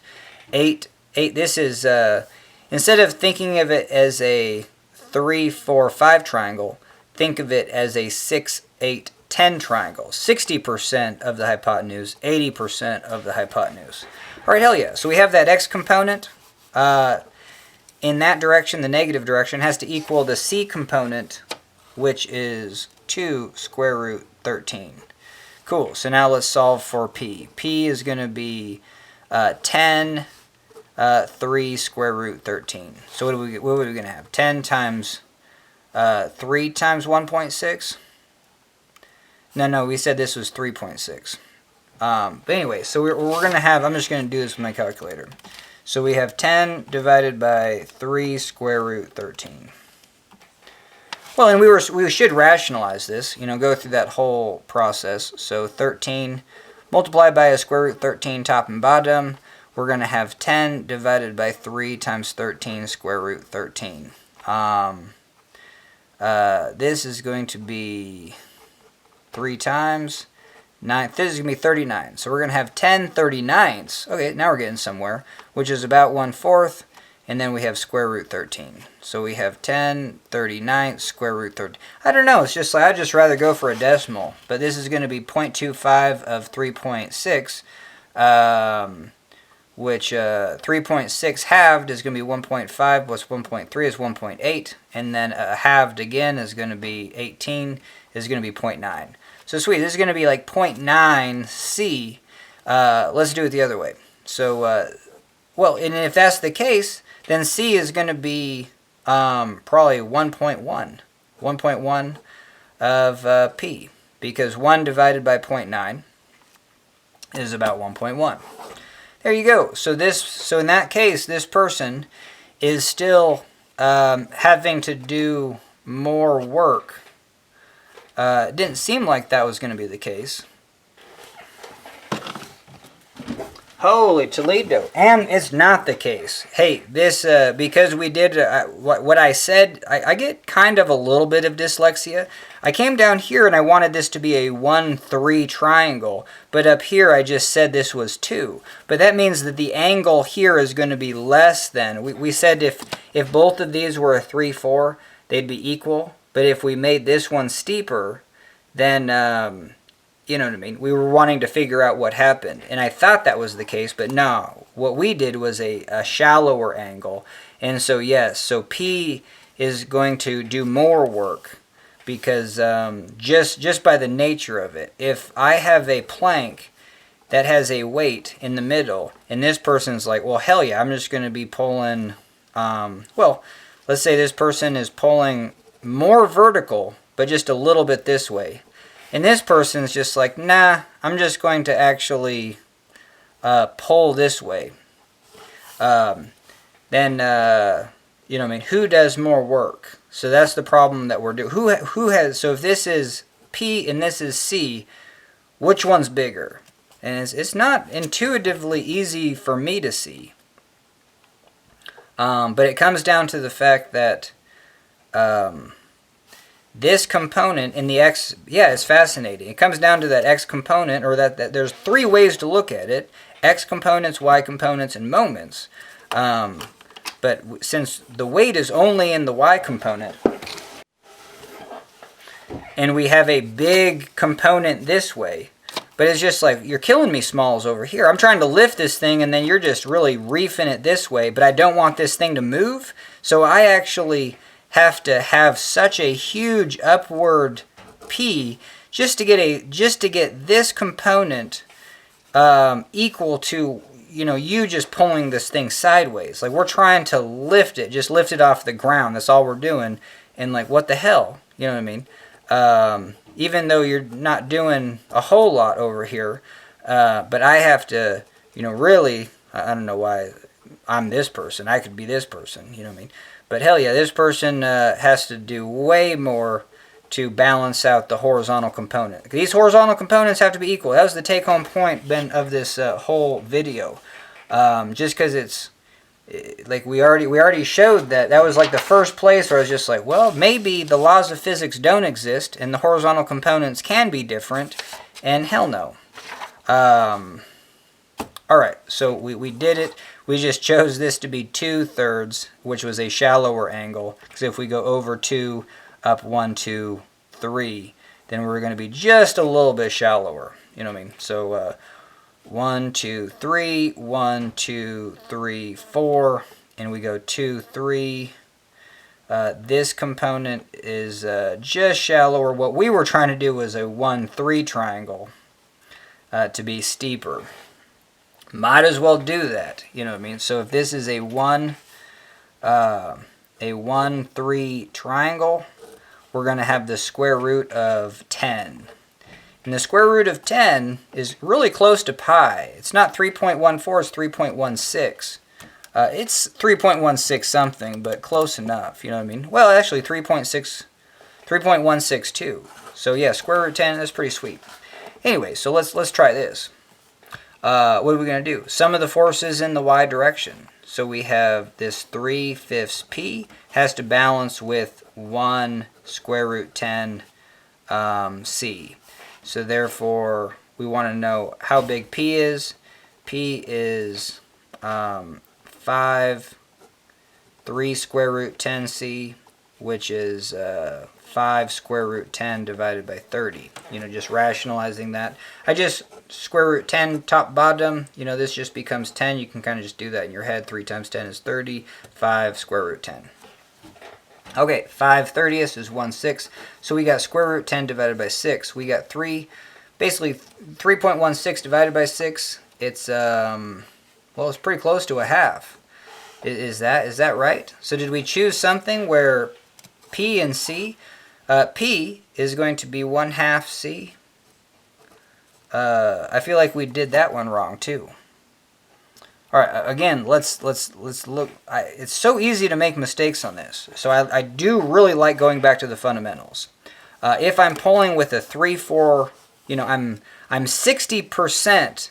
Whatever I'm pulling, whatever number this vector is, 60% of it's in this direction.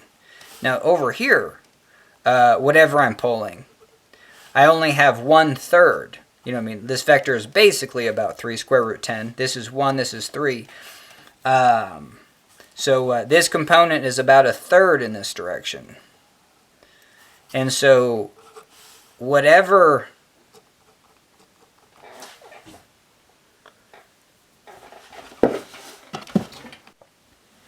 All right, holy Toledo.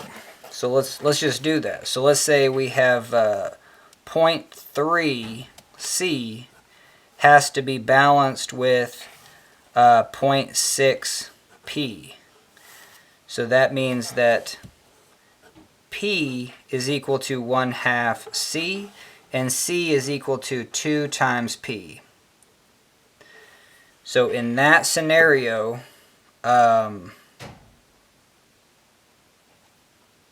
because here we had P was 0.9 C. Oh, maybe we still had a scenario where, oh, now I don't even know. So let's do inverse tangent of 3 divided by 2. That's a 56-degree angle. And let's do inverse tangent of 4 divided by 3. Oh, okay. So, yeah. A 2/3, if I go over 2 up 3, that's higher than a 3, 4, 5 triangle. It was just close that I didn't see that. Okay, so so both scenarios are where the forces, where this person is yeah, in both the scenarios that we came up with, this person's more pulling at that kind of angle, and this person is more pulling vertical. And what happens in that scenario is this person has to pull a lot less, and this person has to make up. This component has to be the same as this component, so that means that this C has to be way bigger. And we just came up with a scenario where this C has to be twice of what that person is doing. Okay, hell yeah. So I think it's, if you're able to not make mistakes, cool. Like, I just can't. It's just so bizarre how you just get a number changed on a paper, or you just assume something. It comes down to assuming something. I assumed that a 2-3 triangle was a shallower angle than a 3-4-5, and that wasn't the case. All right, sweet. So I think, you know, I should go back and kind of refresh my knowledge, but we for sure have to move on. And but now I'm kind of I'm satisfied. I'm satisfied that the horizontal components have to be equal. There's scenarios where, for sure, like well, let's and what did this mean? This mean that the horizontal components were the same, but the vertical components, does that mean those were also the same? I don't think so. Because let's one more look at this. So we have a 4-3 triangle. Up some stairs, we have a refrigerator. This person's going to be pulling at that angle. And then we just said that this person was going to be pulling at a, well, like a 1-3 angle. So kind of steep. There you go. And this is C. So now let's just do, and so you have kind of a component there, a component there. We said that this, in that case, this was going to be twice of P. So let's get P let's get P down here. So there's what P actually looks like. P has a component this way and a component that way. Oh, sorry. This has a, oh, there you go. Yeah. So now you can see it, that this component in the X is the same as that component. So we're chilled there. But look at this. This vertical component is quite big, and this vertical component is kind of small. And here is our weight. And so now you can see that this vertical component plus that has to equal this weight. So we pretty much have it drawn to scale. And just right there I can see that, whoa, like this person is lifting way more. But now let's talk about it. Why is that the scenario from a moment diagram? Is because if I sum the moments here, hey, this weight is only causing it to rotate due to this perpendicular distance. As this gets really steep, this weight is basically directly above this point, so it's not wanting to tip this way. But if this person, look at this person is truly wanting this thing to rotate that way. They couldn't be doing a better job. Perpendicularly, they're putting the force at a perfectly perpendicular. So this force is just really causing it to rotate that way.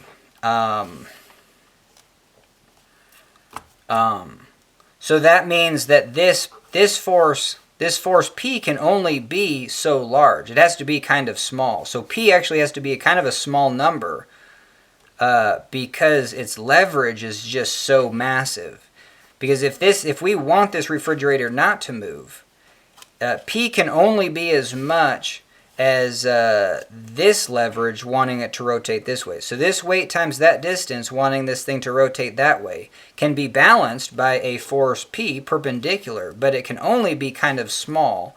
One, it has to be even less than half of the weight W in this case. Because here's the full length and the full length of P, and here's not even half the length. This is half the length. And we're just taking a component, 80% of that. So we have, so yeah, we could probably do this. We have P times the full length is equal to W times about a half, it's going to be 80% of a half. So it's not a half, it's not 50%, it's 80%. And what's that? That's going to be 8/10 of 1/2. That's going to be 8/20. That's going to be 6/10.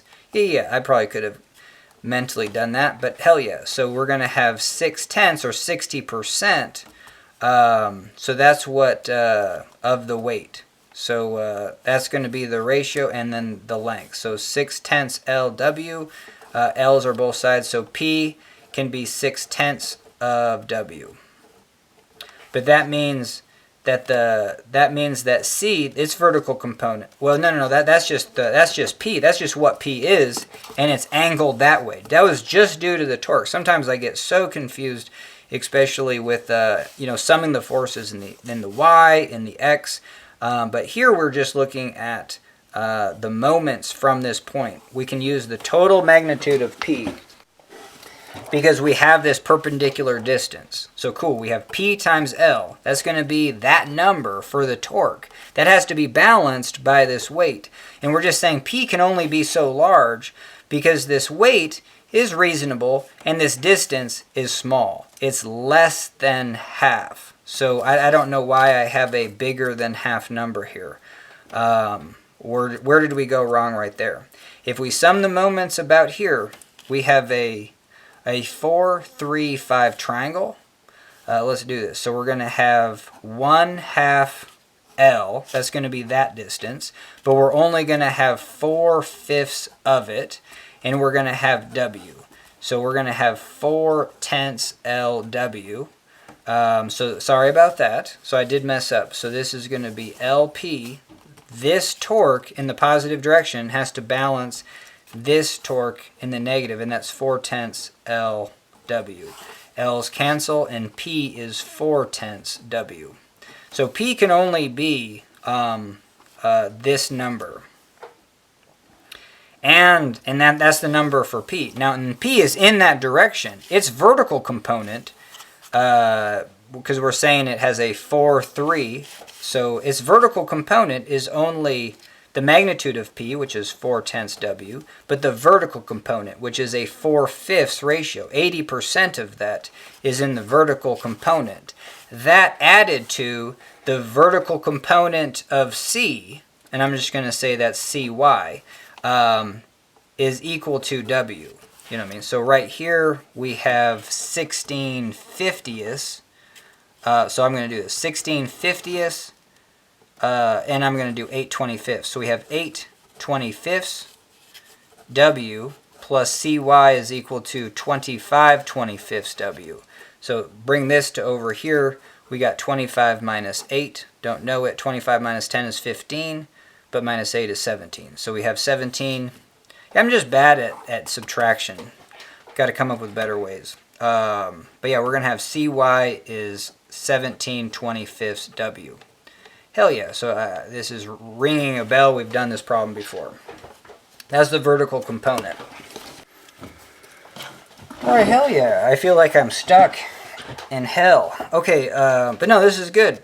And if I say the vertical component cy plus the vertical component py has to equal w. So 17 plus what? 8 is equal 8 25ths w is equal to w. So hell yeah. Because I said, what did I say? The vertical component of p was the magnitude of p, 4/10, times 4/5. That's going to be 16/50, and again, that's 8 25ths w. That's where I got that. So hell yeah. So now we're good to go. And we can do this in reverse order. Well, what did we say? And then we just get to choose. Like, we just did the moments about C, so we really don't even care. We don't even know what direction it is yet. But we can go back to that problem of like, hey, let's say this is a 1, 3 square root 10 triangle. And we just said that the vertical component has to be 17 25ths w. Well, what we would say is that the actual vector, so let's say we have vector C, times the component in the vertical direction, which would be 3 divided by square root 10, has to equal 17 25ths w. Okay, so now I can figure out what reaction C is. Reaction C is going to be 17 square root 10 divided by 75. And let's just see what that is. So we have 17 square root 10 divided by 75, and we get C is, and this is going to be 0.716 W. So if C is 0.7, so C is 0.7 W, what the hell was P? The magnitude of P was 0.4 W. So in this scenario, P is pushing at that crap angle this way, and if I'm pulling straight up or just kind of at this component has to equal that component. Well, you better make this bigger. See, now even just visually, there you go. This vector has to be that big to get this horizontal component equal to that horizontal component. Hell yeah. And then we just showed that, well, this has to be reasonably small, because if this isn't, this is causing a tipping motion of this whole darn thing. So that was a cool place to start, of being like, well, this force P is really good at tipping this refrigerator that way. And this weight at this distance is the only thing from this contact point is the only thing. And you can sum the moments about any point. It's kind of the cool thing about that aspect. All right, we did it. And we showed that person C has to do hella more, force, work, just like carry more load here than P is doing there. So there you go. There was a scenario where the reaction on one side was different than the reaction on the other side. And it is so fascinating, because I still struggle with like bringing it home. So when we get to this, the reaction, we're gonna get, and do I have I don't even know if I have another picture of this. We'll see if I have one that's not all, yeah, there we go. So is this true? Because else I'm just going to say wrong things all the time, but I don't mind, going out on a limb. So what I'm going to say is that we're just looking at the rod. I have a BY. I have an AY. I'm going to have an AX. And I'm going to have a BX. In this point right here.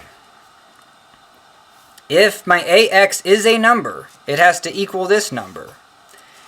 If the AX and BX are in tension, which they are, and if I sum the moments about this one's causing a negative. This one's causing a negative. This one's causing a negative. So, negative moment, negative moment, negative moment, all have to be balanced by this one positive moment. Therefore, well, let's take a step back. If these were 0, hell yeah, this is just, if this is W divided by 2, and we don't have any horizontal force, then yeah, the weight here and the weight here are equal.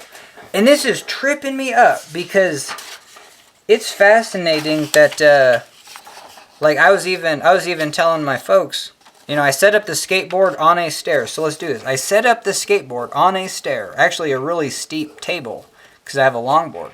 And then I put the other part on the floor. And then I told my dad, isn't it weird how there's more force on that wheel than there is that wheel? That's exactly the words that I told him. And then I just didn't even blink an eye. I just said, yeah, isn't it funny how, like, if you're carrying something up some stairs, like, you have to do more work, or there's going to be more force? But no. Okay, so one, these are wheels. They can only take upward forces.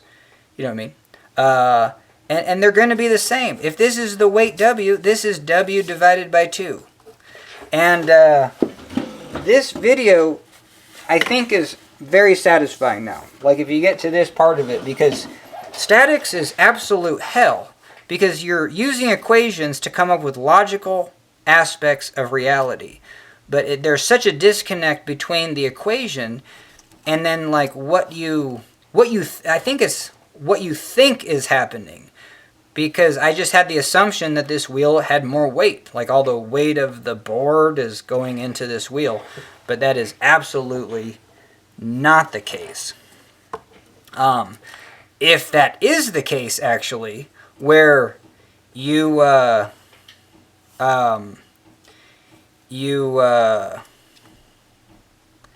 decide to put more like 0.75 W, I don't even know if I can do this, in 0.25 W here, what's going to happen from this point is that you're going to get a net force this way. You're going to have a positive torque, a big positive torque from the center, right?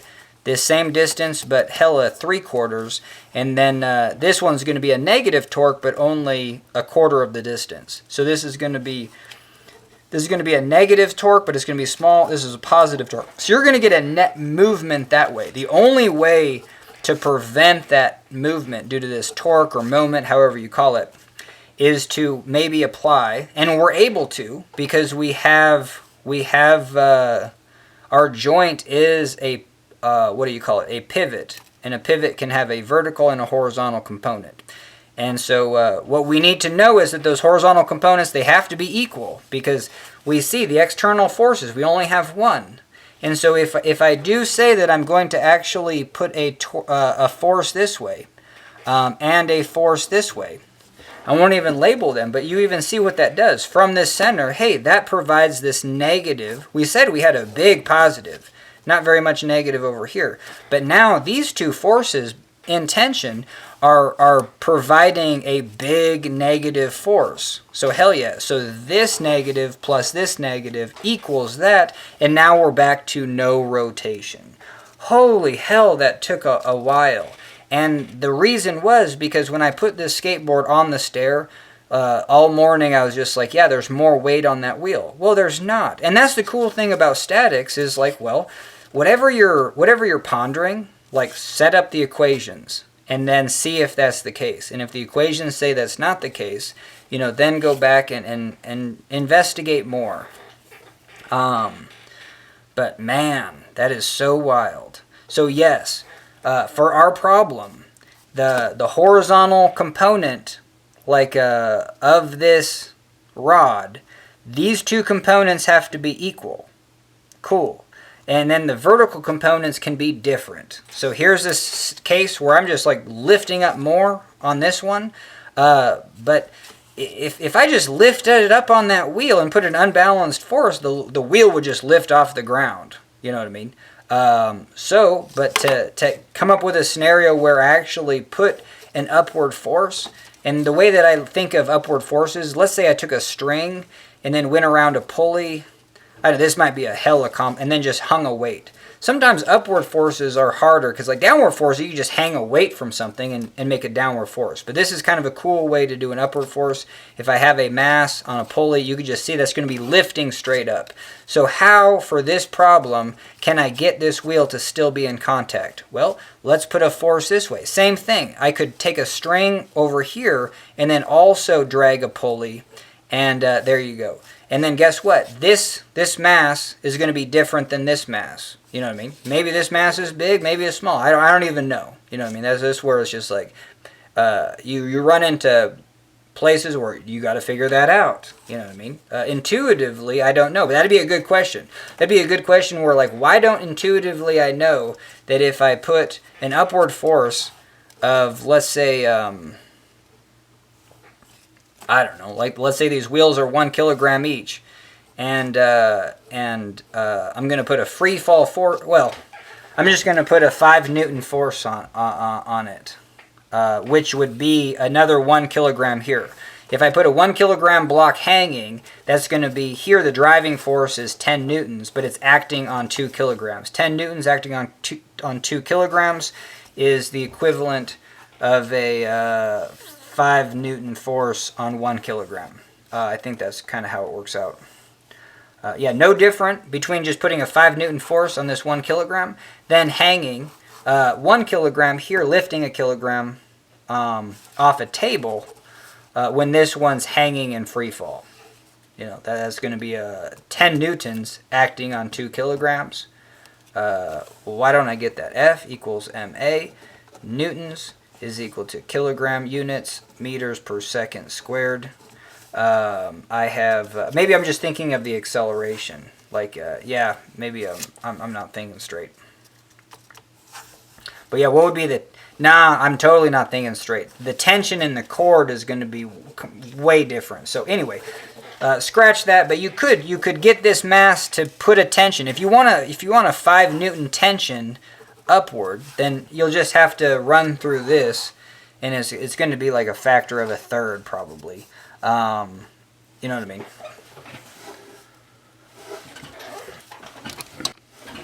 But I see from like the JEE perspective is like, yeah, you would want to know those ratios. I think just like I would kind of study that, where it's just like, hey, if I want a 5 Newton force here on a 1 kilogram and I hang a weight in under the influence of gravity, how big does this weight have to be to get that 5 Newton? How, like the tension in the cord. I want the tension in the cord to be 5 newtons.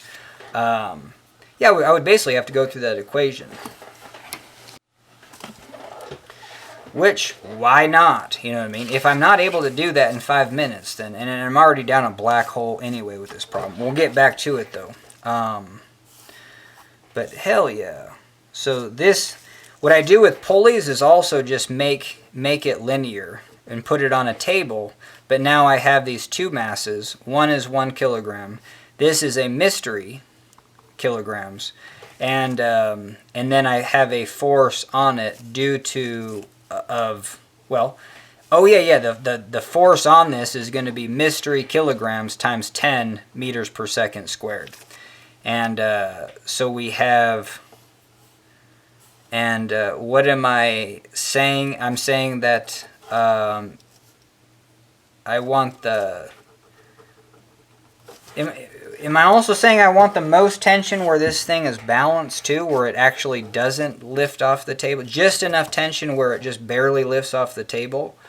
Well, yeah, well, if that's the case, the tension to lift this thing barely off the table is just the gravity. It's got to be 10 newtons. It's going to take 10 newtons. If I had 9 newtons, well, I have 1 kilogram, so I have to put a tension of, because the force of gravity down is mg, which is 1 times 10. So I can put a tension of 10 newtons up. I don't know why that was such a struggle. But anyway.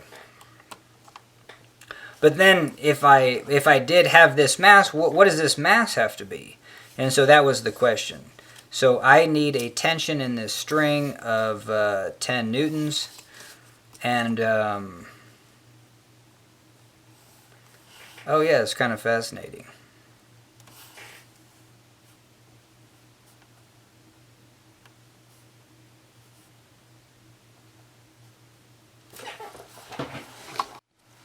Oh, yeah, I did this wrong. So yes, you can put this on a table. I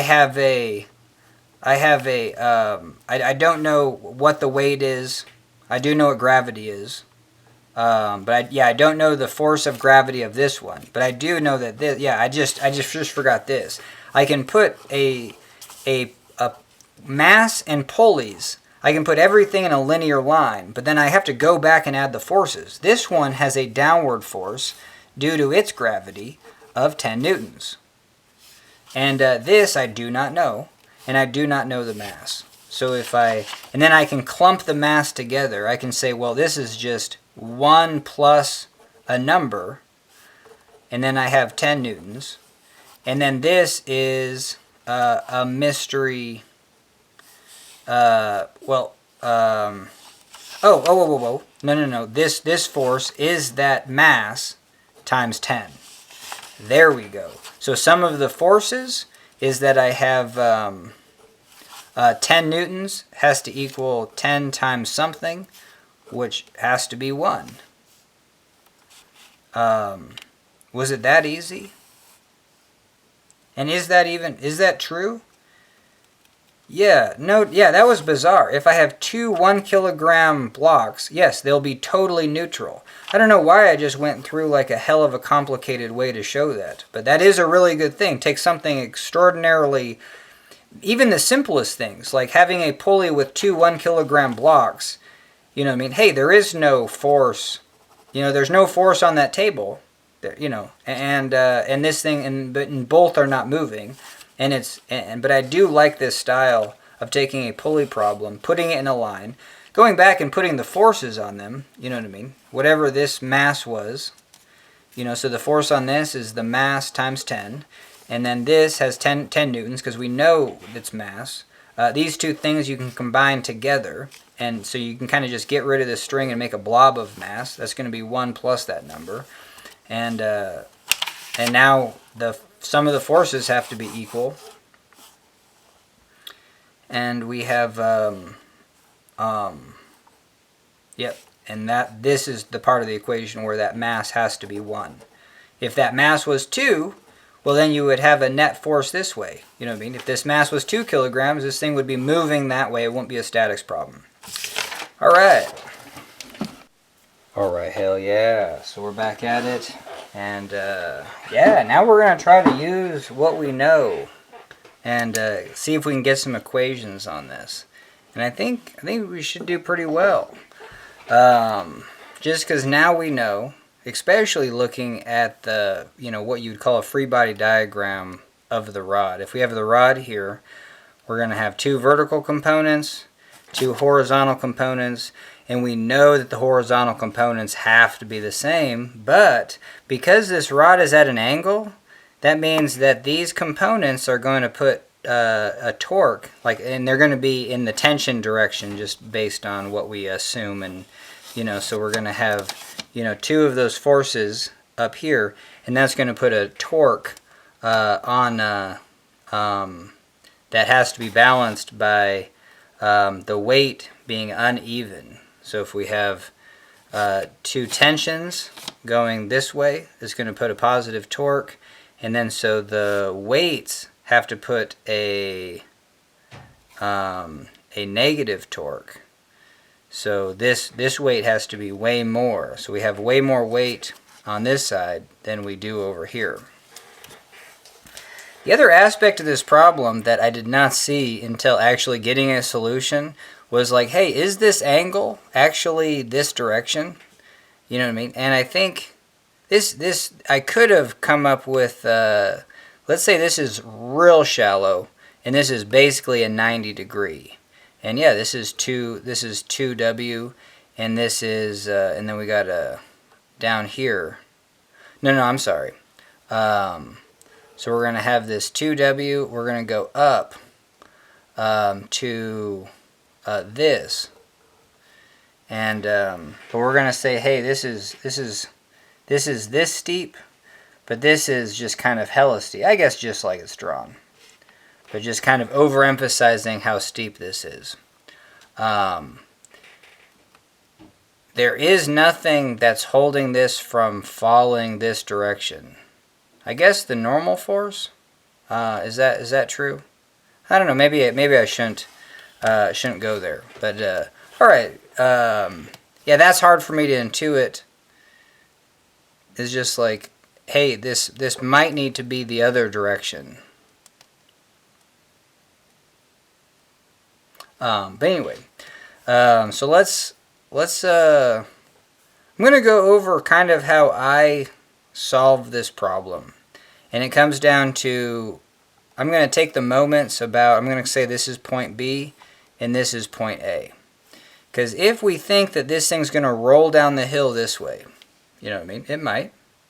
I guess it might roll up the hill. Why would it roll up the hill? Because maybe something's pulling it to roll up the hill.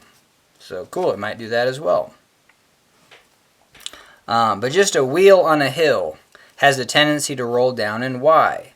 Well, it's because it's got a contact point, and if it's going to go that direction, we have a friction component this way.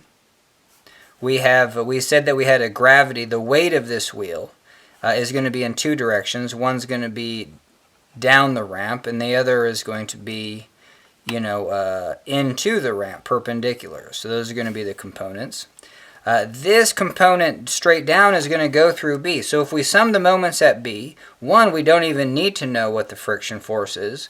We don't need to know what this component of the gravity, or the weight, the component of the weight of this wheel through the contact point doesn't generate a moment.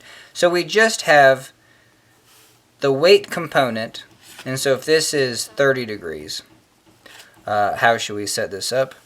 Is that, you know what I mean? Like, yeah, this is going to be, yeah, this is going to be 30 degrees. This is going to be 30 degrees. So, and this is our weight component. So if this is 30, this is 60. Cool. So we have, if this is our weight component of 2W, we have, in this direction, we only have this, how do we do that? Holy Toledo. Yeah, that always gets tricky. It's just like, well, we have this is the weight, and then we have this direction. So what's the angle here? I could say, if this is theta, this angle's theta, but this is a right triangle, so this angle would be phi. Phi is 60. I could use 60, but then I could also, and then I could say, what component of this is in that direction? Oh, yeah. It's a combination of like, hey, this is my hypotenuse, so we're going to go this way and that way to get here. And so, cool. So this angle right here is 30. So then, if this is the hypotenuse, the sine component is in the direction. Cool. And so if I sum the moments from this point, and I'm summing them to be 0, then I for sure have this component of the weight. So I have I just said sine. So I have sine 30, which is 50%, or 0.5, of the 2W. So I have this weight, and then it's a distance of r away. So this is the radius of this wheel. And that's the moment from this, that's what's causing it to tip about this contact point. And if you wanted to do this problem in the real world, you would want to know what the surface of this slope is, make sure it's not an icy day, say that this frictional force is going to be, well, you could say the max, the frictional force without slip is just going to equal to this component of the force. So this frictional force will equal 2W sine 30 if a no slip condition. And we've talked about that a lot. The maximum this frictional force could be, if this is a very grippy surface, would be the coefficient of static friction, whatever number this is, times the normal force. And so that is going to give you the coefficient of friction.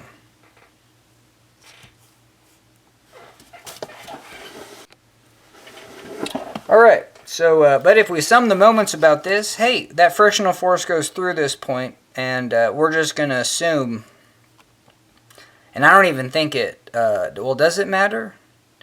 Does it matter if it's, yeah, I totally forget about that. But we're going to assume a sufficient amount of friction that this thing would always, if it started to roll, it would roll without slipping. I don't know if I have to overanalyze or think, like go through the problem and say, what if this frictional force, what if this surface, was pretty frictionless? It didn't have it had a very small value. Cool, but this is the torque, this is the moment or torque that's going to cause this wheel to rotate. So this has to, and if we see that this wheel is not rolling down the hill, then there must be some sort of moment this way that causes it to, balance. So that has to equal to, if this is a positive moment, we have to balance it with the negative moment. Okay, sweet. But this isn't the full story. That was just due to the weight of B in a wheel. But we know that this rod is going to have some sort of, so let's go back to this rod. We have W divided by 2. And we're going to have some sort of force BY and AY. We know that these don't have to be the same. BY does not have to equal AY, especially if we have an angle here. But we do know that this AX has to equal BX. So that's kind of where we're at. AX is equal to BX. These two don't have to equal, but we're going to get a number here. And if this is the force required to hold, if we have a force down on the rod and we have two forces up on the rod, this is always the hardest part for me, is that if this is the reaction on the rod, but the rod is touching the wheels, then these forces act on the wheel equal and opposite. So if I have this wheel over here, the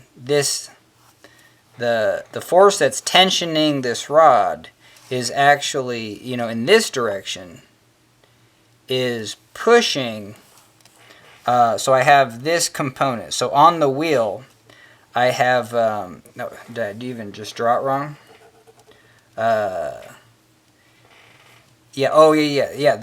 is going this way. So we have, on the wheel, we have a BX, and then we have a weight down due to the weight of the rod. So we have this. So we have a BY. Sorry for getting small, but I think, even just talking through the concepts is better than having clean visuals, even though we should be drawing this a little bit better. Let's draw a little bit better because of that. All right, so we got our 30-degree slope. We have the 2W is down, but now we also have this other component of BY. And if we sum the moments about this point, this is going to be 30 degrees. This is going to be, how are we doing this?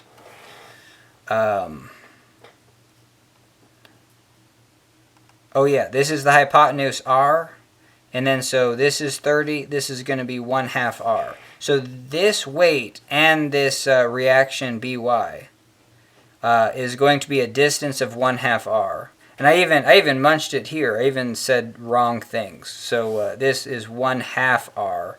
That's the distance away. So if we have this contact point, this weight and the weight of the rod have a positive moment due to their force, BY and 2W. Well, no, two schools of thought on how to tackle that.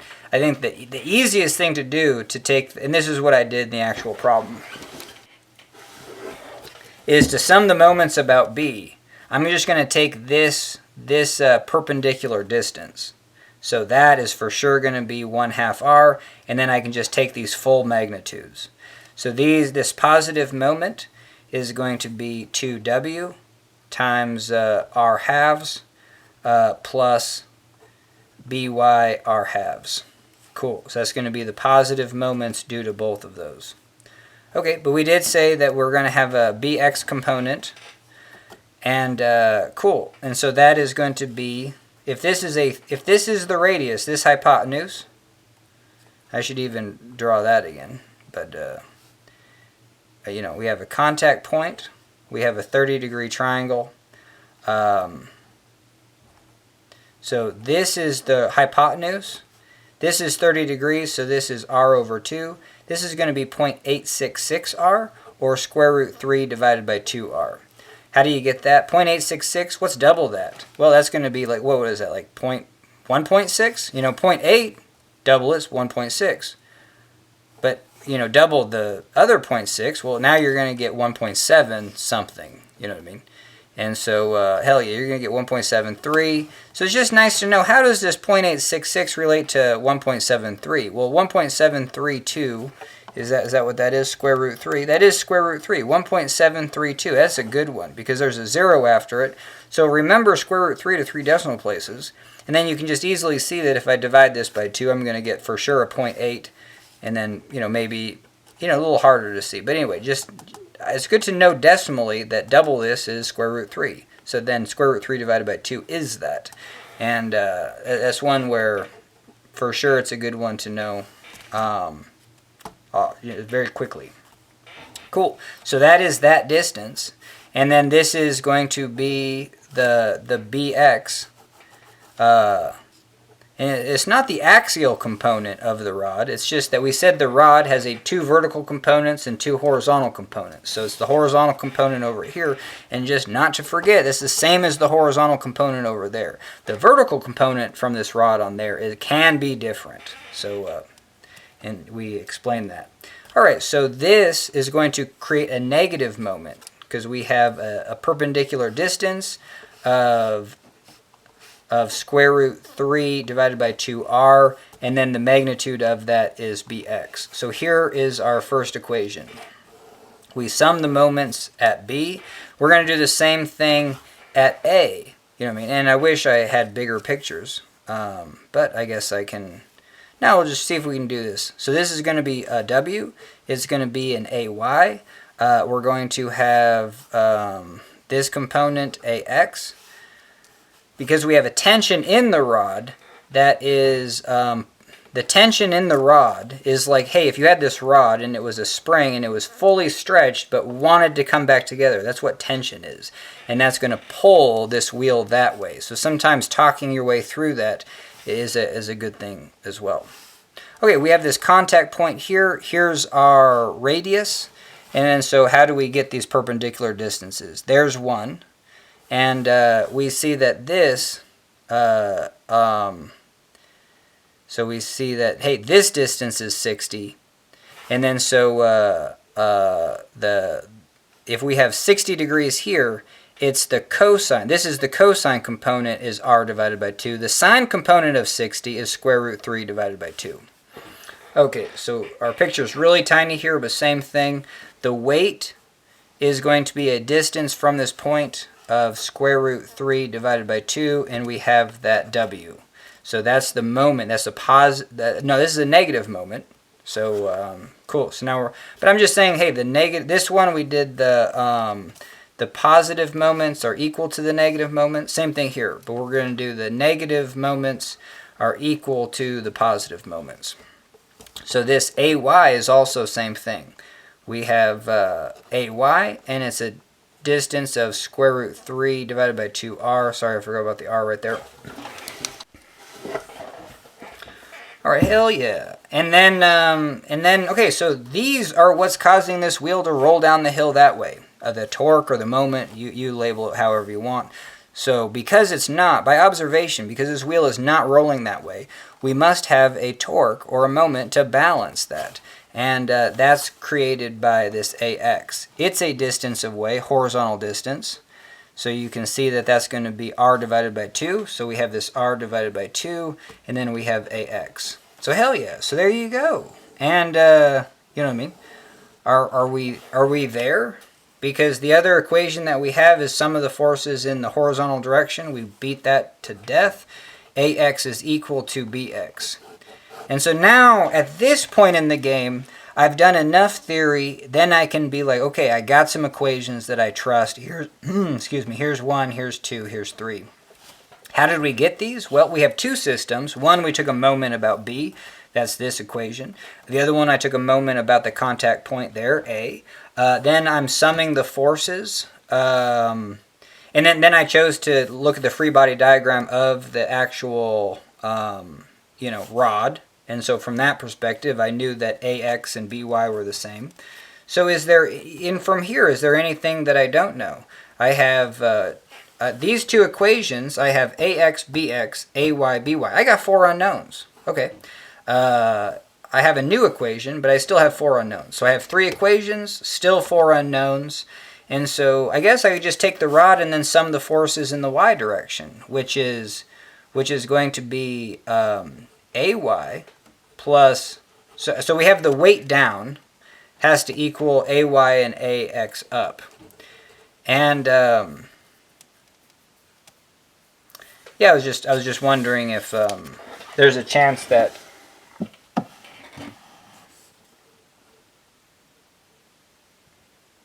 see that's one thing that I don't know. I was gonna say, if we do have this rod at an angle, is there any chance that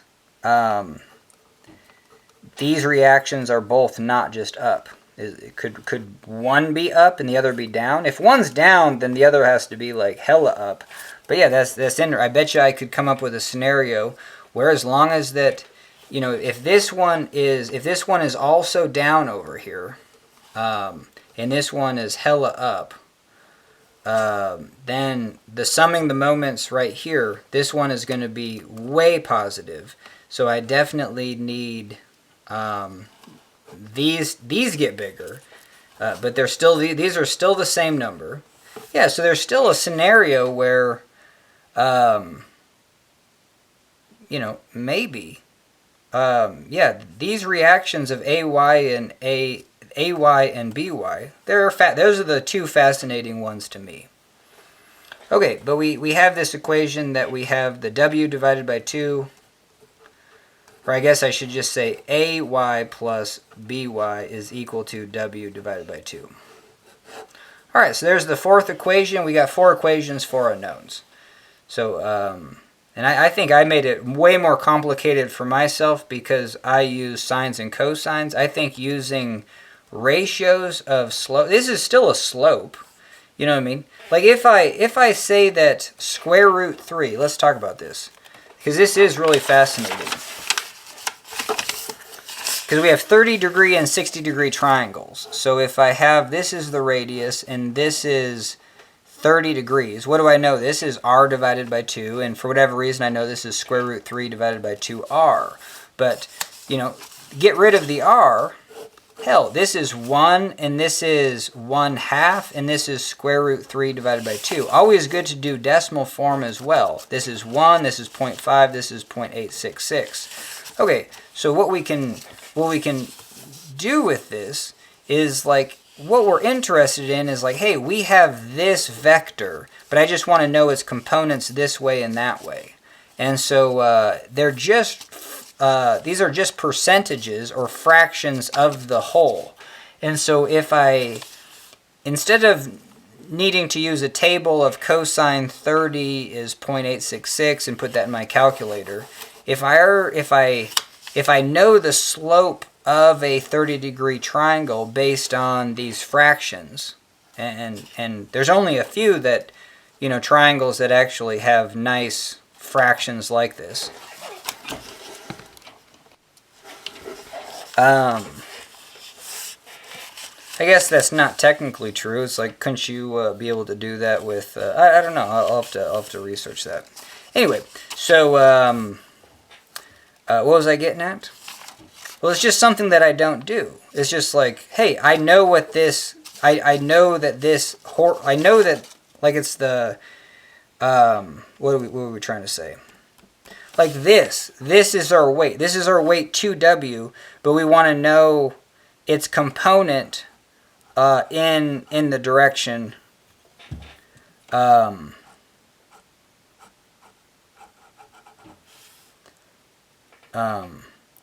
Because the other way to do the moments about B is to say that, hey, the weight acts at the center of mass. It's got a component this direction and a component this direction based on the angle.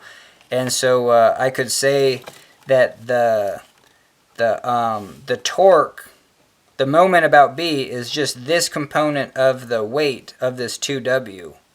And so, I would do something like 2W, and this would be the sine component. So 2W sine of 30.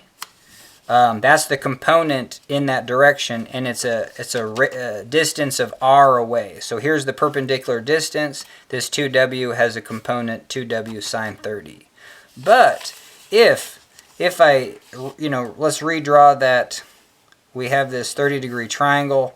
We have this 2W down. I want to know this component and this component. And what do I know? I know that this is a 30-degree triangle. And then so this is 30 degrees. This is 30 degrees. So there you go. So here's my hypotenuse. Here is my triangle. And but that also means if I know what a 30-degree triangle is in fractional form, I know that this hypotenuse can be 1, represented as 1. This can be represented as half, and square root 3 divided by 2. So if I want to know this component, well, this component is just this 0.5 divided by 1. Anytime your hypotenuse is like a whole number 1, then this number by itself is a decimal that's representative of like 50%. This is a decimal of 0.866. You could have a triangle where the hypotenuse is 2. That's what we have. We have 2 right here. And this would become 1, and this would become square root 3. Same thing is that this 1 is still a representation of 50% of the hypotenuse. 1 divided by 2 is that. So yeah, I was just, I don't know. Yeah, so if I see that like this one right here, we have square root 3 divided by 2. This is typically, like 30 degrees, and this is the cosine component. So if this is square root 3 divided by 2r, this would have to be r, and this would be your square root 3 divided by 2. So if I know that this component is the cosine of the angle, I guess, man, this is real crappy, but this is just good for me just to double down so I can make better videos later. And this happens all the time. If I see this cosine of the angle, it seems like something funky. Now, 1 is just a percent. Now, the new thing that I'm saying is like, whoa, this is just a fraction. You know what I mean? This is just a ratio. It's just a ratio between this component to the hypotenuse, and therefore it can always be representative as a fraction. I guess there's only a few angles that make a nice fraction, but still a fraction nonetheless. So we have this fraction, well,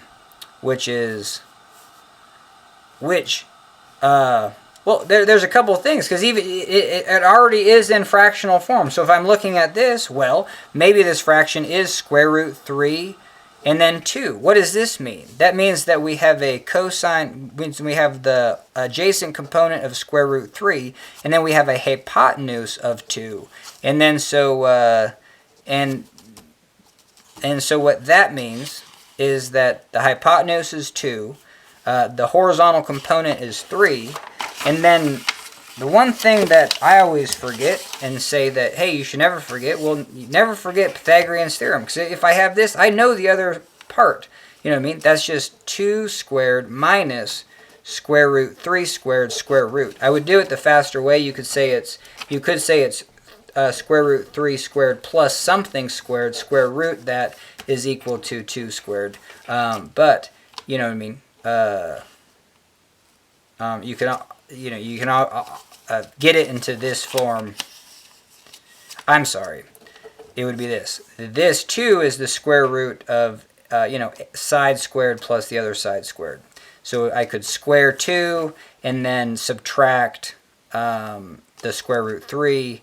take the square root of that, and that gives me that mystery. So this mystery is going to be the square root. So we have 4 here minus, this becomes 3, and we have square root 1. Square root 1 is 1. So hell yeah. So this becomes 1. So, but the other way to look at this also, I think that's the other way to look at this fraction also is if it's in fractional form, shoot, you could do that. But you could also say this is square root 3 divided by 2, but then just divide it by 1. Still the same fraction. That means that this adjacent component is square root 3 divided by 2. The hypotenuse is 1. Now you have that kind of that unit triangle. And now, sweet, let's solve for this one. It shouldn't be too hard. We're going to have 1 squared minus square root 3 divided by 2 squared. I'll square root that. So now we have 1 plus, this is 3 divided by 4. And sorry, 1 minus, sorry, there's minus here.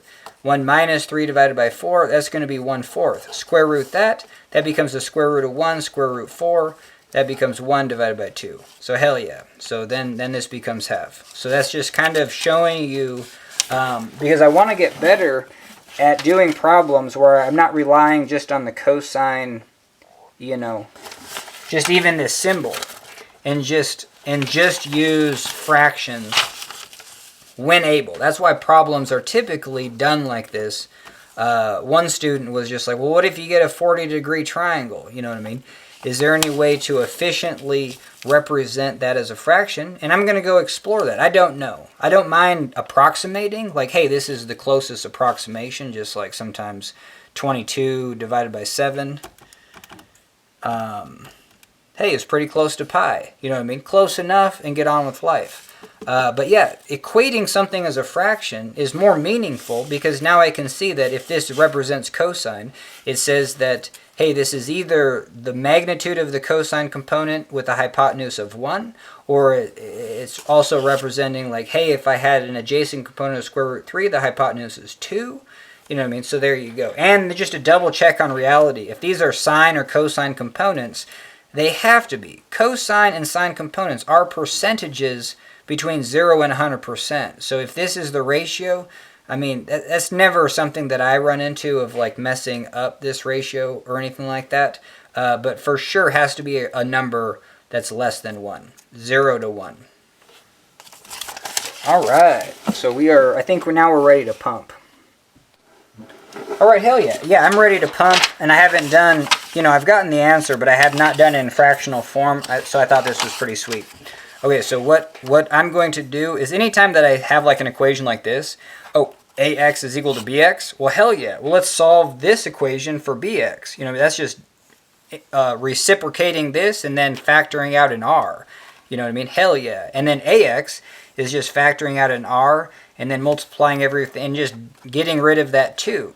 So let's do that, and then but then we'll have ax is equal to bx. Cool. These two things will be equal, but that just gives us a ratio of what by to ay is. So then I need to throw in, I'll rearrange this and say that ay is 1/2 w divided by 2 minus by. So those are the equations I'm going to do. So I'm going to factor out that r, factor out the 2, and then divide by square root 3. So this becomes, let's do it right here. So we have square root 3. I'm sorry. We need to divide everything by square root 3. So we factored out the 2's, factored out the r's. We're going to have 2 divided by square root 3w. 2 divided by square root 3w. Cool. Plus by divided by square root 3. Plus 1 divided by square root 3. And then right here, maybe we want to solve for ay. So I'm going to say that right now is that by is equal to w divided by 2 minus ay. So hell yeah. So let's so here's by. I'm going to substitute this in. So I'm going to have this 1/2 square root 3, and I apologize. Oh, I don't know if I was writing r there or just the next term.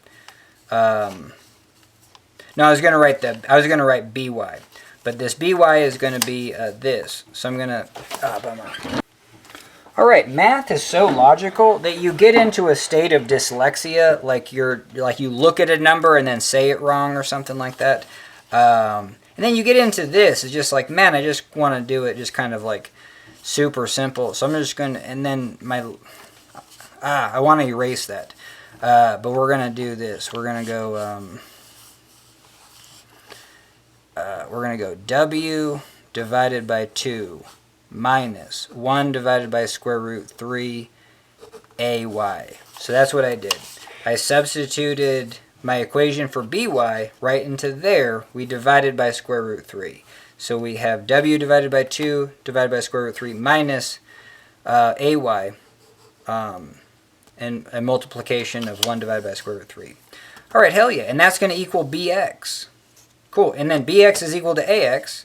So and then we're saying AX is, cancel out the R terms, cancel out the 2's. So this whole thing is equal to, now we're going to have square root 3 divided by 2W. Yep, so we're good there. Square root 3 divided by 2W plus AY. We factored out the 2's. Sorry.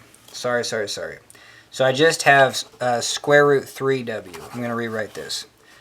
I just talked about how it's just really, that's where I probably make the most mistakes, because I can only write so much. Kind of got carpal tunnel, and so I have to, mentally I have to write less and do more steps at once. But yeah, you run into errors. So again, we factored out the 2's. 2's are gone. Factored out the R's. R's are gone. We have W square root 3. Cool, that's it. So we have square root 3W plus AY. That's square root 3 AY plus square root 3 AY. All right, I could have just wrote that up here. Okay, so sweet. So now we have this. Let's kind of clean this up. So we're gonna get our AY terms together. So over here, if I add this to that side, I'm gonna have square root 3 plus 1 square root 3. So one way to look at this is I could rationalize this, that's for sure. This is gonna be divided by 1. Let's rationalize this, and I have square root 3. So this is square root 3 divided by 3 plus square root 3 divided by 1, which is the same thing as 3 thirds of that. That's 1 plus 1/3. So there you go. I just think the square root is like the oranges. And then even the denominator. If the denominator is the same, I have 1 orange plus 3 oranges. Looks like I got 4 oranges. 4 thirds square root 3 oranges. And that's A. So that's that side. So I have, I don't want to write this more than once. So that side, getting this over to there is 4 thirds square root 3 AY. Let's get this the hell to the other side. And so this we're going to have, and let's start to rationalize this. This is going to be 2 square root 3 divided by 3. Can you see that? I'm going to multiply top and bottom by square root 3. This becomes 3. This is 2 square root 3. So hell yeah. W plus, now over here, rationalize it. Square root 3 up top. This becomes 3. So now I have 6 below. So I have square root 3 divided by 6. Cool. W. And then over here, I'm going to just subtract square root 3W. All right, so those are the terms. And then same things, get denominators to be the same. So this has to be a 6, top has to be a 6. If this becomes 6, the bottom becomes 3. So, no. Holy Toledo. If I multiply top and bottom by 2, hell yeah, this becomes 6. So we got 4, 6. So we got, I'm just going to do that. We have 4, 6. That's the same thing as 2 thirds. So I always just kind of do a double check. So 6, 6, 6 for my denominators. And then same game. I have, these are the oranges. I have 4 oranges, 4 plus 1 minus 6 oranges. So it looks like I got minus, so 4 plus 1 is 5 oranges minus 6 oranges. I got negative 1 orange. So negative square root 3 divided by 6w is equal to this, 4/3 square root 3 ay. So now I can solve for ay. And guess what? ay is not in the direction that we thought. Ay is in, and hopefully I just made a mistake or something, but we'll see. But now ay would have to be in the opposite direction. So I'm glad we went over that.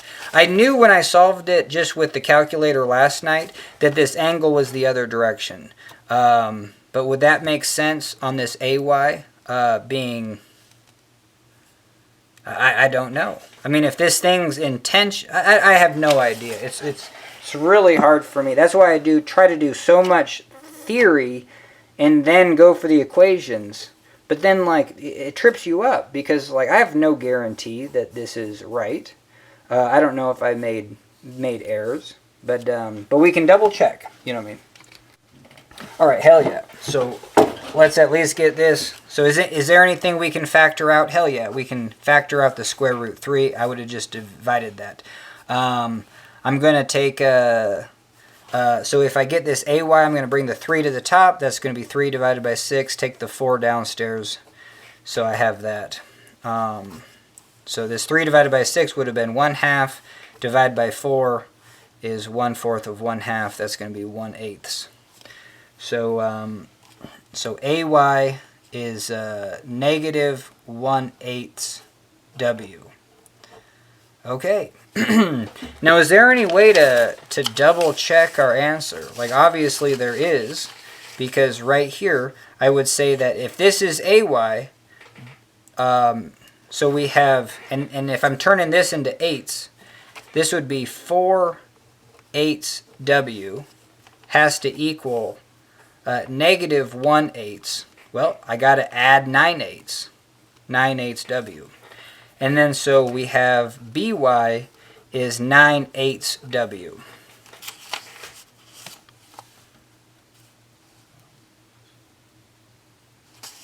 All right, hell yeah.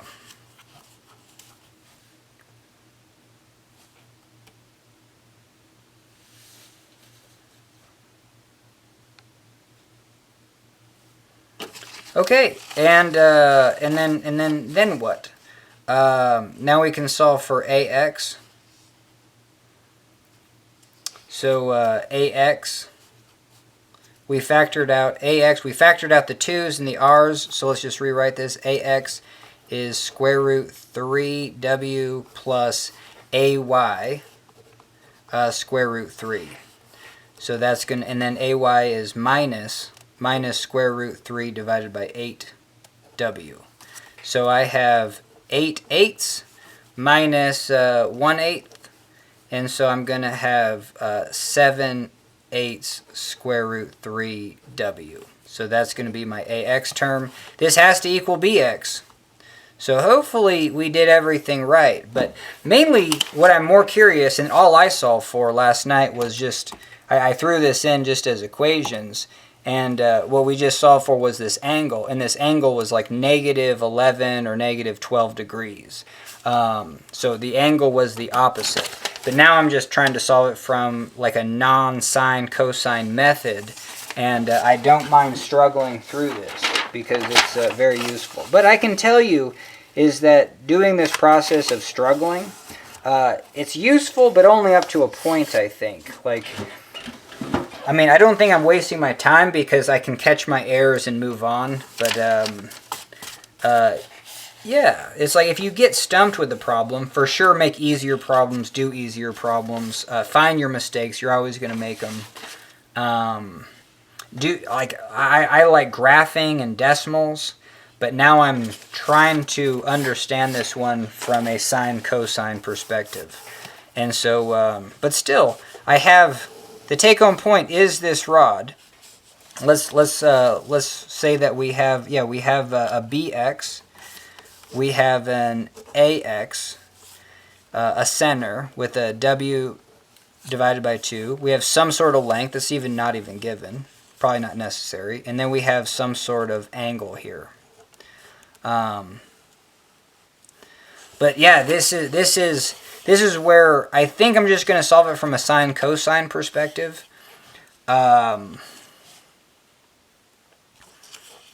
Because what we need to do is use this information that we just found, that ax is equal to bx is 7/8 square root 3w. It seems like that's going to be right. Ay is negative 1/8 w, and by is 9/8 w. All right. And so there you go. So we have ay. So whoa. Ay is the opposite. So ay is down. So we have ay that direction. And if I do write it like this, ay is in this direction, but with a positive. So I just really have to asterisk this. That's where you can get into trouble. Okay, and then I have by. By is up. And I'm going to sum the moments. I could sum them anywhere. But where do I want to sum the moments? Well, now I'm just interested in this distance. Or this angle. Sorry, the angle. So the sum of the ay is equal to ax. So the sum of the moment is going to be this one times this distance plus this one times that distance. So it's a couple. So it's going to be ax times this full distance. So I'm going to say ax times this full distance, which is L sine theta. Cool. So L sine theta. Hell yeah. And then now what?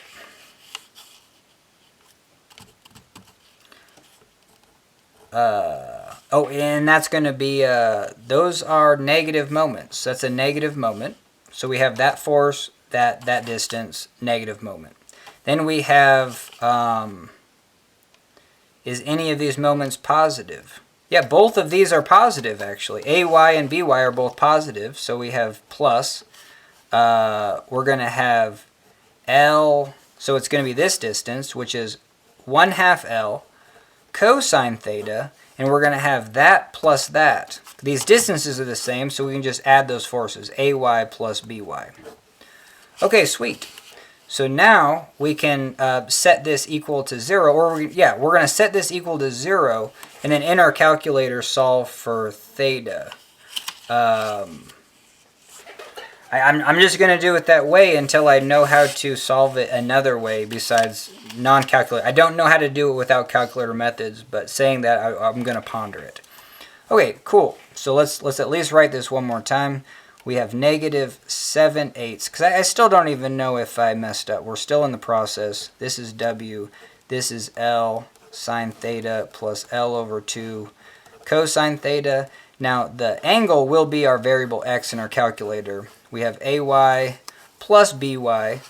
Well, duh. Ay plus by is W divided by 2. So that's going to be pretty simple. That's just W divided by 2. No, that's not. Well, is that true? No, that's. I'm so glad I see right here. Here's the asterisk that I wrote. You know, this ay is not going in that direction. It's going. So this is not W divided by 2. Let's redo this. I'm saying that this is a positive. This is a positive. So we have 1/8 plus 9/8. That's 10/8. So we have 10/8 omega. That is ay plus by. I mean that is these two, like as moments about that point. So I'm glad I caught that. All right, holy hell. So let's see if we can. I'm just going to erase all this stuff from last night, and we got a new equation, and we have negative. I like to just do -1. 7 divided by 8. I'm just going to say W is 1, a weight of 1 whatevers. The length is going to be 1 whatevers. And then sine x plus L is 1, so we have 0.5 cosine x, parentheses 10/8. And that's it. And then we're going to graph that. And it's going to give me an angle. I'm going to do a window between negative 90 and 90 because I just don't know where it's going to pop. And this says that we have a positive angle. And so maybe I did it wrong yesterday, and I'm doing it right now. I have no idea. But I'm going to go find my 0 value, left bound, right bound. Alright, so this says my angle is 35.5 degrees, and I swear I tried to do it right last night, but this seemed a little bit cleaner. I have 0 confidence in that number. So now I'm going to go back to the drawing board and just do this problem on my own for a little while. Just because like right now I don't have anything to double check it with. But I'm still going to go back to the moment, like about this contact point, and use that as my reference on both of them. So alright, so catch you on the flip side. Alright, hell yeah. So I think I'll get better at doing things a little more crisp on camera, but I like the idea of doing things on camera where you're just kind of going for it and you can kind of go faster. But I took my time and I went through this, and it was useful to do things as fractions. It's just easier to keep track of things instead of doing things as sines and cosines and having decimals. Heck yeah. Okay, so what else? Yeah, and so I guess I got to check on reality that the AX and BX are the same number, and then we found that AY, what did we get? AY and BY, do I even have that on here? There was a little bit of one was negative. So let's go over this. So it was going to be useful to blow this picture up. So we still have a 60-degree angle here, 30 here. This has a weight component down. So we have, and this is going to be 2W. We also have the rod has a BY. So the reaction at the rod, it'll probably be down. Or we're just assuming that it's down. Over here we have a W. And then we're just assuming that this reaction is AY down. That's due to the weight of the rod. If we did a separate picture, AY plus BY would equal to W divided by 2, 1/2 W. That's the weight of the rod. Okay, sweet. We're going to take the contact point here. I'm going to call that point B, that point A. This is the radius, and this is going to be the hypotenuse. So this is the perpendicular distance to this force. And that's going to drive the torque. That's going to drive the torque in this direction.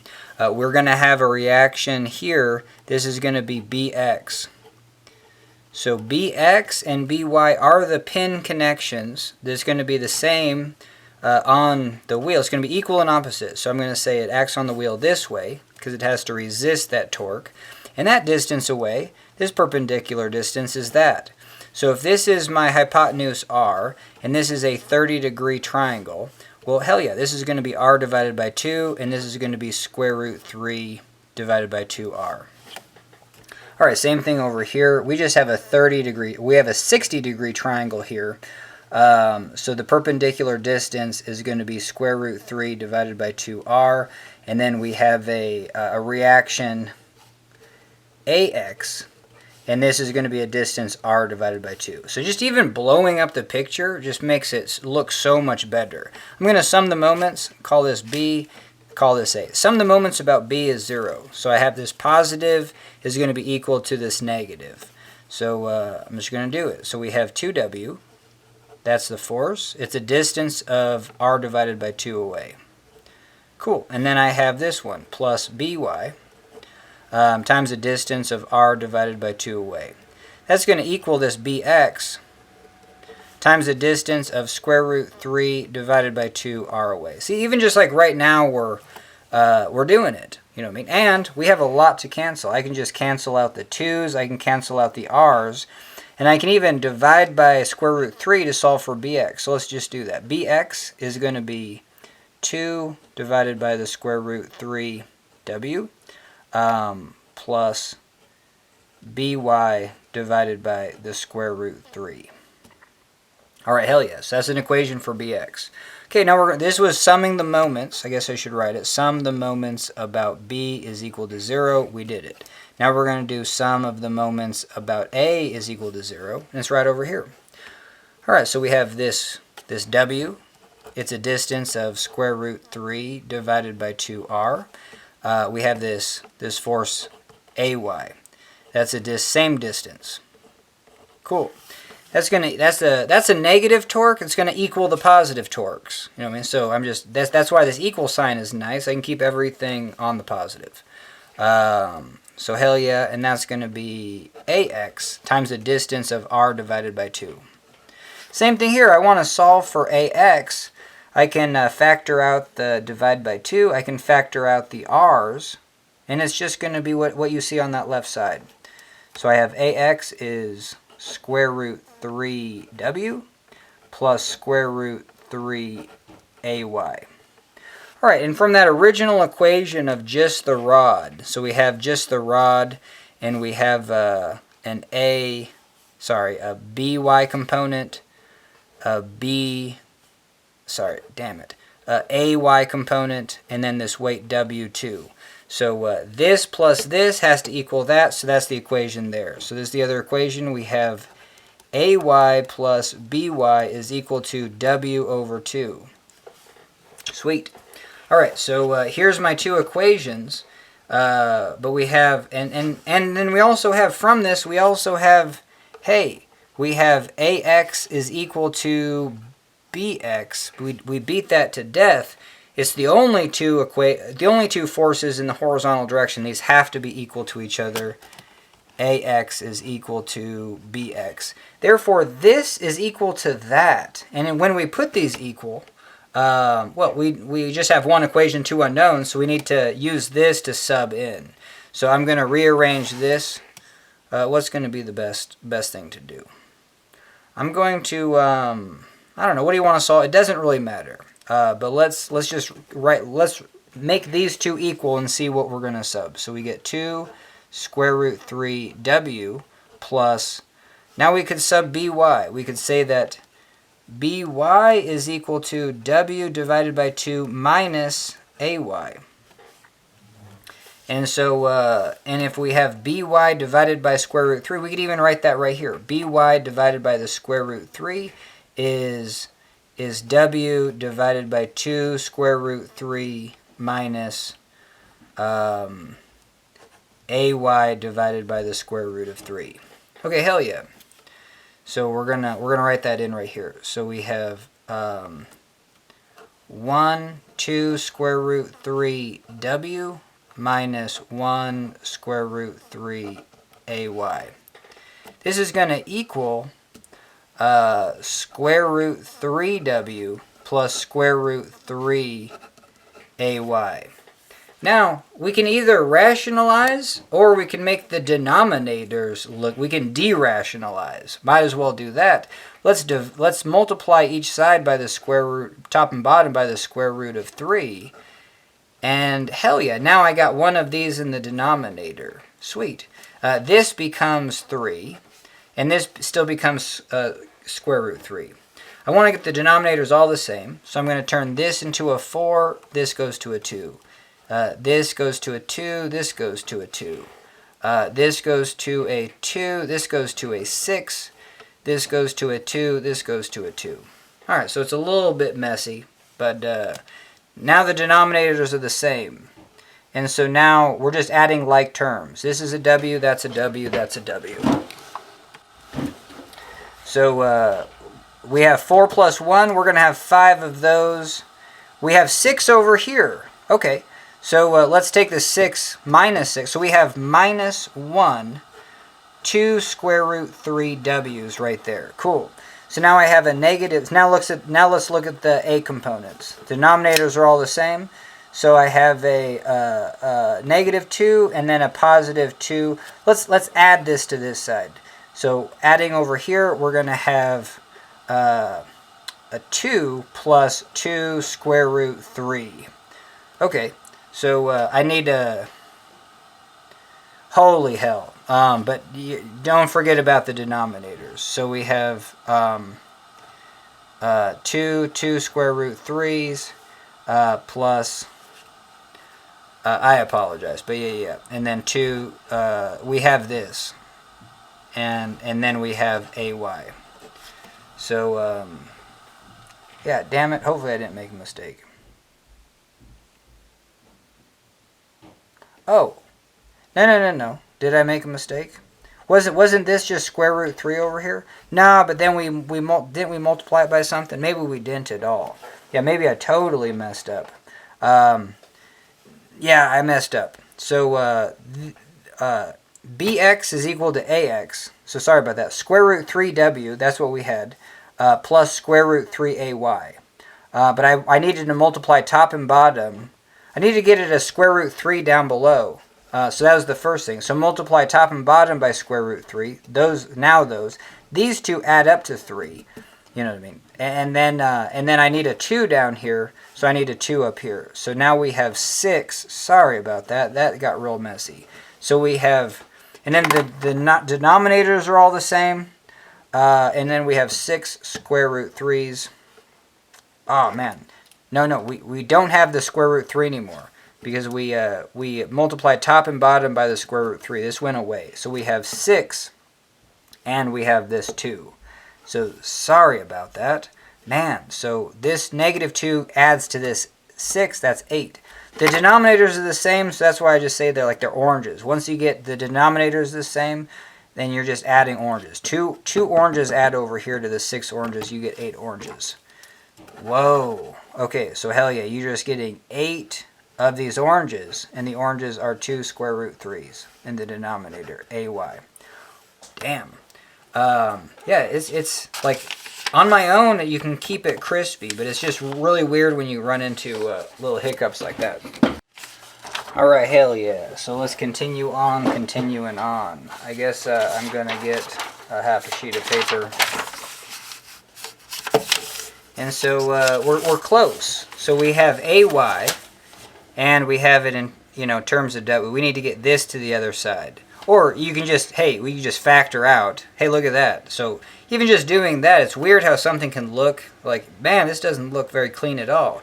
Factor out the bottoms, which is the same thing as taking this upstairs. They cancel. But yeah, so this technique was like, hey, don't rationalize the denominator, but irrationalize make sure your denominator is irrational. We had three terms where the denominator was irrational and 2 terms. Might as well just make those irrational. So by that same process, I should make a separate, shorter video on that. Just because sometimes rationalizing the denominator is way more work when you can just keep the denominator irrational and then make all your denominators the same. Hell yeah, and now you can just add up the numbers up top in that case. Alright, so we're going to factor out that, and you can see that AY is going to be -1 divided by 8. So there you go. So we have AY is negative, and then a W. So we have negative W divided by 8. That's AY. Come back over here. This is where I made a huge error, just because this was 1/2. So if I throw in -1 divided by 8, I'm going to have -1 divided by 8 plus, well, this W divided by 2 is 4/8 W. These are the same. So same thing. The 8s, everything should be in 8s, and I have, they're kind of like the oranges. So I have -1 plus what is 4. -1 plus 5 is 4. So I'm going to have 5/8 W. That's going to be BY. So sweet. So BY is 5/8 W. And then hell yeah. Then I can just solve for the other things. I can solve for my AX and BX. So let's do that. So, and let's do this separately just so we can see if we did it right. This is kind of a check on reality. These should both be the same. So we have 2 square root 3 W plus BY. is 5/8 W multiplied by, or divided by the square root 3. So we have 1 square root 3. Same thing here. Look at this. Well, our denominators still aren't the same, so we need to put an 8 here, put an 8 up top. That becomes 16. So now I have oranges on the bottom, and I can say 16 plus 5 is 21 oranges. All right, sweet. And so we have 21 8 square root 3 W's. And that is that's just what bx was. We're just doing bx. Now let's do ax. Ax is going to be the square root of 3w plus the square root of 3 times, and it's going to be minus, because we have square root 3 times negative w divided by 8, which is divide by 8, put a w. Okay, how do we subtract these? Well, got to get the 8 below. Now we got some oranges, got to get an 8 up top. These are the same thing as multiplying by 1. And now we have 8 minus 1. Always put a 1 out here just because you can see. Hell yeah. So now like the oranges are the square root 3 divided by 8. And even the w. Like all those terms is like, hey, these are the weird funkiness. So these are the weird funkies. And I have 8 of them minus 1 of them. Hell yeah, I got 7 of them. So ax is 7 square root 3 divided by 8w. So how is that equal to that? Well, because this denominator is not rationalized. So we're going to do both ways. Let's do the harder way. Let's de-rationalize this denominator. No one talks about that. How do you do that? Multiply top and bottom by square root 3. Okay, hell yeah. So now we got the square root 3 down here. We have these two become 3, so we have 21 w divided by 8 square root 3. All right, so hell yeah. Well, that's exactly what I have right there. Or, you know what I mean? We didn't have to do that, so scratch that. This was still ax. Let's rationalize this. We're going to multiply top and bottom by the square root 3. This becomes 8 times 3. That's 24. And then we have 21 square root 3 up top. Can we factor anything out? Hell yeah, because 21 is 7 times 3. This is 8 times 3. I mean, we just did it. And you can see that this is 7 square root 3 divided by 8w. And that's the same thing here. So hell yeah, we got to check on reality. And now I'm feeling more confident that this is the answer. But I can tell you, I still would not, if I had one chance to get out of prison or spend the rest of my life in prison, I still would not turn this answer in. I still don't have absolute confidence that I did everything right, but things are lining up. So, and I really appreciate this video of being like, statics is an absolute nightmare because you have all these equations that are logically correct, but where I ran into my mistake is I just said ay plus by was equal to, and I just said w. So I said negative 1/8 w plus, and it must be 9/8 w, and then I just chose that. And the second I chose that, my brain didn't say otherwise, and I did the rest of the problem saying that by was 9/8 w. When these two don't add up to w, they add up to half a w. That would be 4/8. So negative 1/8 plus 5/8 is 4/8. So and I mean, once you're in the groove, hell yeah, this is can be kind of easy tasks, but nah, there's no easy task. Like even going for a wrench the other day, I was just like, okay, I have a 7/16 wrench. Like, what's the next size up? And I said, well, that's 8/16. And then I just looked at a 5/8 wrench and said, oh yeah, that's the one. That's 8/16. And I don't even like where does the mind do that? Like one.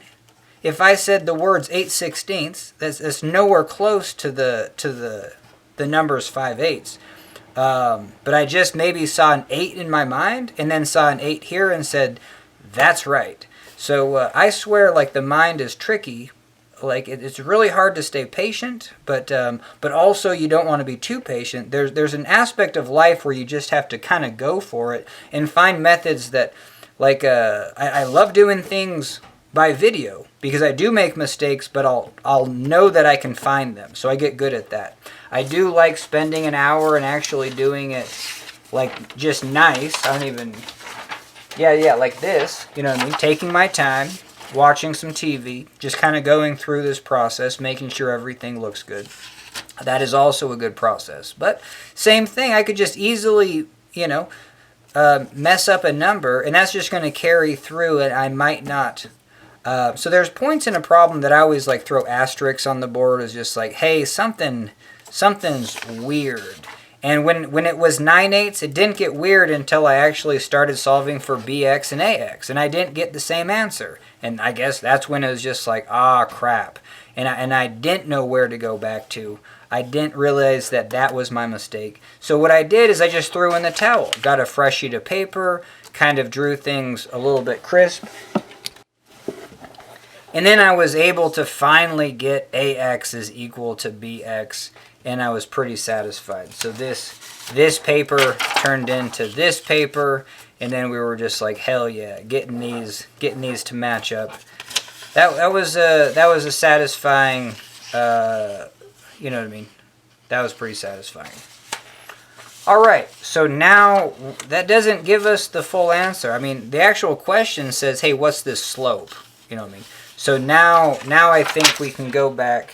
Let's write in our answers. So we have ax is equal to bx is equal to, yeah, what was it? You know what I mean? We wrote it down.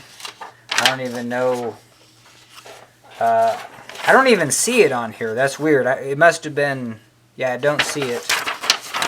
We were rationalizing to now, maybe we chose, like, I think we did it on a separate sheet of paper. I think we did it right there. So 7 square root 3 divided by 8. So there you go. So here's ax and bx. We have 7 square root 3 divided by 8w.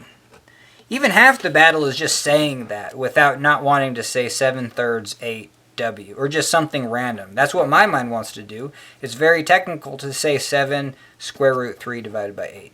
That's why people get faster saying 7 root 3. Is that how you say that? Root 3. Root, like cubed? Yeah. So that would just be 7 root 3 divided by 7/8 root 3. You know what I mean? 7/8 root 3 divided by 7/8 root 3 w. Holy hell. See, I'm bad at that kind of stuff. All right. And then we have our AY and our BY. I don't even have those written on here. So AY, where was AY?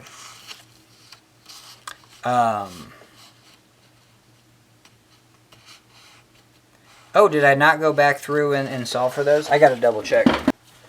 Oh, man. I just wrote them real small. Yeah. That AY was the negative 1/8, and then the BY was 5/8. Yeah, and it's also good for a problem is just to, like, remember the values. So you're just like, oh, hell yeah. Yeah, AY is negative. It's negative 1/8 W. BY is 5/8 W. And from that means that our free body diagram of this rod right here, we have this weight down. But which one is negative? Yeah, this doesn't help. This actually is pulling down as well on the rod. So yeah, this point is not supporting. This point is not supporting the rod. I guess that's a better way to think of it. Is that if I have to support this rod, because this rod has a weight down, the only places that now are supporting it is this component over here, which has to be bigger because now I have like I have this component supporting it. But now you can see that that makes no sense because if I don't have any support over here on this side, and then the weight's over here, and then I'm supporting a lot of weight over here, it's due to the other two forces that are, but yeah, I think just visually that shows that this rod should be this way. So let's talk our way through that. If this rod is this direction, it has a weight in the middle, and it's being supported very well over here, and this feels a lot of weight of the rod. This side of the rod is isn't holding any of the weight.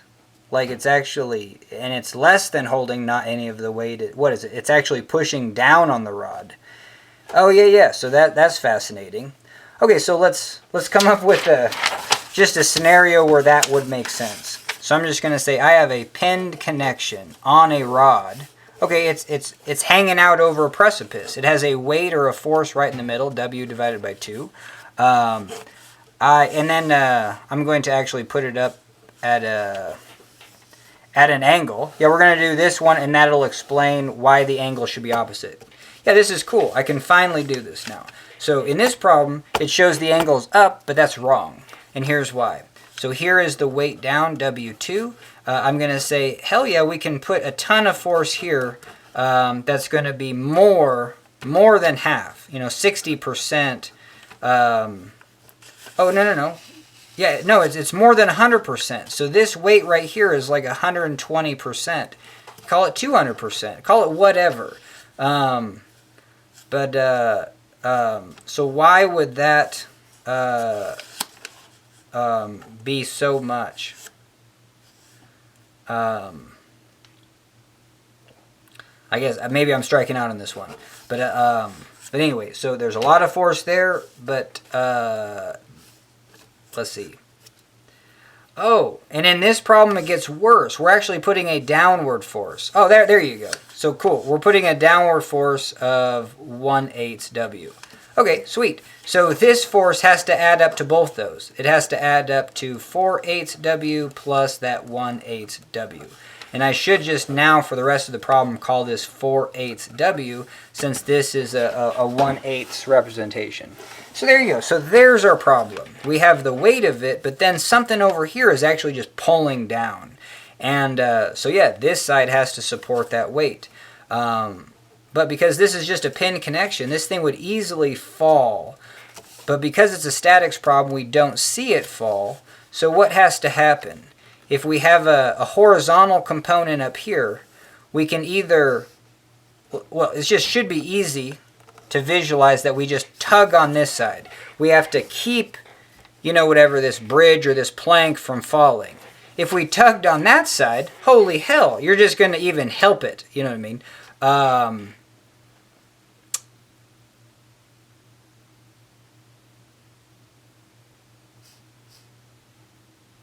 Yep, you can't put a force that direction. And if you thought of it as attaching a string to a point, you can't think of it that. You have to think of it as like this would be like putting a fan, and then let's say you blew the fan, this way. So it's blowing out this way, so it's like a jet engine, and it's making this point go that way. That's the same thing as putting a force in this direction. That will hold it up. But if you turn on this fan the other way, well, hell no. It's just going to go that way and fall. So pulling on a force this way, no go. You have to have the force this way. So in that situation, then this rod has to be, something has to be, oh, bummer. Now this is where I get tripped up. I was just about to say something has to push on this rod.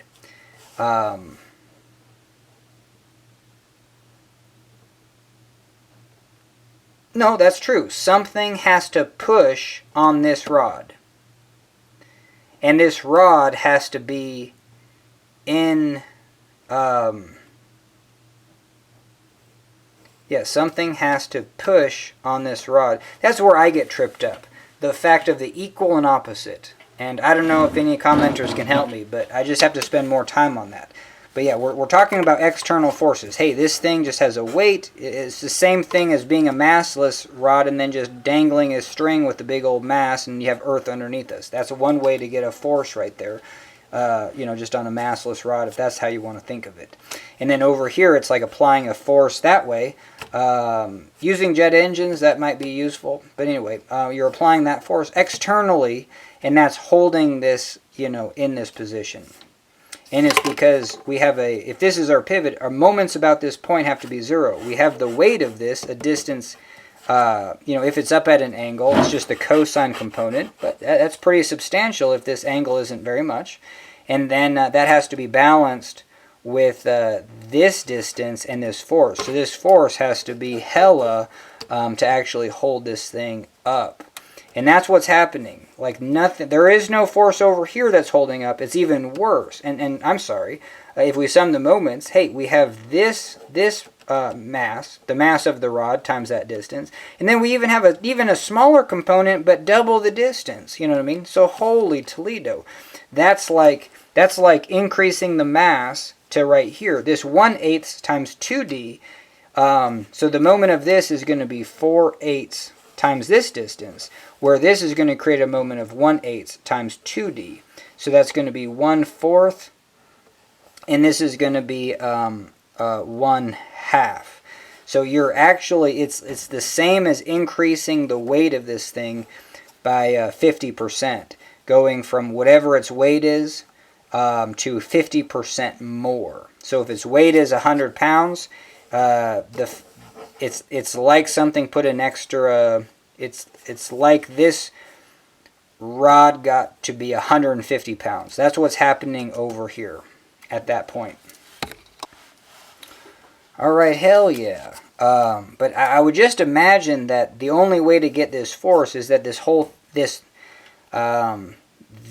rod has to be in compression. I'm sorry. It has to be compressed. Something has to push on this rod this direction. It would be like, even if the rod is just horizontal, if something is pushing on the rod this way, over here at this pin, I have to push back. We already said that the forces in the horizontal direction have to be 0. So hell yeah. So that rod is just, my way of doing free body diagrams is just pretend like that thing is just floating in outer space. I'm putting a known force this way. If I see that it's not moving because it's a statics problem, I have to put that same force this way. If these are the only two forces in the horizontal direction, these have to be equal to each other. And that's still what we have for this problem. We only have two forces in the horizontal direction, the force that we're applying horizontally and the pin connection, the horizontal component of that pin connection. That's the take-home point for me on this. Since you have this vertical force, yeah, now you have three components. You know what I mean? You have two things that can happen at these pins in the vertical direction and a weight in the middle. But just even right there, if I'm putting a force this way and a force that way on this, I'm putting this thing in compression. And is that what is needed? Well, I think we have to go back to the problem. Is this actually putting compression on this rod? No, I think it's like splitting it. And I think about 5 hours ago, we really talked about, I mean, this is a good one to do, where you have this type of situation, two wheels and then a rod between them. And then you're weighting this system.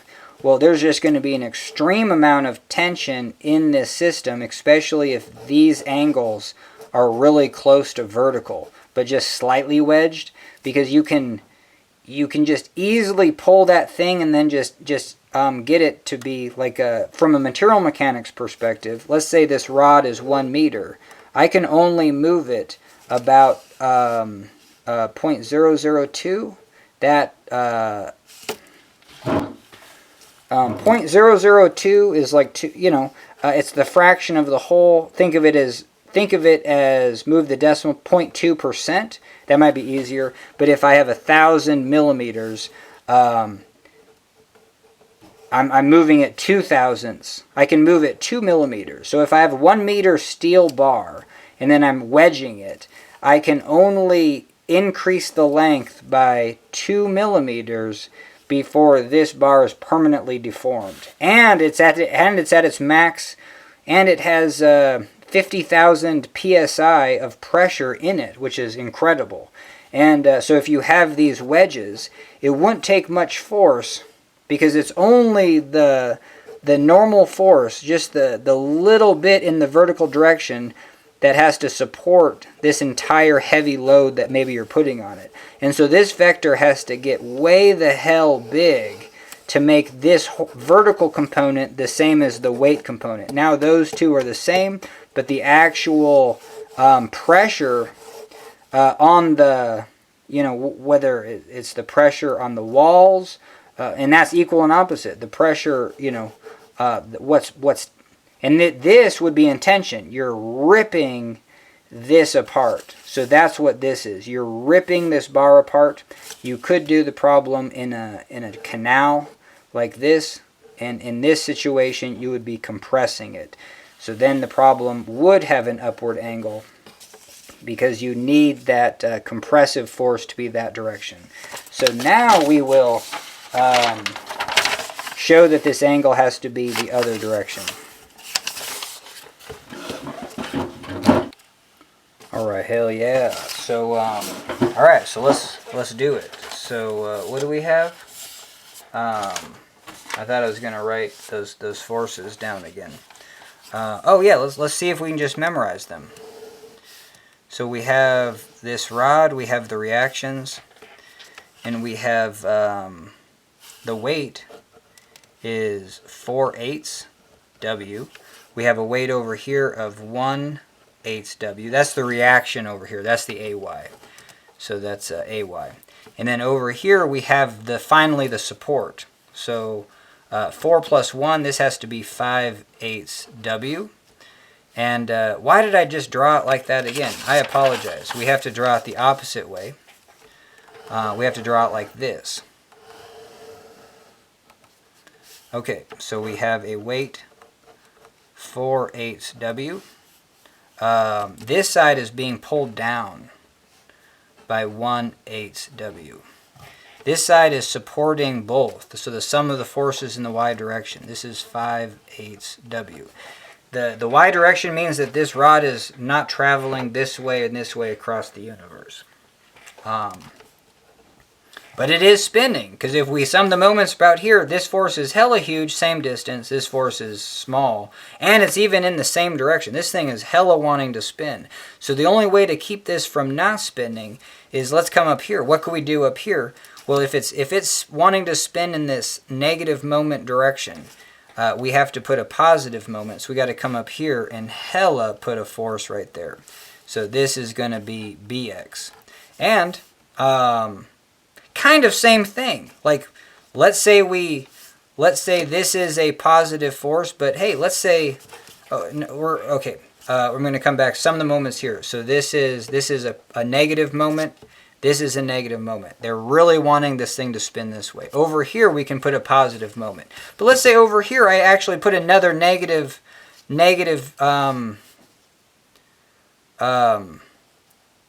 let's say I put another negative moment. Let's say I put a force going this way.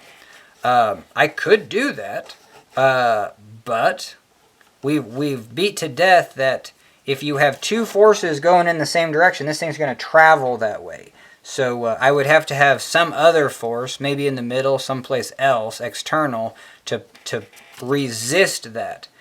So sure, if I sum the moments about this point, I could have a force going that way. Negative moment, and then negative moment.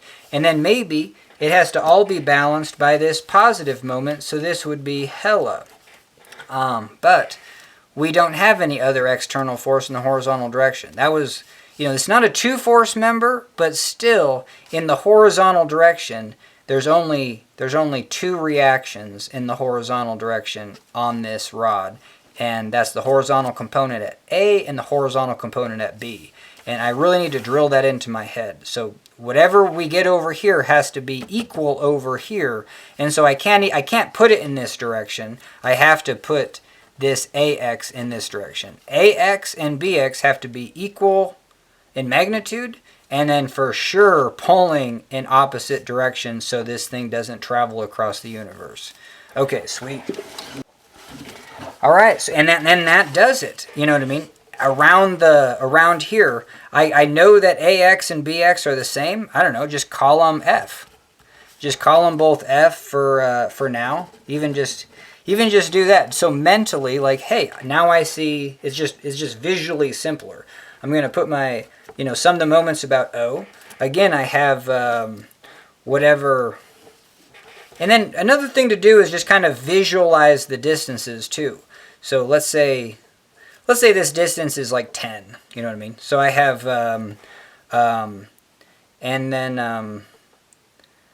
I'm gonna say this is, and this weight is 10. I have a distance 10, a weight of 10.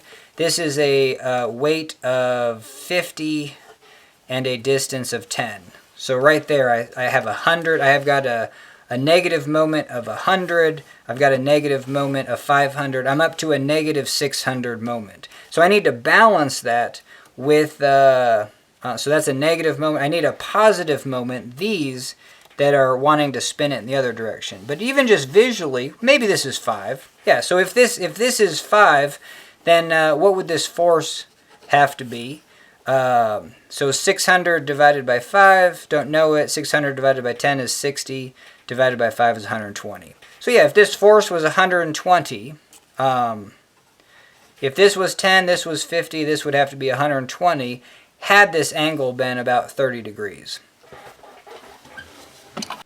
Uh-oh, I'm going to throw some asterisks on the page because it's just like, my mind is tripped out right now because it's just like, well, can't the angle be anything if these forces are anything?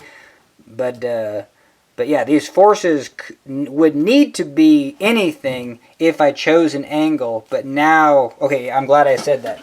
But now I know that these reactions aren't just any number. We already calculated them. And so the reaction, the AX and the BX are going to be the same number. And I should have written them down about 5 different places. But it's this number right here. So we have AX is BX, and that's a hard one. It's 7/8. Cool, 7/8. I can remember that. 7/8 square root 3. There's probably a W here. Hell yeah. So that is AX and BX. Cool. Okay, so I think we're literally just right at the home stretch, and this is kind of exciting. And let's clean it up one more time. So we have a downward angle. We have a 4/8 W.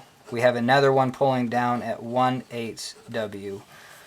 These are making it rotate that way. We need something to rotate the other way, so we come out here, 7/8. Can I remember this number? Square root 3W.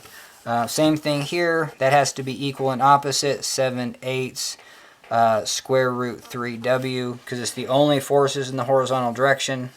All right, hell yeah. So we do have one supporting force, and we have to. This thing's not traveling this way. 2 down forces, and this has to be 5/8 W. All right, now we're in business, and I want to, for this problem, I might be done just by, I'm totally just going to say, what's this angle? And I know it's in the negative direction now. I'm going to assume it's in the negative direction for my problem. I guess we can say this is L over 2, this is L over 2. I don't know how to do this from a purely ratio, like a calculation. I would assume I just want to make this length 1, and this would just be, but yeah, I have to sum the moments about a particular point, and it's, yeah. Yeah, so I don't know. Should I just choose this point? What would be the smartest one to do? I have no idea what's going to, but I'm just going to choose this one because I at least get rid of 2 forces. If I choose this, I got to do 4. If I do this point, I got to do 3. So that's kind of smart. All right, so I'm going to sum the moments about point B. And we're going to have this, we have a negative. So I'm just going to say, yeah, I'm just going to do negative 4/8 W, a distance. It's going to be the cosine component. So I'm going to say, well, and then the length, the hypotenuse, is L divided by 2 cosine theta. Hell yeah, that's that one. Now this one is also a little bit more. And again, I could transpose this. I could say that this is 2/8 right here. And I know to do that right now, so might as well. I'm going to do that because, like, that's a cool trick. And it'll just make I should do it the other way and then come back. So let's do it the other way. So we have this force out here. It's a negative 1/8 W. But let me just keep track of this. So I would have negative 6/8 W L divided by 2 cosine theta. Or I would just do 1/8 W, and then the distance is L cosine theta. Well, yeah, no duh. You know what I mean? If I see that I have an L and a W and a cosine, a W, L, and a cosine, I'm adding, this is going to be 2 over 1. So I have 2/8, negative 2/8 minus 1/8. That's got to be negative 3/8. But I guess I messed up, because that's not what I got.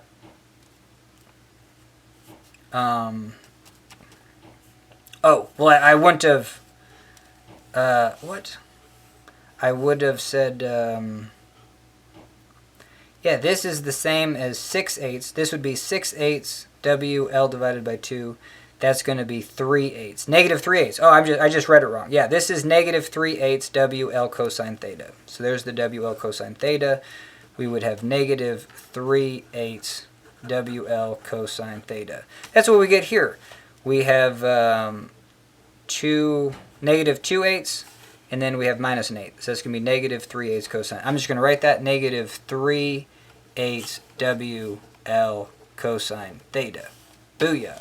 And then negative moment, negative moment. We have a positive moment. Hell yeah. So let's just actually say the negative moments are equal to the positive moments, and that might be just a little bit easier.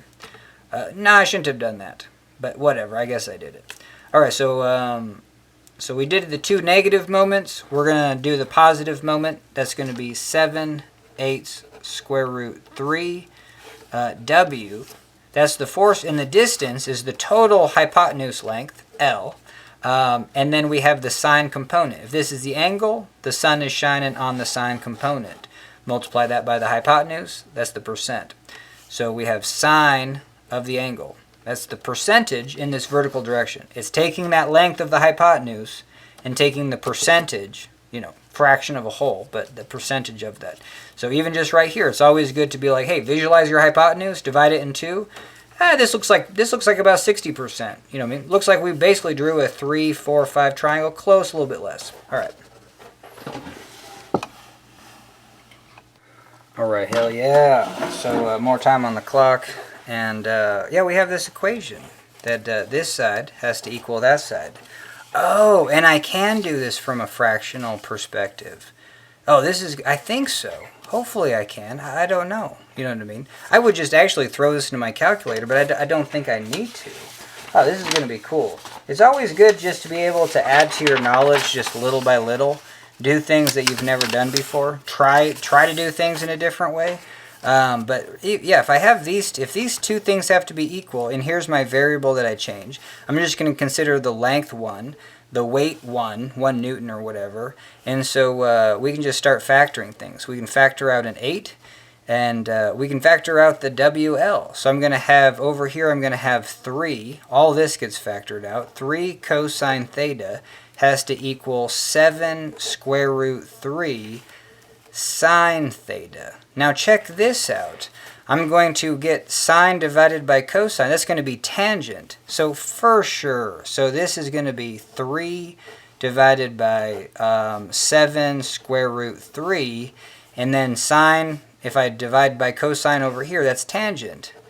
And even if you didn't do that, like obviously tangent, you're like, oh, I remember tangent. It's just, if here's my triangle, the tangent of this angle is this side, whatever length it is, divided by this side. That's one way to think of it. It's also, if you don't want to do the lengths, like even if I have a triangle where I know my hypotenuse is 10, this is 5, and this is like 8.6, I shouldn't use 30-degree triangles no more. Hey, let's say this is 10, this is 8, and this is, holy hell, 10, 6, 8. So let's say this is my triangle, and I just knew the sine component. I knew the sine component was 6 divided by 10, or maybe I just knew it as 0.6, and then I knew the cosine component was 0.8. So I don't even have to say the tangent of this angle is 6 divided by 8. I could say it's 0.6 divided by 0.8. Both get the job done. So that's the cool thing about tangent. But hell, because I was going to do that. It's just so fascinating that I know now that sines, cosines, and tangents are ratios. So if I see the cosine of an angle, hell yeah, let's just just turn it into a fraction. And if you know something about the top and bottom, the hypotenuse and that component, then you know what this value is as a fraction. Instead of just using your calculator, so hell yeah. So we have the tangent of this angle. You don't know the angle, but you know the ratio. You know that if I start to make a triangle with an opposite of 1, 2, 3, 1, 2, 3, and then what's this run? 7 square root 3. So I don't know what this, square root of 3 is 1.7. It's close to 2, so it's going to be maybe 14. If this was 1.5, 1.5, that would be 7 plus 3.5, and that would be 10.5. So it's going to be halfway between 10.5 and 14, ish, a little bit closer. Halfway between 10 and 14 is 12, but it's going to be probably 11.5. So sweet. So I have this side is going to be 1, 2, 3, 4. Damn it. 1, 2, 3, 4, 5, 6, 7, 8, 9, 10, 11, 12. Let's just say 12. So I have a triangle that's 12 by 3. 1, 2, 3. That is the angle that you will see. So even for this problem, I can go back and, my bad. I'm even drawing it in this way. We know the angle is this way. So this is the angle that we're drawing because we didn't have a negative sign here. It's not just the other direction. So if we're saying the opposite is, like if I'm saying the opposite of this angle is this is going to be a positive component. If it was negative, then I would go up that direction, and then you would have the angle up. But hell yeah. So I'm going to go over 12, down 3. That's going to be my angle, pretty close. Let's throw this into a calculator. We got 3 divided by 7 square root 3. And we get, what's, what? No, I'm sorry. 7 root 3 is 12 point. Yeah, we got 12.12. I did a pretty good job of guessing. So up 3 over 12. So that's going to be the triangle there. Sweet. And so what did I just do? I did 3 divided by 7, and this is 0.24. That means we would, have this be 0.24, this be 1. So yeah, basically, if this is 1 and this is 4, that's the same thing as this is 3, this is 12. Kind of have a... And then what's the angle of that? Inverse tangent of that...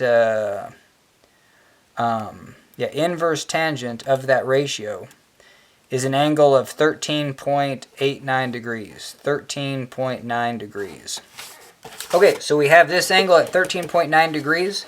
And I think I'm thoroughly done with this problem. I've done it enough where my confidence level is pretty high. I don't know if I want to... I don't have any methods to actually hunker down and prove, or do it in a different way where I could double check my answers. But I feel confident they look good. They seem crispy. And I'm just going to look in the back of the book. So there you go. This is my answer, that angle is inverse tangent of that ratio. So this ratio, if you took the inverse tangent of it, that would be the angle. The angle is associated with the triangle, with this side and this side. We're going to do one more thing, though. Because a triangle has 3 sides. And this is always a good thing to do. Because this falls into my axiom, is if I have a triangle that's 7 square root 3, and then we have 3, and we kind of know it's a... And I shouldn't have drawn it that way. So yeah, let's actually get this thing going the right direction. So there's the angle. We have this triangle. We have 3. We have 7 square root 3. So what is the hypotenuse? You know what I mean? Never forget about Pythagorean's theorem. It's this squared. Square root of 3 squared plus 7, this squared. You probably do that in one step. I was just doing it to show you. So we have 9 plus, this is the same thing as 7 squared. And then square root 3 squared is just 3. So we're going to have 49 times 3. We better do that one.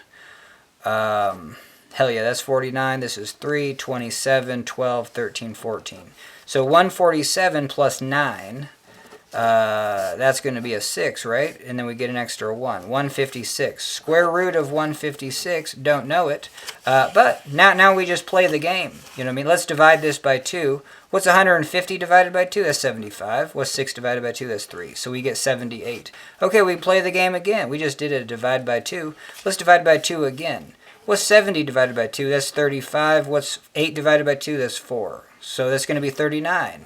Okay, hell yeah. So we just divided by 2. Maybe the game's done. And so if this is 39 times 2 times 2, take the square root. It's this. I love this stuff. You know what I mean? I can do this all day. That's the same thing as 39 square root 2 square root 2. You can just, anytime you have a product, it's the same thing as square. If I want to square 156 squared, it's the same thing as 2 squared times 2 squared times 39 squared. Hell yeah.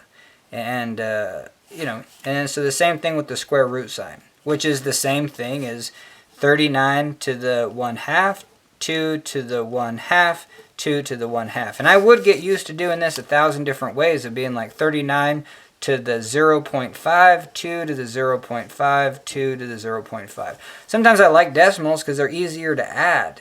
1/2 plus 1, that's hard to see that it's 3 halves. 0.5 plus 1, hell yeah, that's really easy, 1.5.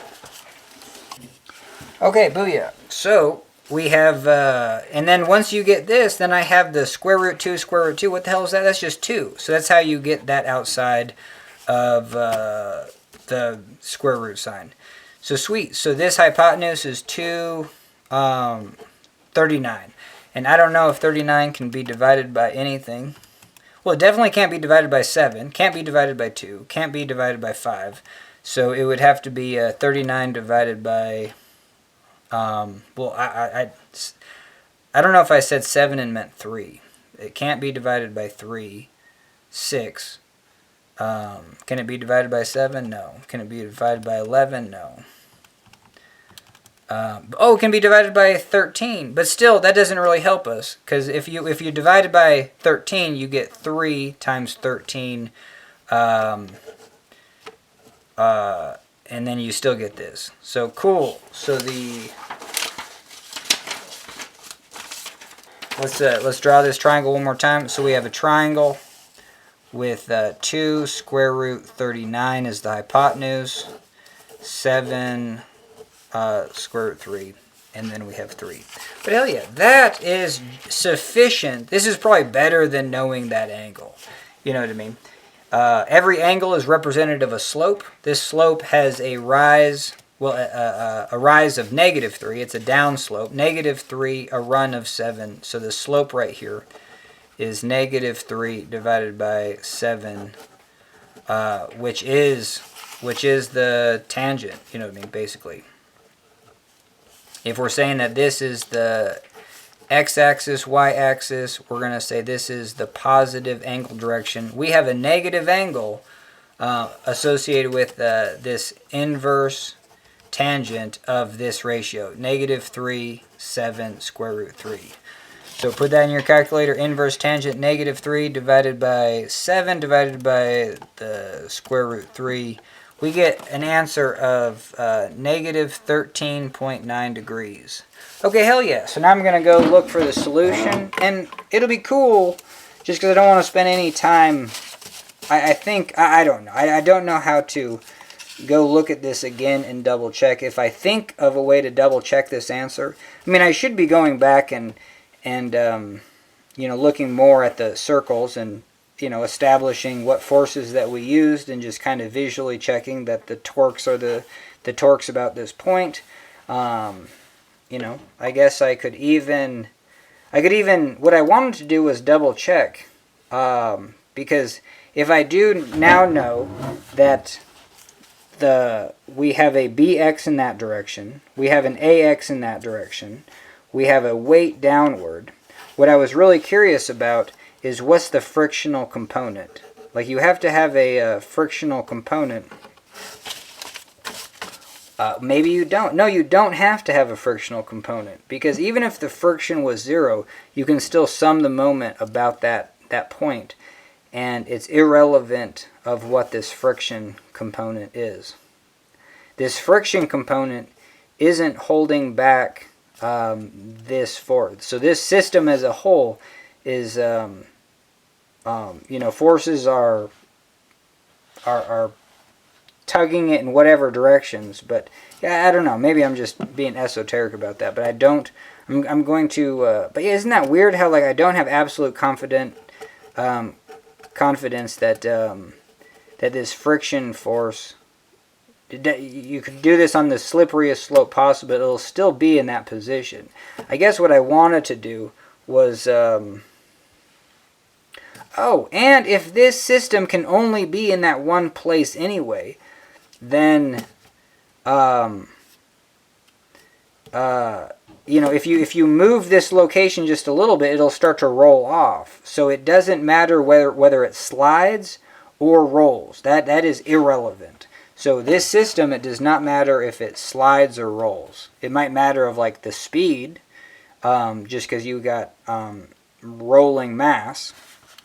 But yeah, from that perspective, I don't think you need a friction component. So we'll see if I come up with anything else, but I'm going to go look for the solution and then maybe do a little recap. So thanks for joining me. All right, hell yeah. So we're back. We took a big break. We actually checked the answer, and the answer's totally wrong that we got. And so that's all I did. I just looked at the answer, and I haven't looked at any other solutions. I just know that the answer to this angle is like 42 degrees. Cool. So now we're going to use that piece of information. But I realized that I was treating this rod just with a weight in the middle and then 2 forces on the ends that would support it. But that's not the external forces on this. You know what I mean? Because let's say in outer space, I have, or just up in the sky. Up in the sky, I got a big weight, you know what I mean, of mass 2m. And then a mass m right here, and then it's connected by a rod. And cool. And if all I'm interested in this rod, because maybe something's holding it, you know what I mean? 2 forces or like a structure is pushing right there and right there. But hey, this weight pulls down. Externally, I can remove this weight and just say, hey, that's a string, and then, I could put this weight on a string, and that might make it more visually easier. It doesn't matter what this incline is doing. I'm just doing a free body diagram, and what I forgot to do was, chop out this entire thing. They call that like global, you know what I mean? So globally, you have this whole thing. It's got mass, and you have 2 connection. You have 2 things. It's connected to the ramp by 2 forces, and so there you go. So these 2 forces have to balance all the weight components, and yeah. So that's what happens there, and then. The hint was for the problem is like, hey, this rod has 5, it's got a weight down, it's got the 2 weights hanging off of it, so now I can kind of see that if I just have a string, this is the mass hanging off this rod. And I don't know, it's just the fact that kind of everything, the statics problems are bizarre like that, because it's really difficult to imagine, this system in outer space, so all by itself. So I'm going to probably just draw it again. So we have that rod, we have the rod, and then we have the 2 masses.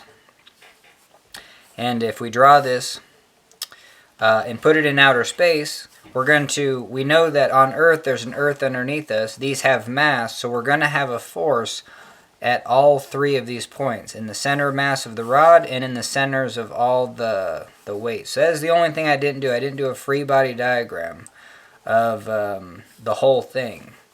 But still I get the wrong answer, so I don't know why.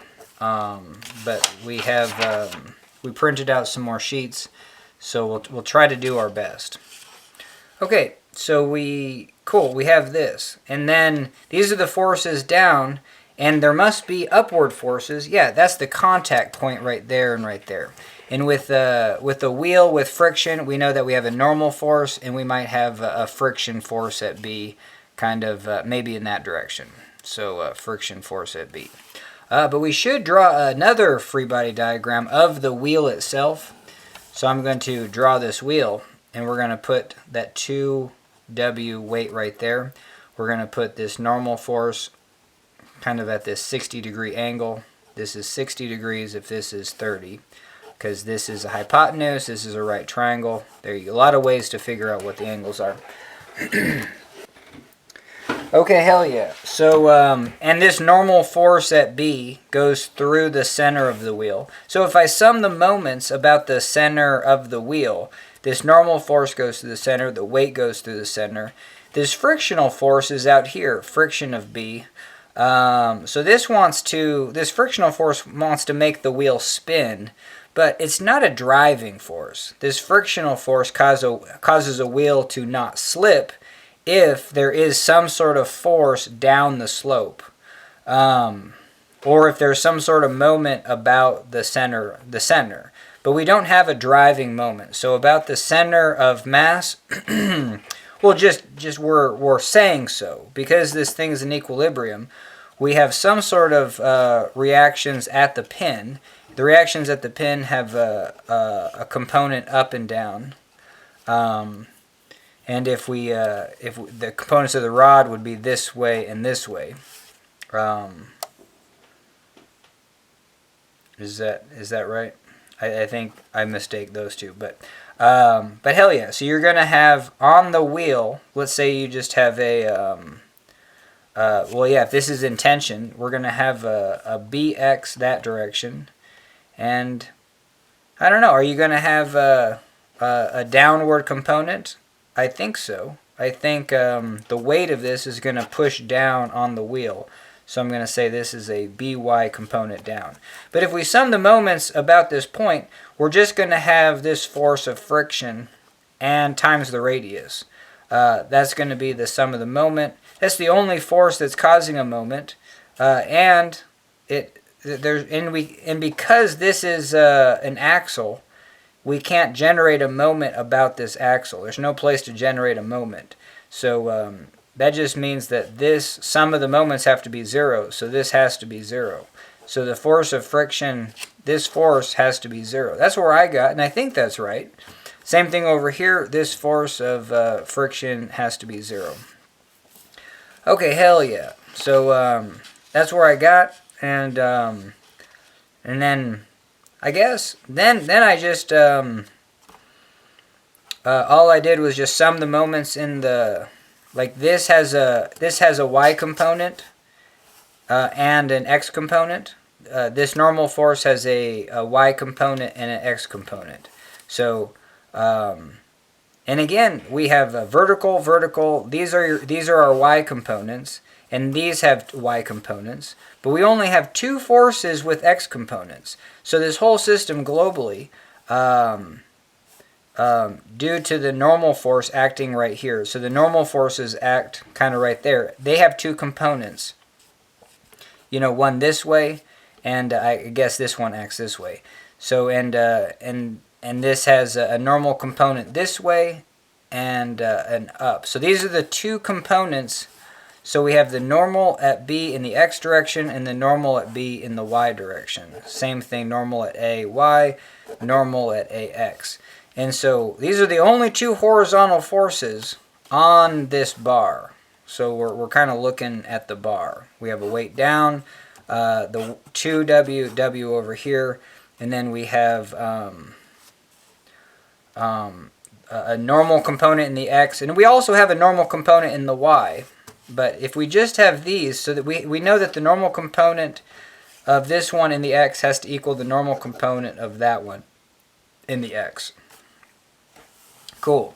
And the normal, if this is a 30-degree angle, we have this triangle for our slope. It's 1/2 here, square root 3 divided by 2 here.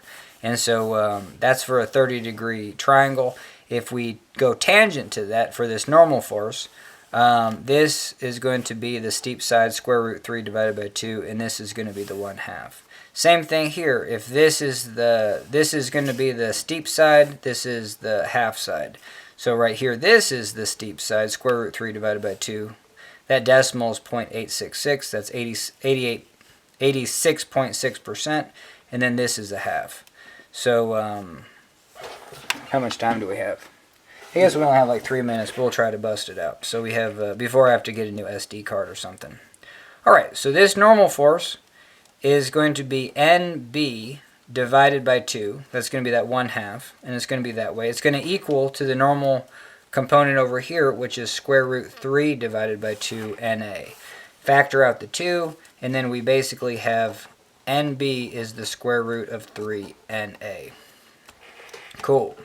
And then we can just sum the forces in the y direction. And when we do that, we get the two vertical components of the normal force, minus the weights, minus the weight in the middle. So that's what we're going to have. So the weight is going to be 3 plus a half. That's 3 halves. I'm going to call that 7 halves. Yeah, it's going to be 3.5, not 3 halves. Weight 2, 1, and a half. That's going to be 3.5, which is 7 halves W. That's the total weight down. So in the y direction, we have that weight down. We also have some upward components. That's going to equal, we have the normal force over here. That's going to be square root 3, 2, normal force of B. And then over here plus 1/2. So we have NA divided by 2. Cool. And then I have the relationship between NB and NA. So I can say NB is square root 3 NA. If I put a square root 3 NA right here, hell yeah, I get 3 halves plus 1/2. That's going to be 3 halves plus 1/2. That's 4 halves. That's going to be 2. So I get 2 NA is equal to 7 halves W.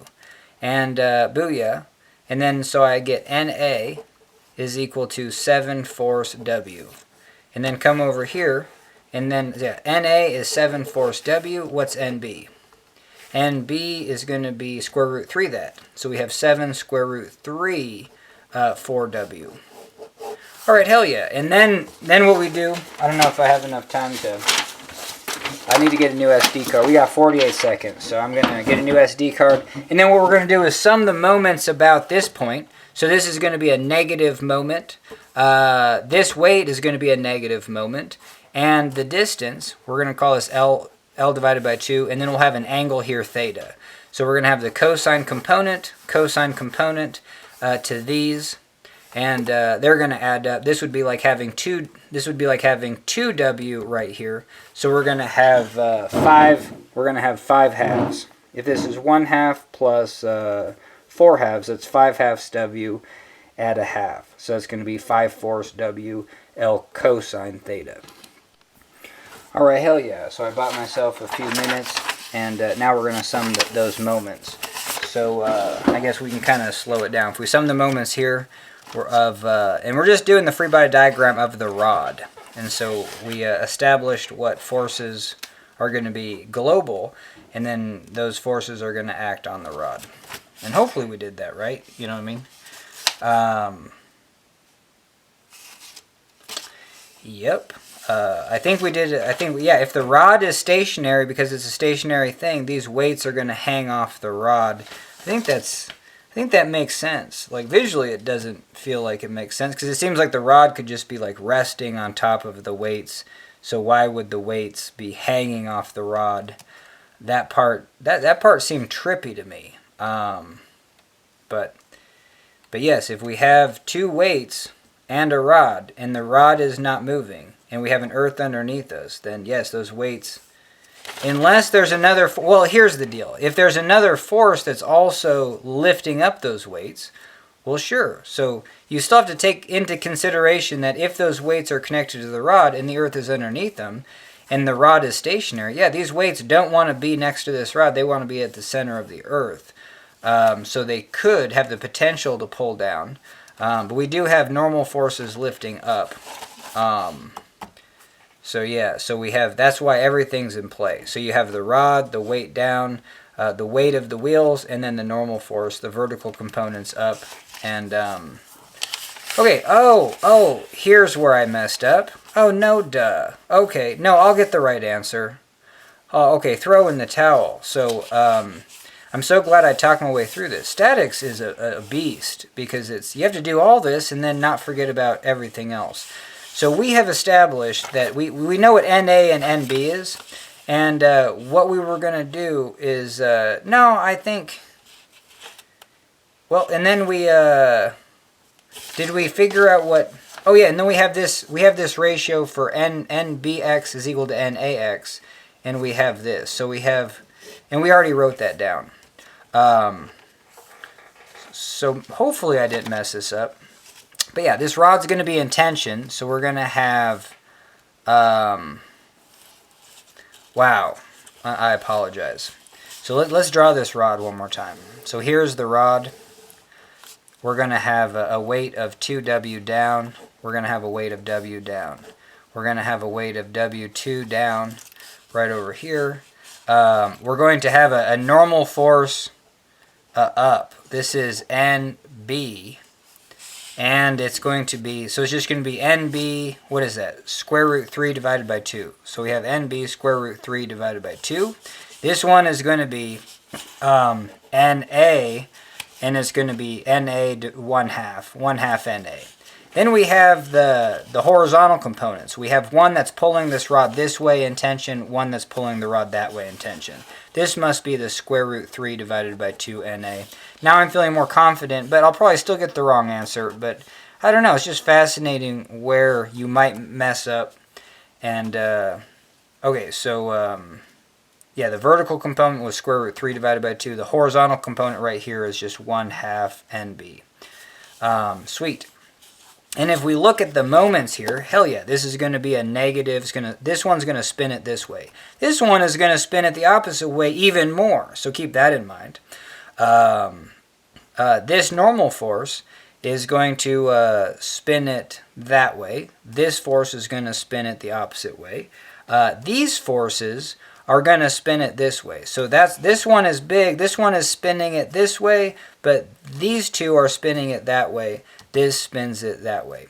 Yeah, so even though this is 2W, and it's wanting to spin this rod this way, and this is only 1/2, well, these two might make up for that. And so even in that consideration, you know what I mean, then even these might be fairly close to being the same.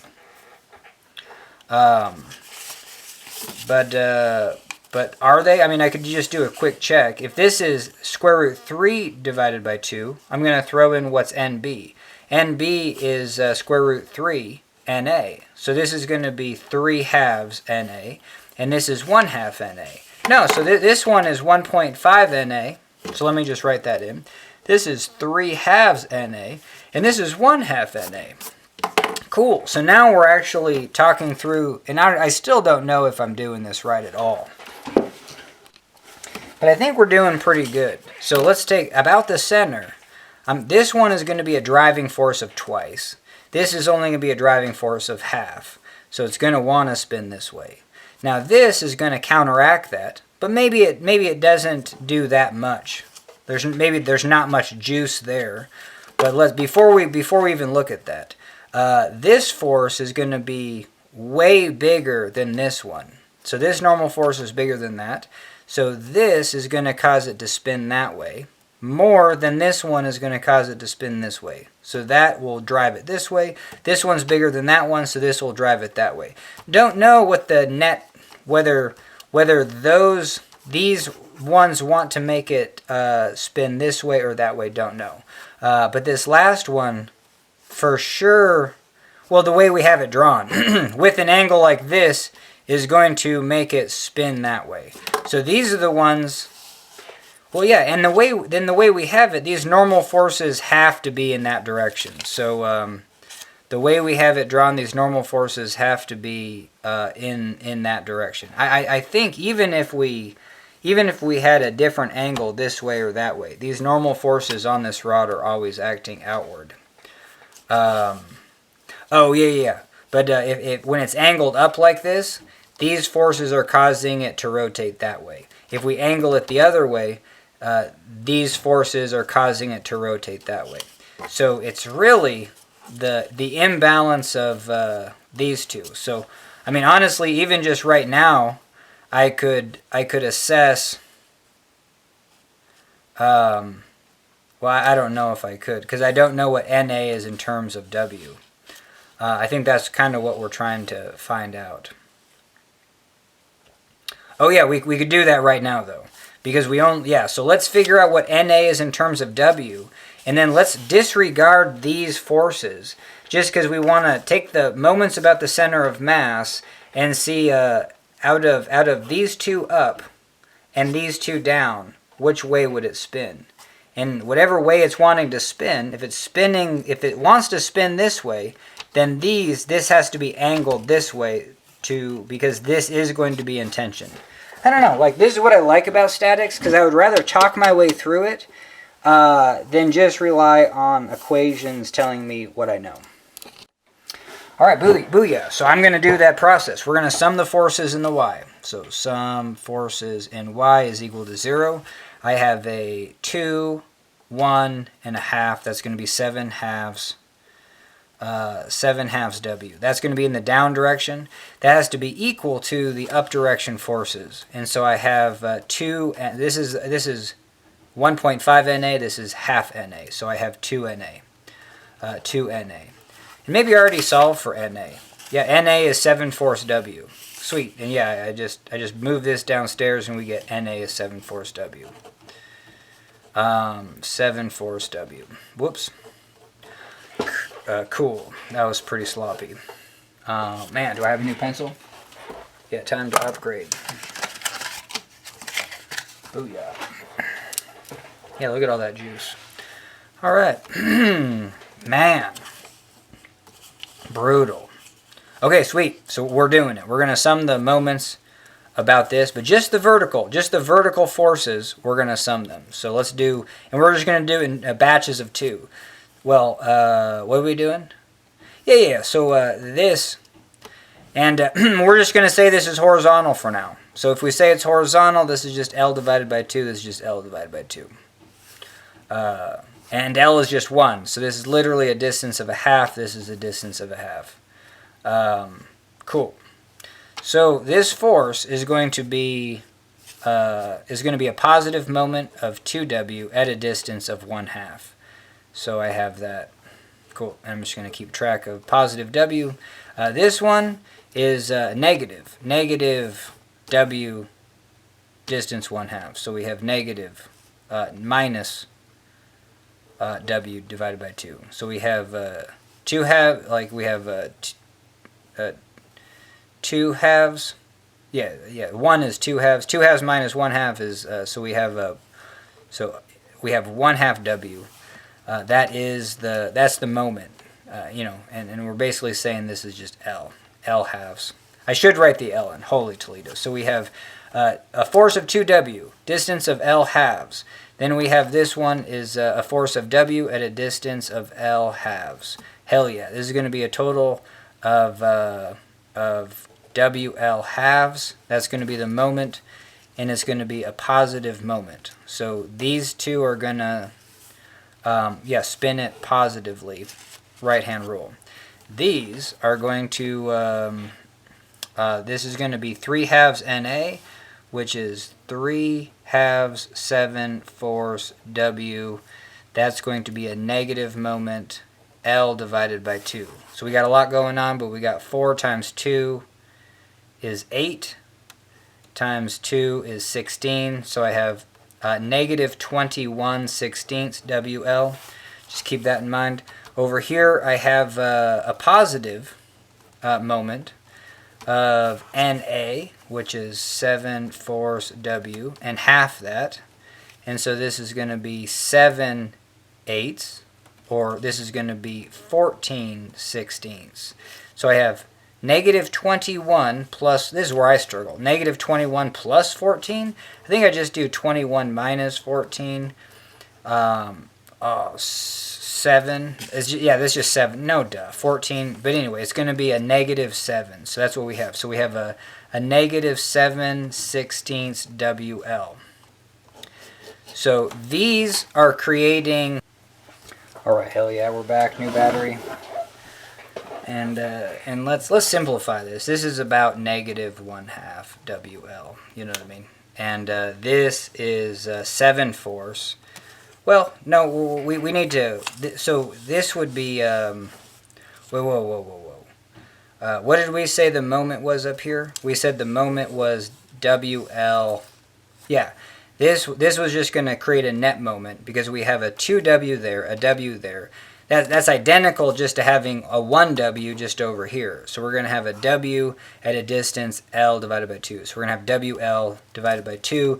That is the moment that's going to cause it to go this way. These are going to cause it to go the other way because this one's bigger and it's going to do so at like 7/16. So this is going to be 8/16 WL in the positive direction. This is going to be negative 7/16 in the negative direction. So that's the discrepancy, and so that should tell us what angle it is. I mean, it should. So yeah, so this is, if this is down, this positive one, it wants to spin this way. So we need something to counteract that, and if this is wanting to spin this way, these forces in tension will want it to spin the other way. So the angle should be like this. Because in the problem, they just said it was some sort of angle from the horizontal. But where are you measuring the horizontal? Like, are you saying the ground on the earth? Or are you saying, because they did this line up in the sky for the problem too, and it was just like, whoa. But I guess it's this line in the earth that's going to be from horizontal, and that makes sense. Horizontal, we're going to have an angle up. So I'm going to think that, and these have to be big enough to generate a moment to balance that. So we need a moment of 1/16 WL. So let's do it from this perspective. That's the moment that we need, and we need it in the negative direction, which is, you know, it makes these in tension, makes these the direction they're going. Cool. And we know that these are the same, so let's just double check that they're the same. We have 1/2. 1/2 of this is going to be 7√3 divided by 8 W's. And then this is going to be 7√3 divided by 8 W's. Yeah, so these are the same. And we have 7√3 divided by 8W. And that's what I got from the initial problem. But I don't know. Like I messed up and then I came back and I still couldn't get the answer. Still haven't gotten the answer. But I think, I mean, hopefully we're close. But I think no, this is just gonna. Well, I have no idea what. No, I think this is pretty good. So this is a couple. These are the same. So we're just gonna take this distance as our distance. And ooh. And yeah, we messed up again because we were saying, hey, if we basically said if the rod was horizontal, yeah, we're going to come up with that discrepancy. But we know the rod is going to be vertical, but that's going to change these moments. So now we actually just need to hunker down, write an equation for cosine and sine. I'm going to just pop it into my calculator because I think I'm doing something different that's going to generate a better answer. That is the struggle with doing like statics. It's what I always found is like when you mess up somewhere, like if you go back and do it again, you're going to mess up at that same place. You're going to make that assumption that's just wrong. So let's try this. So we have our angle up. We got W2. We have this is going to be 7√3 8W. This is going to be 1/2 NA. NA is, so that's going to be 7/8. So we have 7/8 W. This over here is going to be NB √3 divided by 2. What is NB? NB is so this, oh, it's going to be 3/2 NA. So let's just do that. This one This force is going to be 3/2 NA, which is going to be 21/8. So we got 21/8 W. This is going to be the same. All right, hell yeah. Okay. These are going to be the same. So at least we learned that from this problem, is that the sum of the forces in the horizontal. And who knows? You know what I mean? Maybe this frictional component does exist and it apply. I don't think so. You know what I mean? Because the thing's not moving. I think we debunked that. It doesn't matter if this is a frictionless surface or if there's a component of friction. If we sum the moments about there, this frictional force can't be a driving force. So there you go. And it can't even, it can't be a driving force either direction. It can just dictate whether this thing is sliding or rolling. That's what that friction force can do. That's it, though. I think that's a good summary. All right. So we are going to take this angle. We're going to do that L divided by 2. I think that's a good idea. And now we're just going to sum the forces right here. Sum the moments about this point. So, I missed the W. And let's see if we can, if we have a W down here, that's the same thing as putting it here. So let's do that. I'm going to put just a big, and I'm going to say this is 3/2 W. So let's try this. So we're going to sum both of these moments about there. So we're going to have 3/2 W, L divided by 2, and then the distance is the cosine component. This is the sine component, this is the cosine component. So we have cosine theta. And that's going to give me 6/2.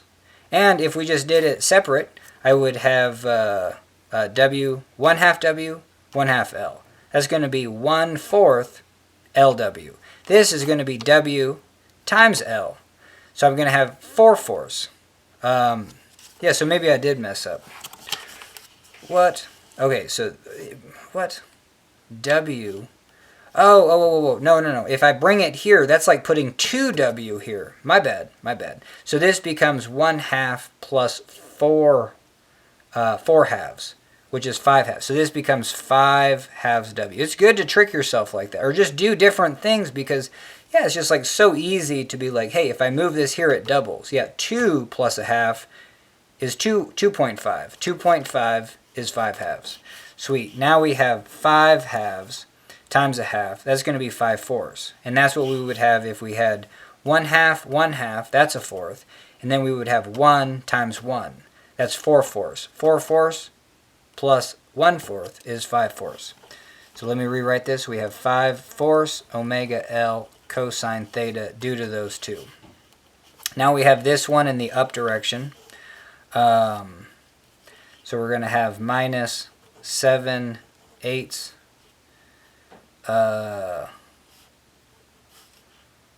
omega L cosine theta. Oh, if I knew that. Well, now that was good just to do that one right now, because I have 10/8. This is going to be 10/8 minus 7/8. So I'm going to have 3/8 WL cosine theta. That's going to be this moment, and that moment. Cool. Now this one is also, so we have, and I'm doing this kind of wrong. I said, apologies. I need to really slow down. This is a negative moment.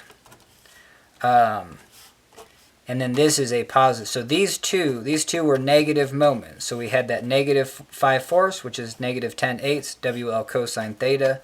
That's negative moments. This is a positive moment of 7/8. Negative 10 plus 7 is negative 3. So that's where we're at right now. And then this is also a negative moment. Oh, snap. So whatever we did just a little while ago, this can't be a negative moment, because just from that perspective of, I guess we tried. Whatever we did about 5 minutes ago, putting this horizontal and seeing which way the vertical forces would want to rotate this, and then dictating that was our angle. Well, that didn't work out, because we're summing the moments about this point, and we're getting a negative,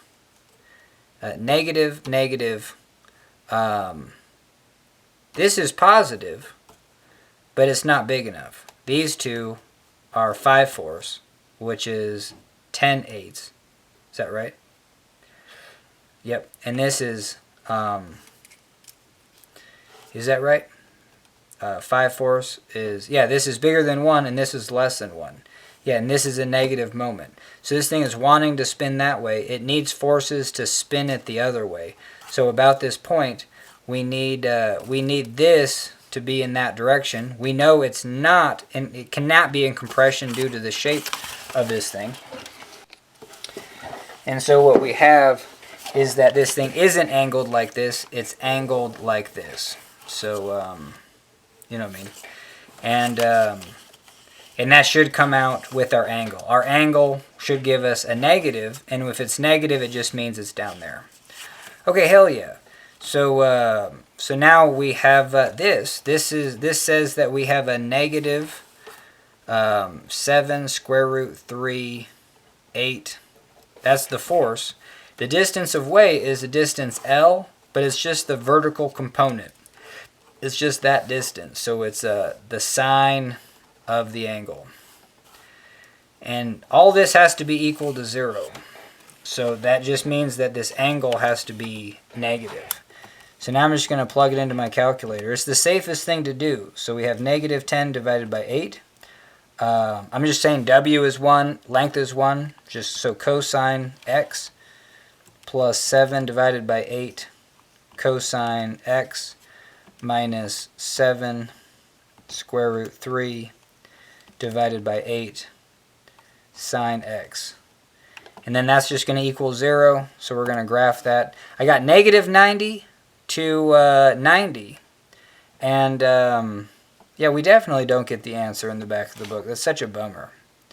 So here's our answer. The angle that we need is 13.9 degrees. Well, that's the same answer that I got when I first did this problem, even without... Yeah, that's the answer I thought I got with this problem, even without saying that the weights drape off the rod. So I really need to go re-look at this problem. Unless the answer in the back of the book is just wrong, I have no idea. But I'm at the point where I've spent probably enough time on this. So we'll see what we do next. These problems are weird because it's just like, I don't know. You know what I mean? I think I'm missing something fundamental at this point, where looking for a solution online is probably a smart thing. But it's cool when maybe, yeah, it'd be fun if the answer in the back of the book is wrong. It usually is not. But that really helps you critique every step of the process, because everything you do is an assumption. You're just like, oh, I'm just assuming that. So it really helps you dial in your assumptions. All right, I'm going to go do another round on this, so catch you on the flip side. All right, hell yeah. So I have not looked up a solution yet because you have to pay money for this one. It's crazy. So, but I did find out that the answer in the back of the book could be wrong. So one other thing that we're going to do, we're going to go back and we're going to take this whole system as the free body diagram. So you can just get rid of the ramp, and what we see is the two masses and the rod. And there's an earth underneath us, so we're going to have a downward force here of 2W, and then we're going to have a force here of W. In the center of the rod, we're going to have a force of W divided by 2. The only thing that's contacting this mass is the normal forces. And one thing you can just say, hey, there's no friction on the surface. I don't think that, and we already made this wheel and said that the frictional force is 0 if it's in equilibrium. But we do have a normal force acting at this point. Every force can be in a line, so it can go, if this is the so yeah, we're getting rid of the ramp. If this wheel, the rod, and this wheel are like rigid body or our mass, things you can just imagine as floating in outer space, we're putting a downward force there, downward force there, downward force there. we're holding it up by a normal force in that direction and that direction. Those normal forces do have components that way, yeah, but the components that way have to equal. Cool. And I guess what was difficult to say is that if this normal force acts at this contact point on this rigid body, it means that it's no different than if it was acting right here in the center of the wheel. Cool. So I'm just going to put that normal force right there. So this is going to be normal B. This over here is normal A. Let's see if I can get my... I can see this is a steeper line, so it's going to be square root 3 divided by 2. This is going to be the 1/2 component of this triangle. This is a shallower line, so this is the longer portion. Square root 3 divided by 2, this is 1/2. That's because this is 60, this is 30. And then, yeah, and then at a tangent, this angle is 60 in the negative direction. This is a negative 60-degree slope, so the tangent is going to be positive 30. Cool, and that's what we have.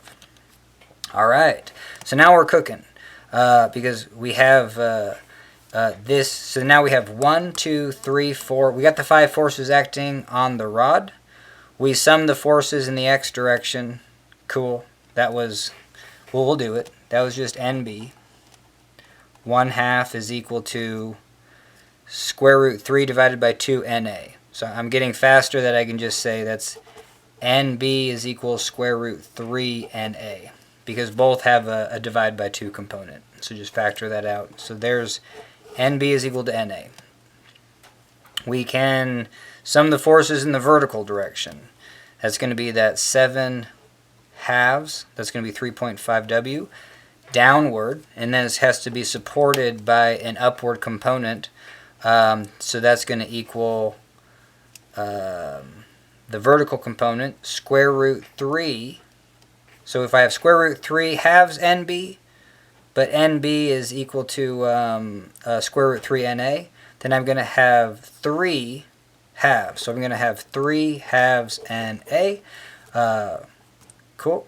And then over here I'm going to have 1/2 NA. Cool. Plus 1/2 NA. So that's the thing that's going to give me 2 NA. And therefore NA is 7 omega force. So we're getting just faster at this. And that's the thing, is this was so cool if the answer in the back of the book is wrong, because it just makes you double down on what you know. But with this, taking the free body diagram of these 3 things as a rigid body, what we know is the sum of the forces in the extra. It's not moving this way, it's not moving this way, and it's not rotating.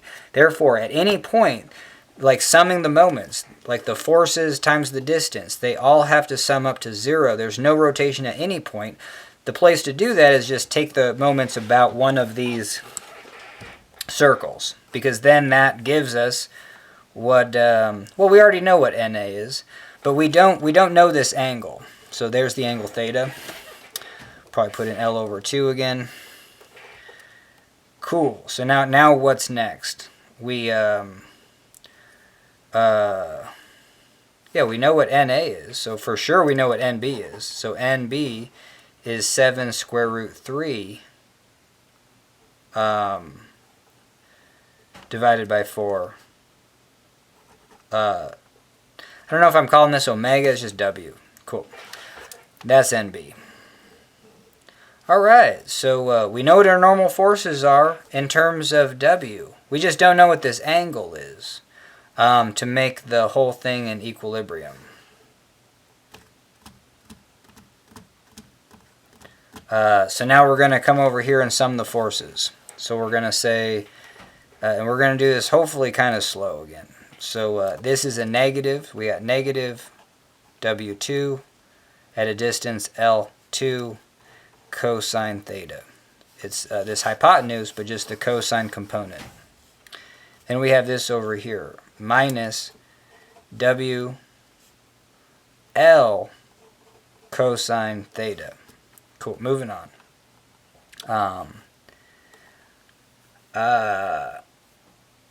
Hell yeah. Okay.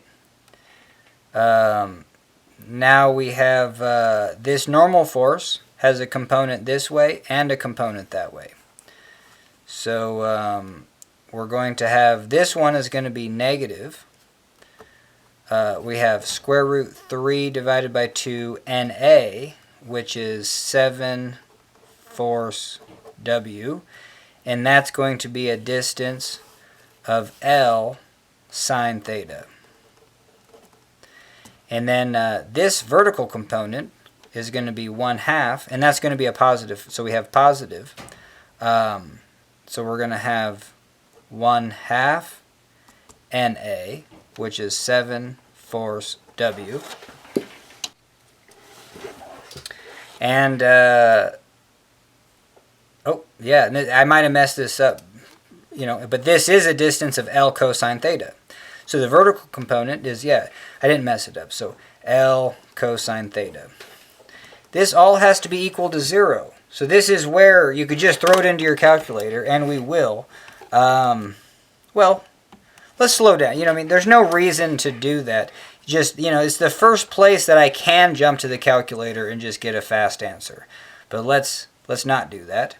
Let's make the denominators common. So we have 8 there, we have 8 there. I'm going to do a 2 up top and a 2 downstairs. That's 8. Sweet. And we have a cosine, cosine, cosine. So WL, WL, WL. This is a 2. This is a 7 square root 3. And this is a 7. So I have 9 plus 7 square root 3 divided by 8, WL cosine theta. Bummer. So I'm messing up on the sign. This is a negative, this is a negative, and even this is, I hate negative signs. I don't see them. So negative, negative, negative, positive. So my bad. So we got negative 2, negative 7/3, positive 7. So we're going to have 5. 5 minus 7/3, 7 root 3, all divided by 8, WL cosine theta. That's the part about math I struggle with, but I don't mind knowing that I make mistakes and going back and then, it's like writing. Like, I'm not very good at writing without making mistakes. Cool. And the only other term is a sine term. It's got a negative. Let's kick it to the other side, and we're just going to equal this to square root 3, 7, or 7 square root 3, divided by 8, WL sine theta. All right, hell yeah. So now I can just factor out an 8, bring the 7 square root 3 downstairs. So I'm going to have 5 minus 7 root 3, all divided by 7 root 3. And then, I could rationalize that, don't want to. WL cosine theta is equal to WL sine theta. Factor out the W and the L. And then I can bring this cosine over here. So hell yeah. So this is tangent of the angle. So then I know the angle is the inverse tangent of this. And maybe we'll factor it. I need to take a little break. Alright, hell yeah. So this is super weird because I'm getting... I just did this problem, right? And didn't we get like 13 degrees, 13.9? And then I'm doing it again and I'm getting like negative 60 degrees. So, man, it's just really weird that, yep. I'm getting such a discrepancy. So let me throw it into my calculator. Because, if I get this is going to be 5 minus 7 root 3 divided by 7 divided by square root 3. And we're going to take the inverse tangent of that. Oh, no, we're getting close. I don't know. Maybe I messed up. Okay, hell yeah. So where did I actually write that in? 5 minus... See, where am I making mistakes? See, so I said 5 minus 7 root 3. Oh, right here. Yeah, this happens all the time. Dividing by 7 root 3 is not the same.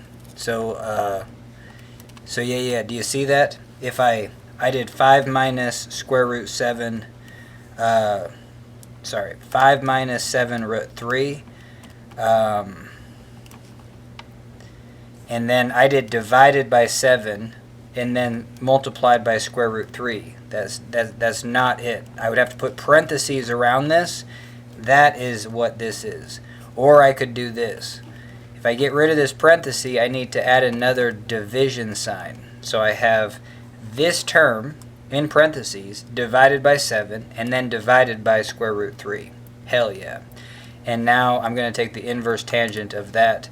And hey, we're getting closer probably to an answer. So this is 30.4. This is the closest answer in the back of the book, you know, or that I've come up with so far. So maybe I'll just do this one again just to kind of double check. Yep, how much time do we have? Yeah, we're going to run out of juice. We got about 6 minutes. But yeah, how do I double check this one? We have a weight of 2. So let's just say 2 plus 1 plus 0.5. So we have 3.5 as our weight.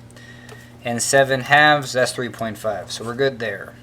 We're going to balance that with these normal forces, 1/2 NA. And then this is going to be square root 3 halves NB. But we know that these components, this component of NA and this component of NB, so NB divided by 2 is equal to square root 3 divided by 2 NA. So I'm going to say that NB is equal to root 3 NA, so we got that. So then if I say that this vertical component is NA 1/2 NA,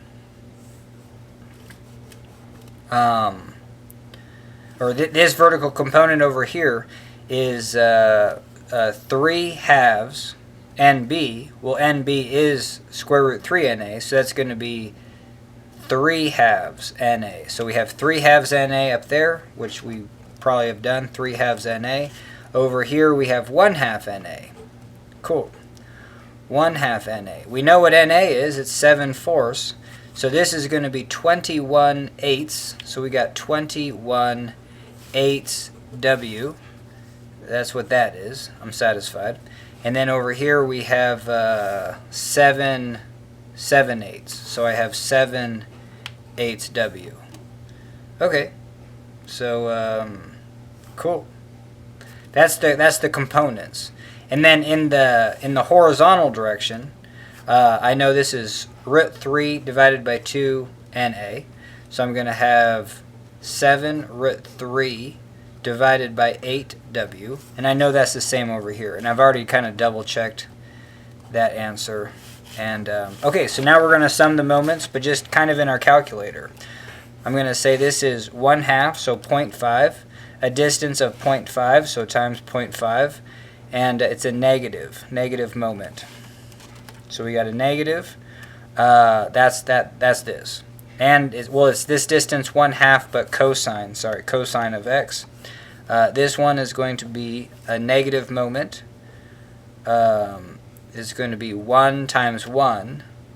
Cool. And then we're going to have just cosine of x. So there you go. So we've got negative 1/4 minus 1 cosine x. Cool. Moving on. This is going to be a positive moment of 7 divided by 8. Need to get some parentheses just in case. This is going to be L cosine, so just cosine x. And then we have this component. That's going to be negative. So we have negative 7 root 3 divided by 8. So we're good there.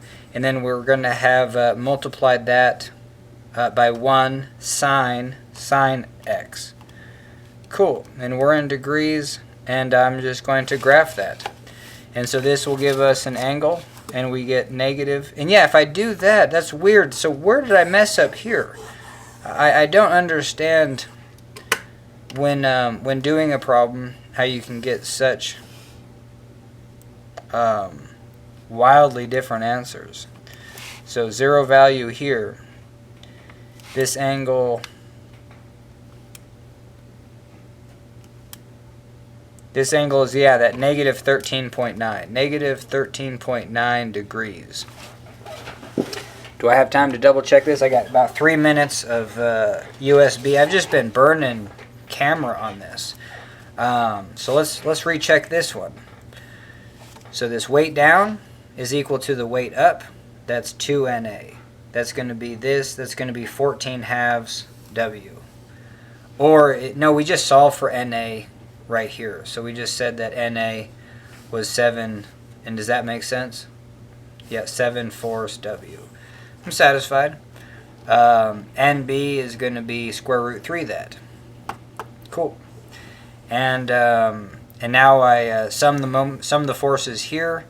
I said that I would have W negative 1 half cosine minus WL cosine minus well, this one is 7 root 3 divided by 8 L sine, and then plus this one is going to be 7/8, so I see that 7/8 W cosine. Yes, that's what I got. And I guess the cosine components, I guess we had an 8 here, 8 here. I had to make this 8. And then we have a negative 2. Oh, I messed this one. Oh, bummer. Okay, so this is cosine, cosine, cosine. We have a negative 2 up top, a negative 1. Sorry about that. Okay, but that's where the error was. And then we have a positive 7. So 7 minus 3 is going to be 4. So this becomes 4 minus 7. So yeah, let's just do that right away. 4 minus 7 root 3 divided by 7 divided by root 3, and then inverse tangent of that. Hey, we get negative 33.8. So it's just weird catching errors, you know what I mean? And we got like 40 seconds. So is that going to be, yeah, negative 2 minus 1 is negative 3 plus 7 minus 7 root 3 is equal to, no, this was the sine component, so I apologize. Whoa. Okay, hold the phone here. Yeah, no, we totally messed up. This root 3 shouldn't be there anyway. So here's the cosine components. We're just going to have 4/8. So we're going to have W divided by 2. Yeah, we got 10 seconds. But, okay, at least I made an error so I can come back to that. Alright, hell yeah, I got 7 more minutes on this SD card. So, yeah, it's just weird how you get rushed and then you just make little errors. So we got negative 2, minus 1, plus 7. So that's going to be 4 L cos. So this is going to be 4/8 WL cosine theta.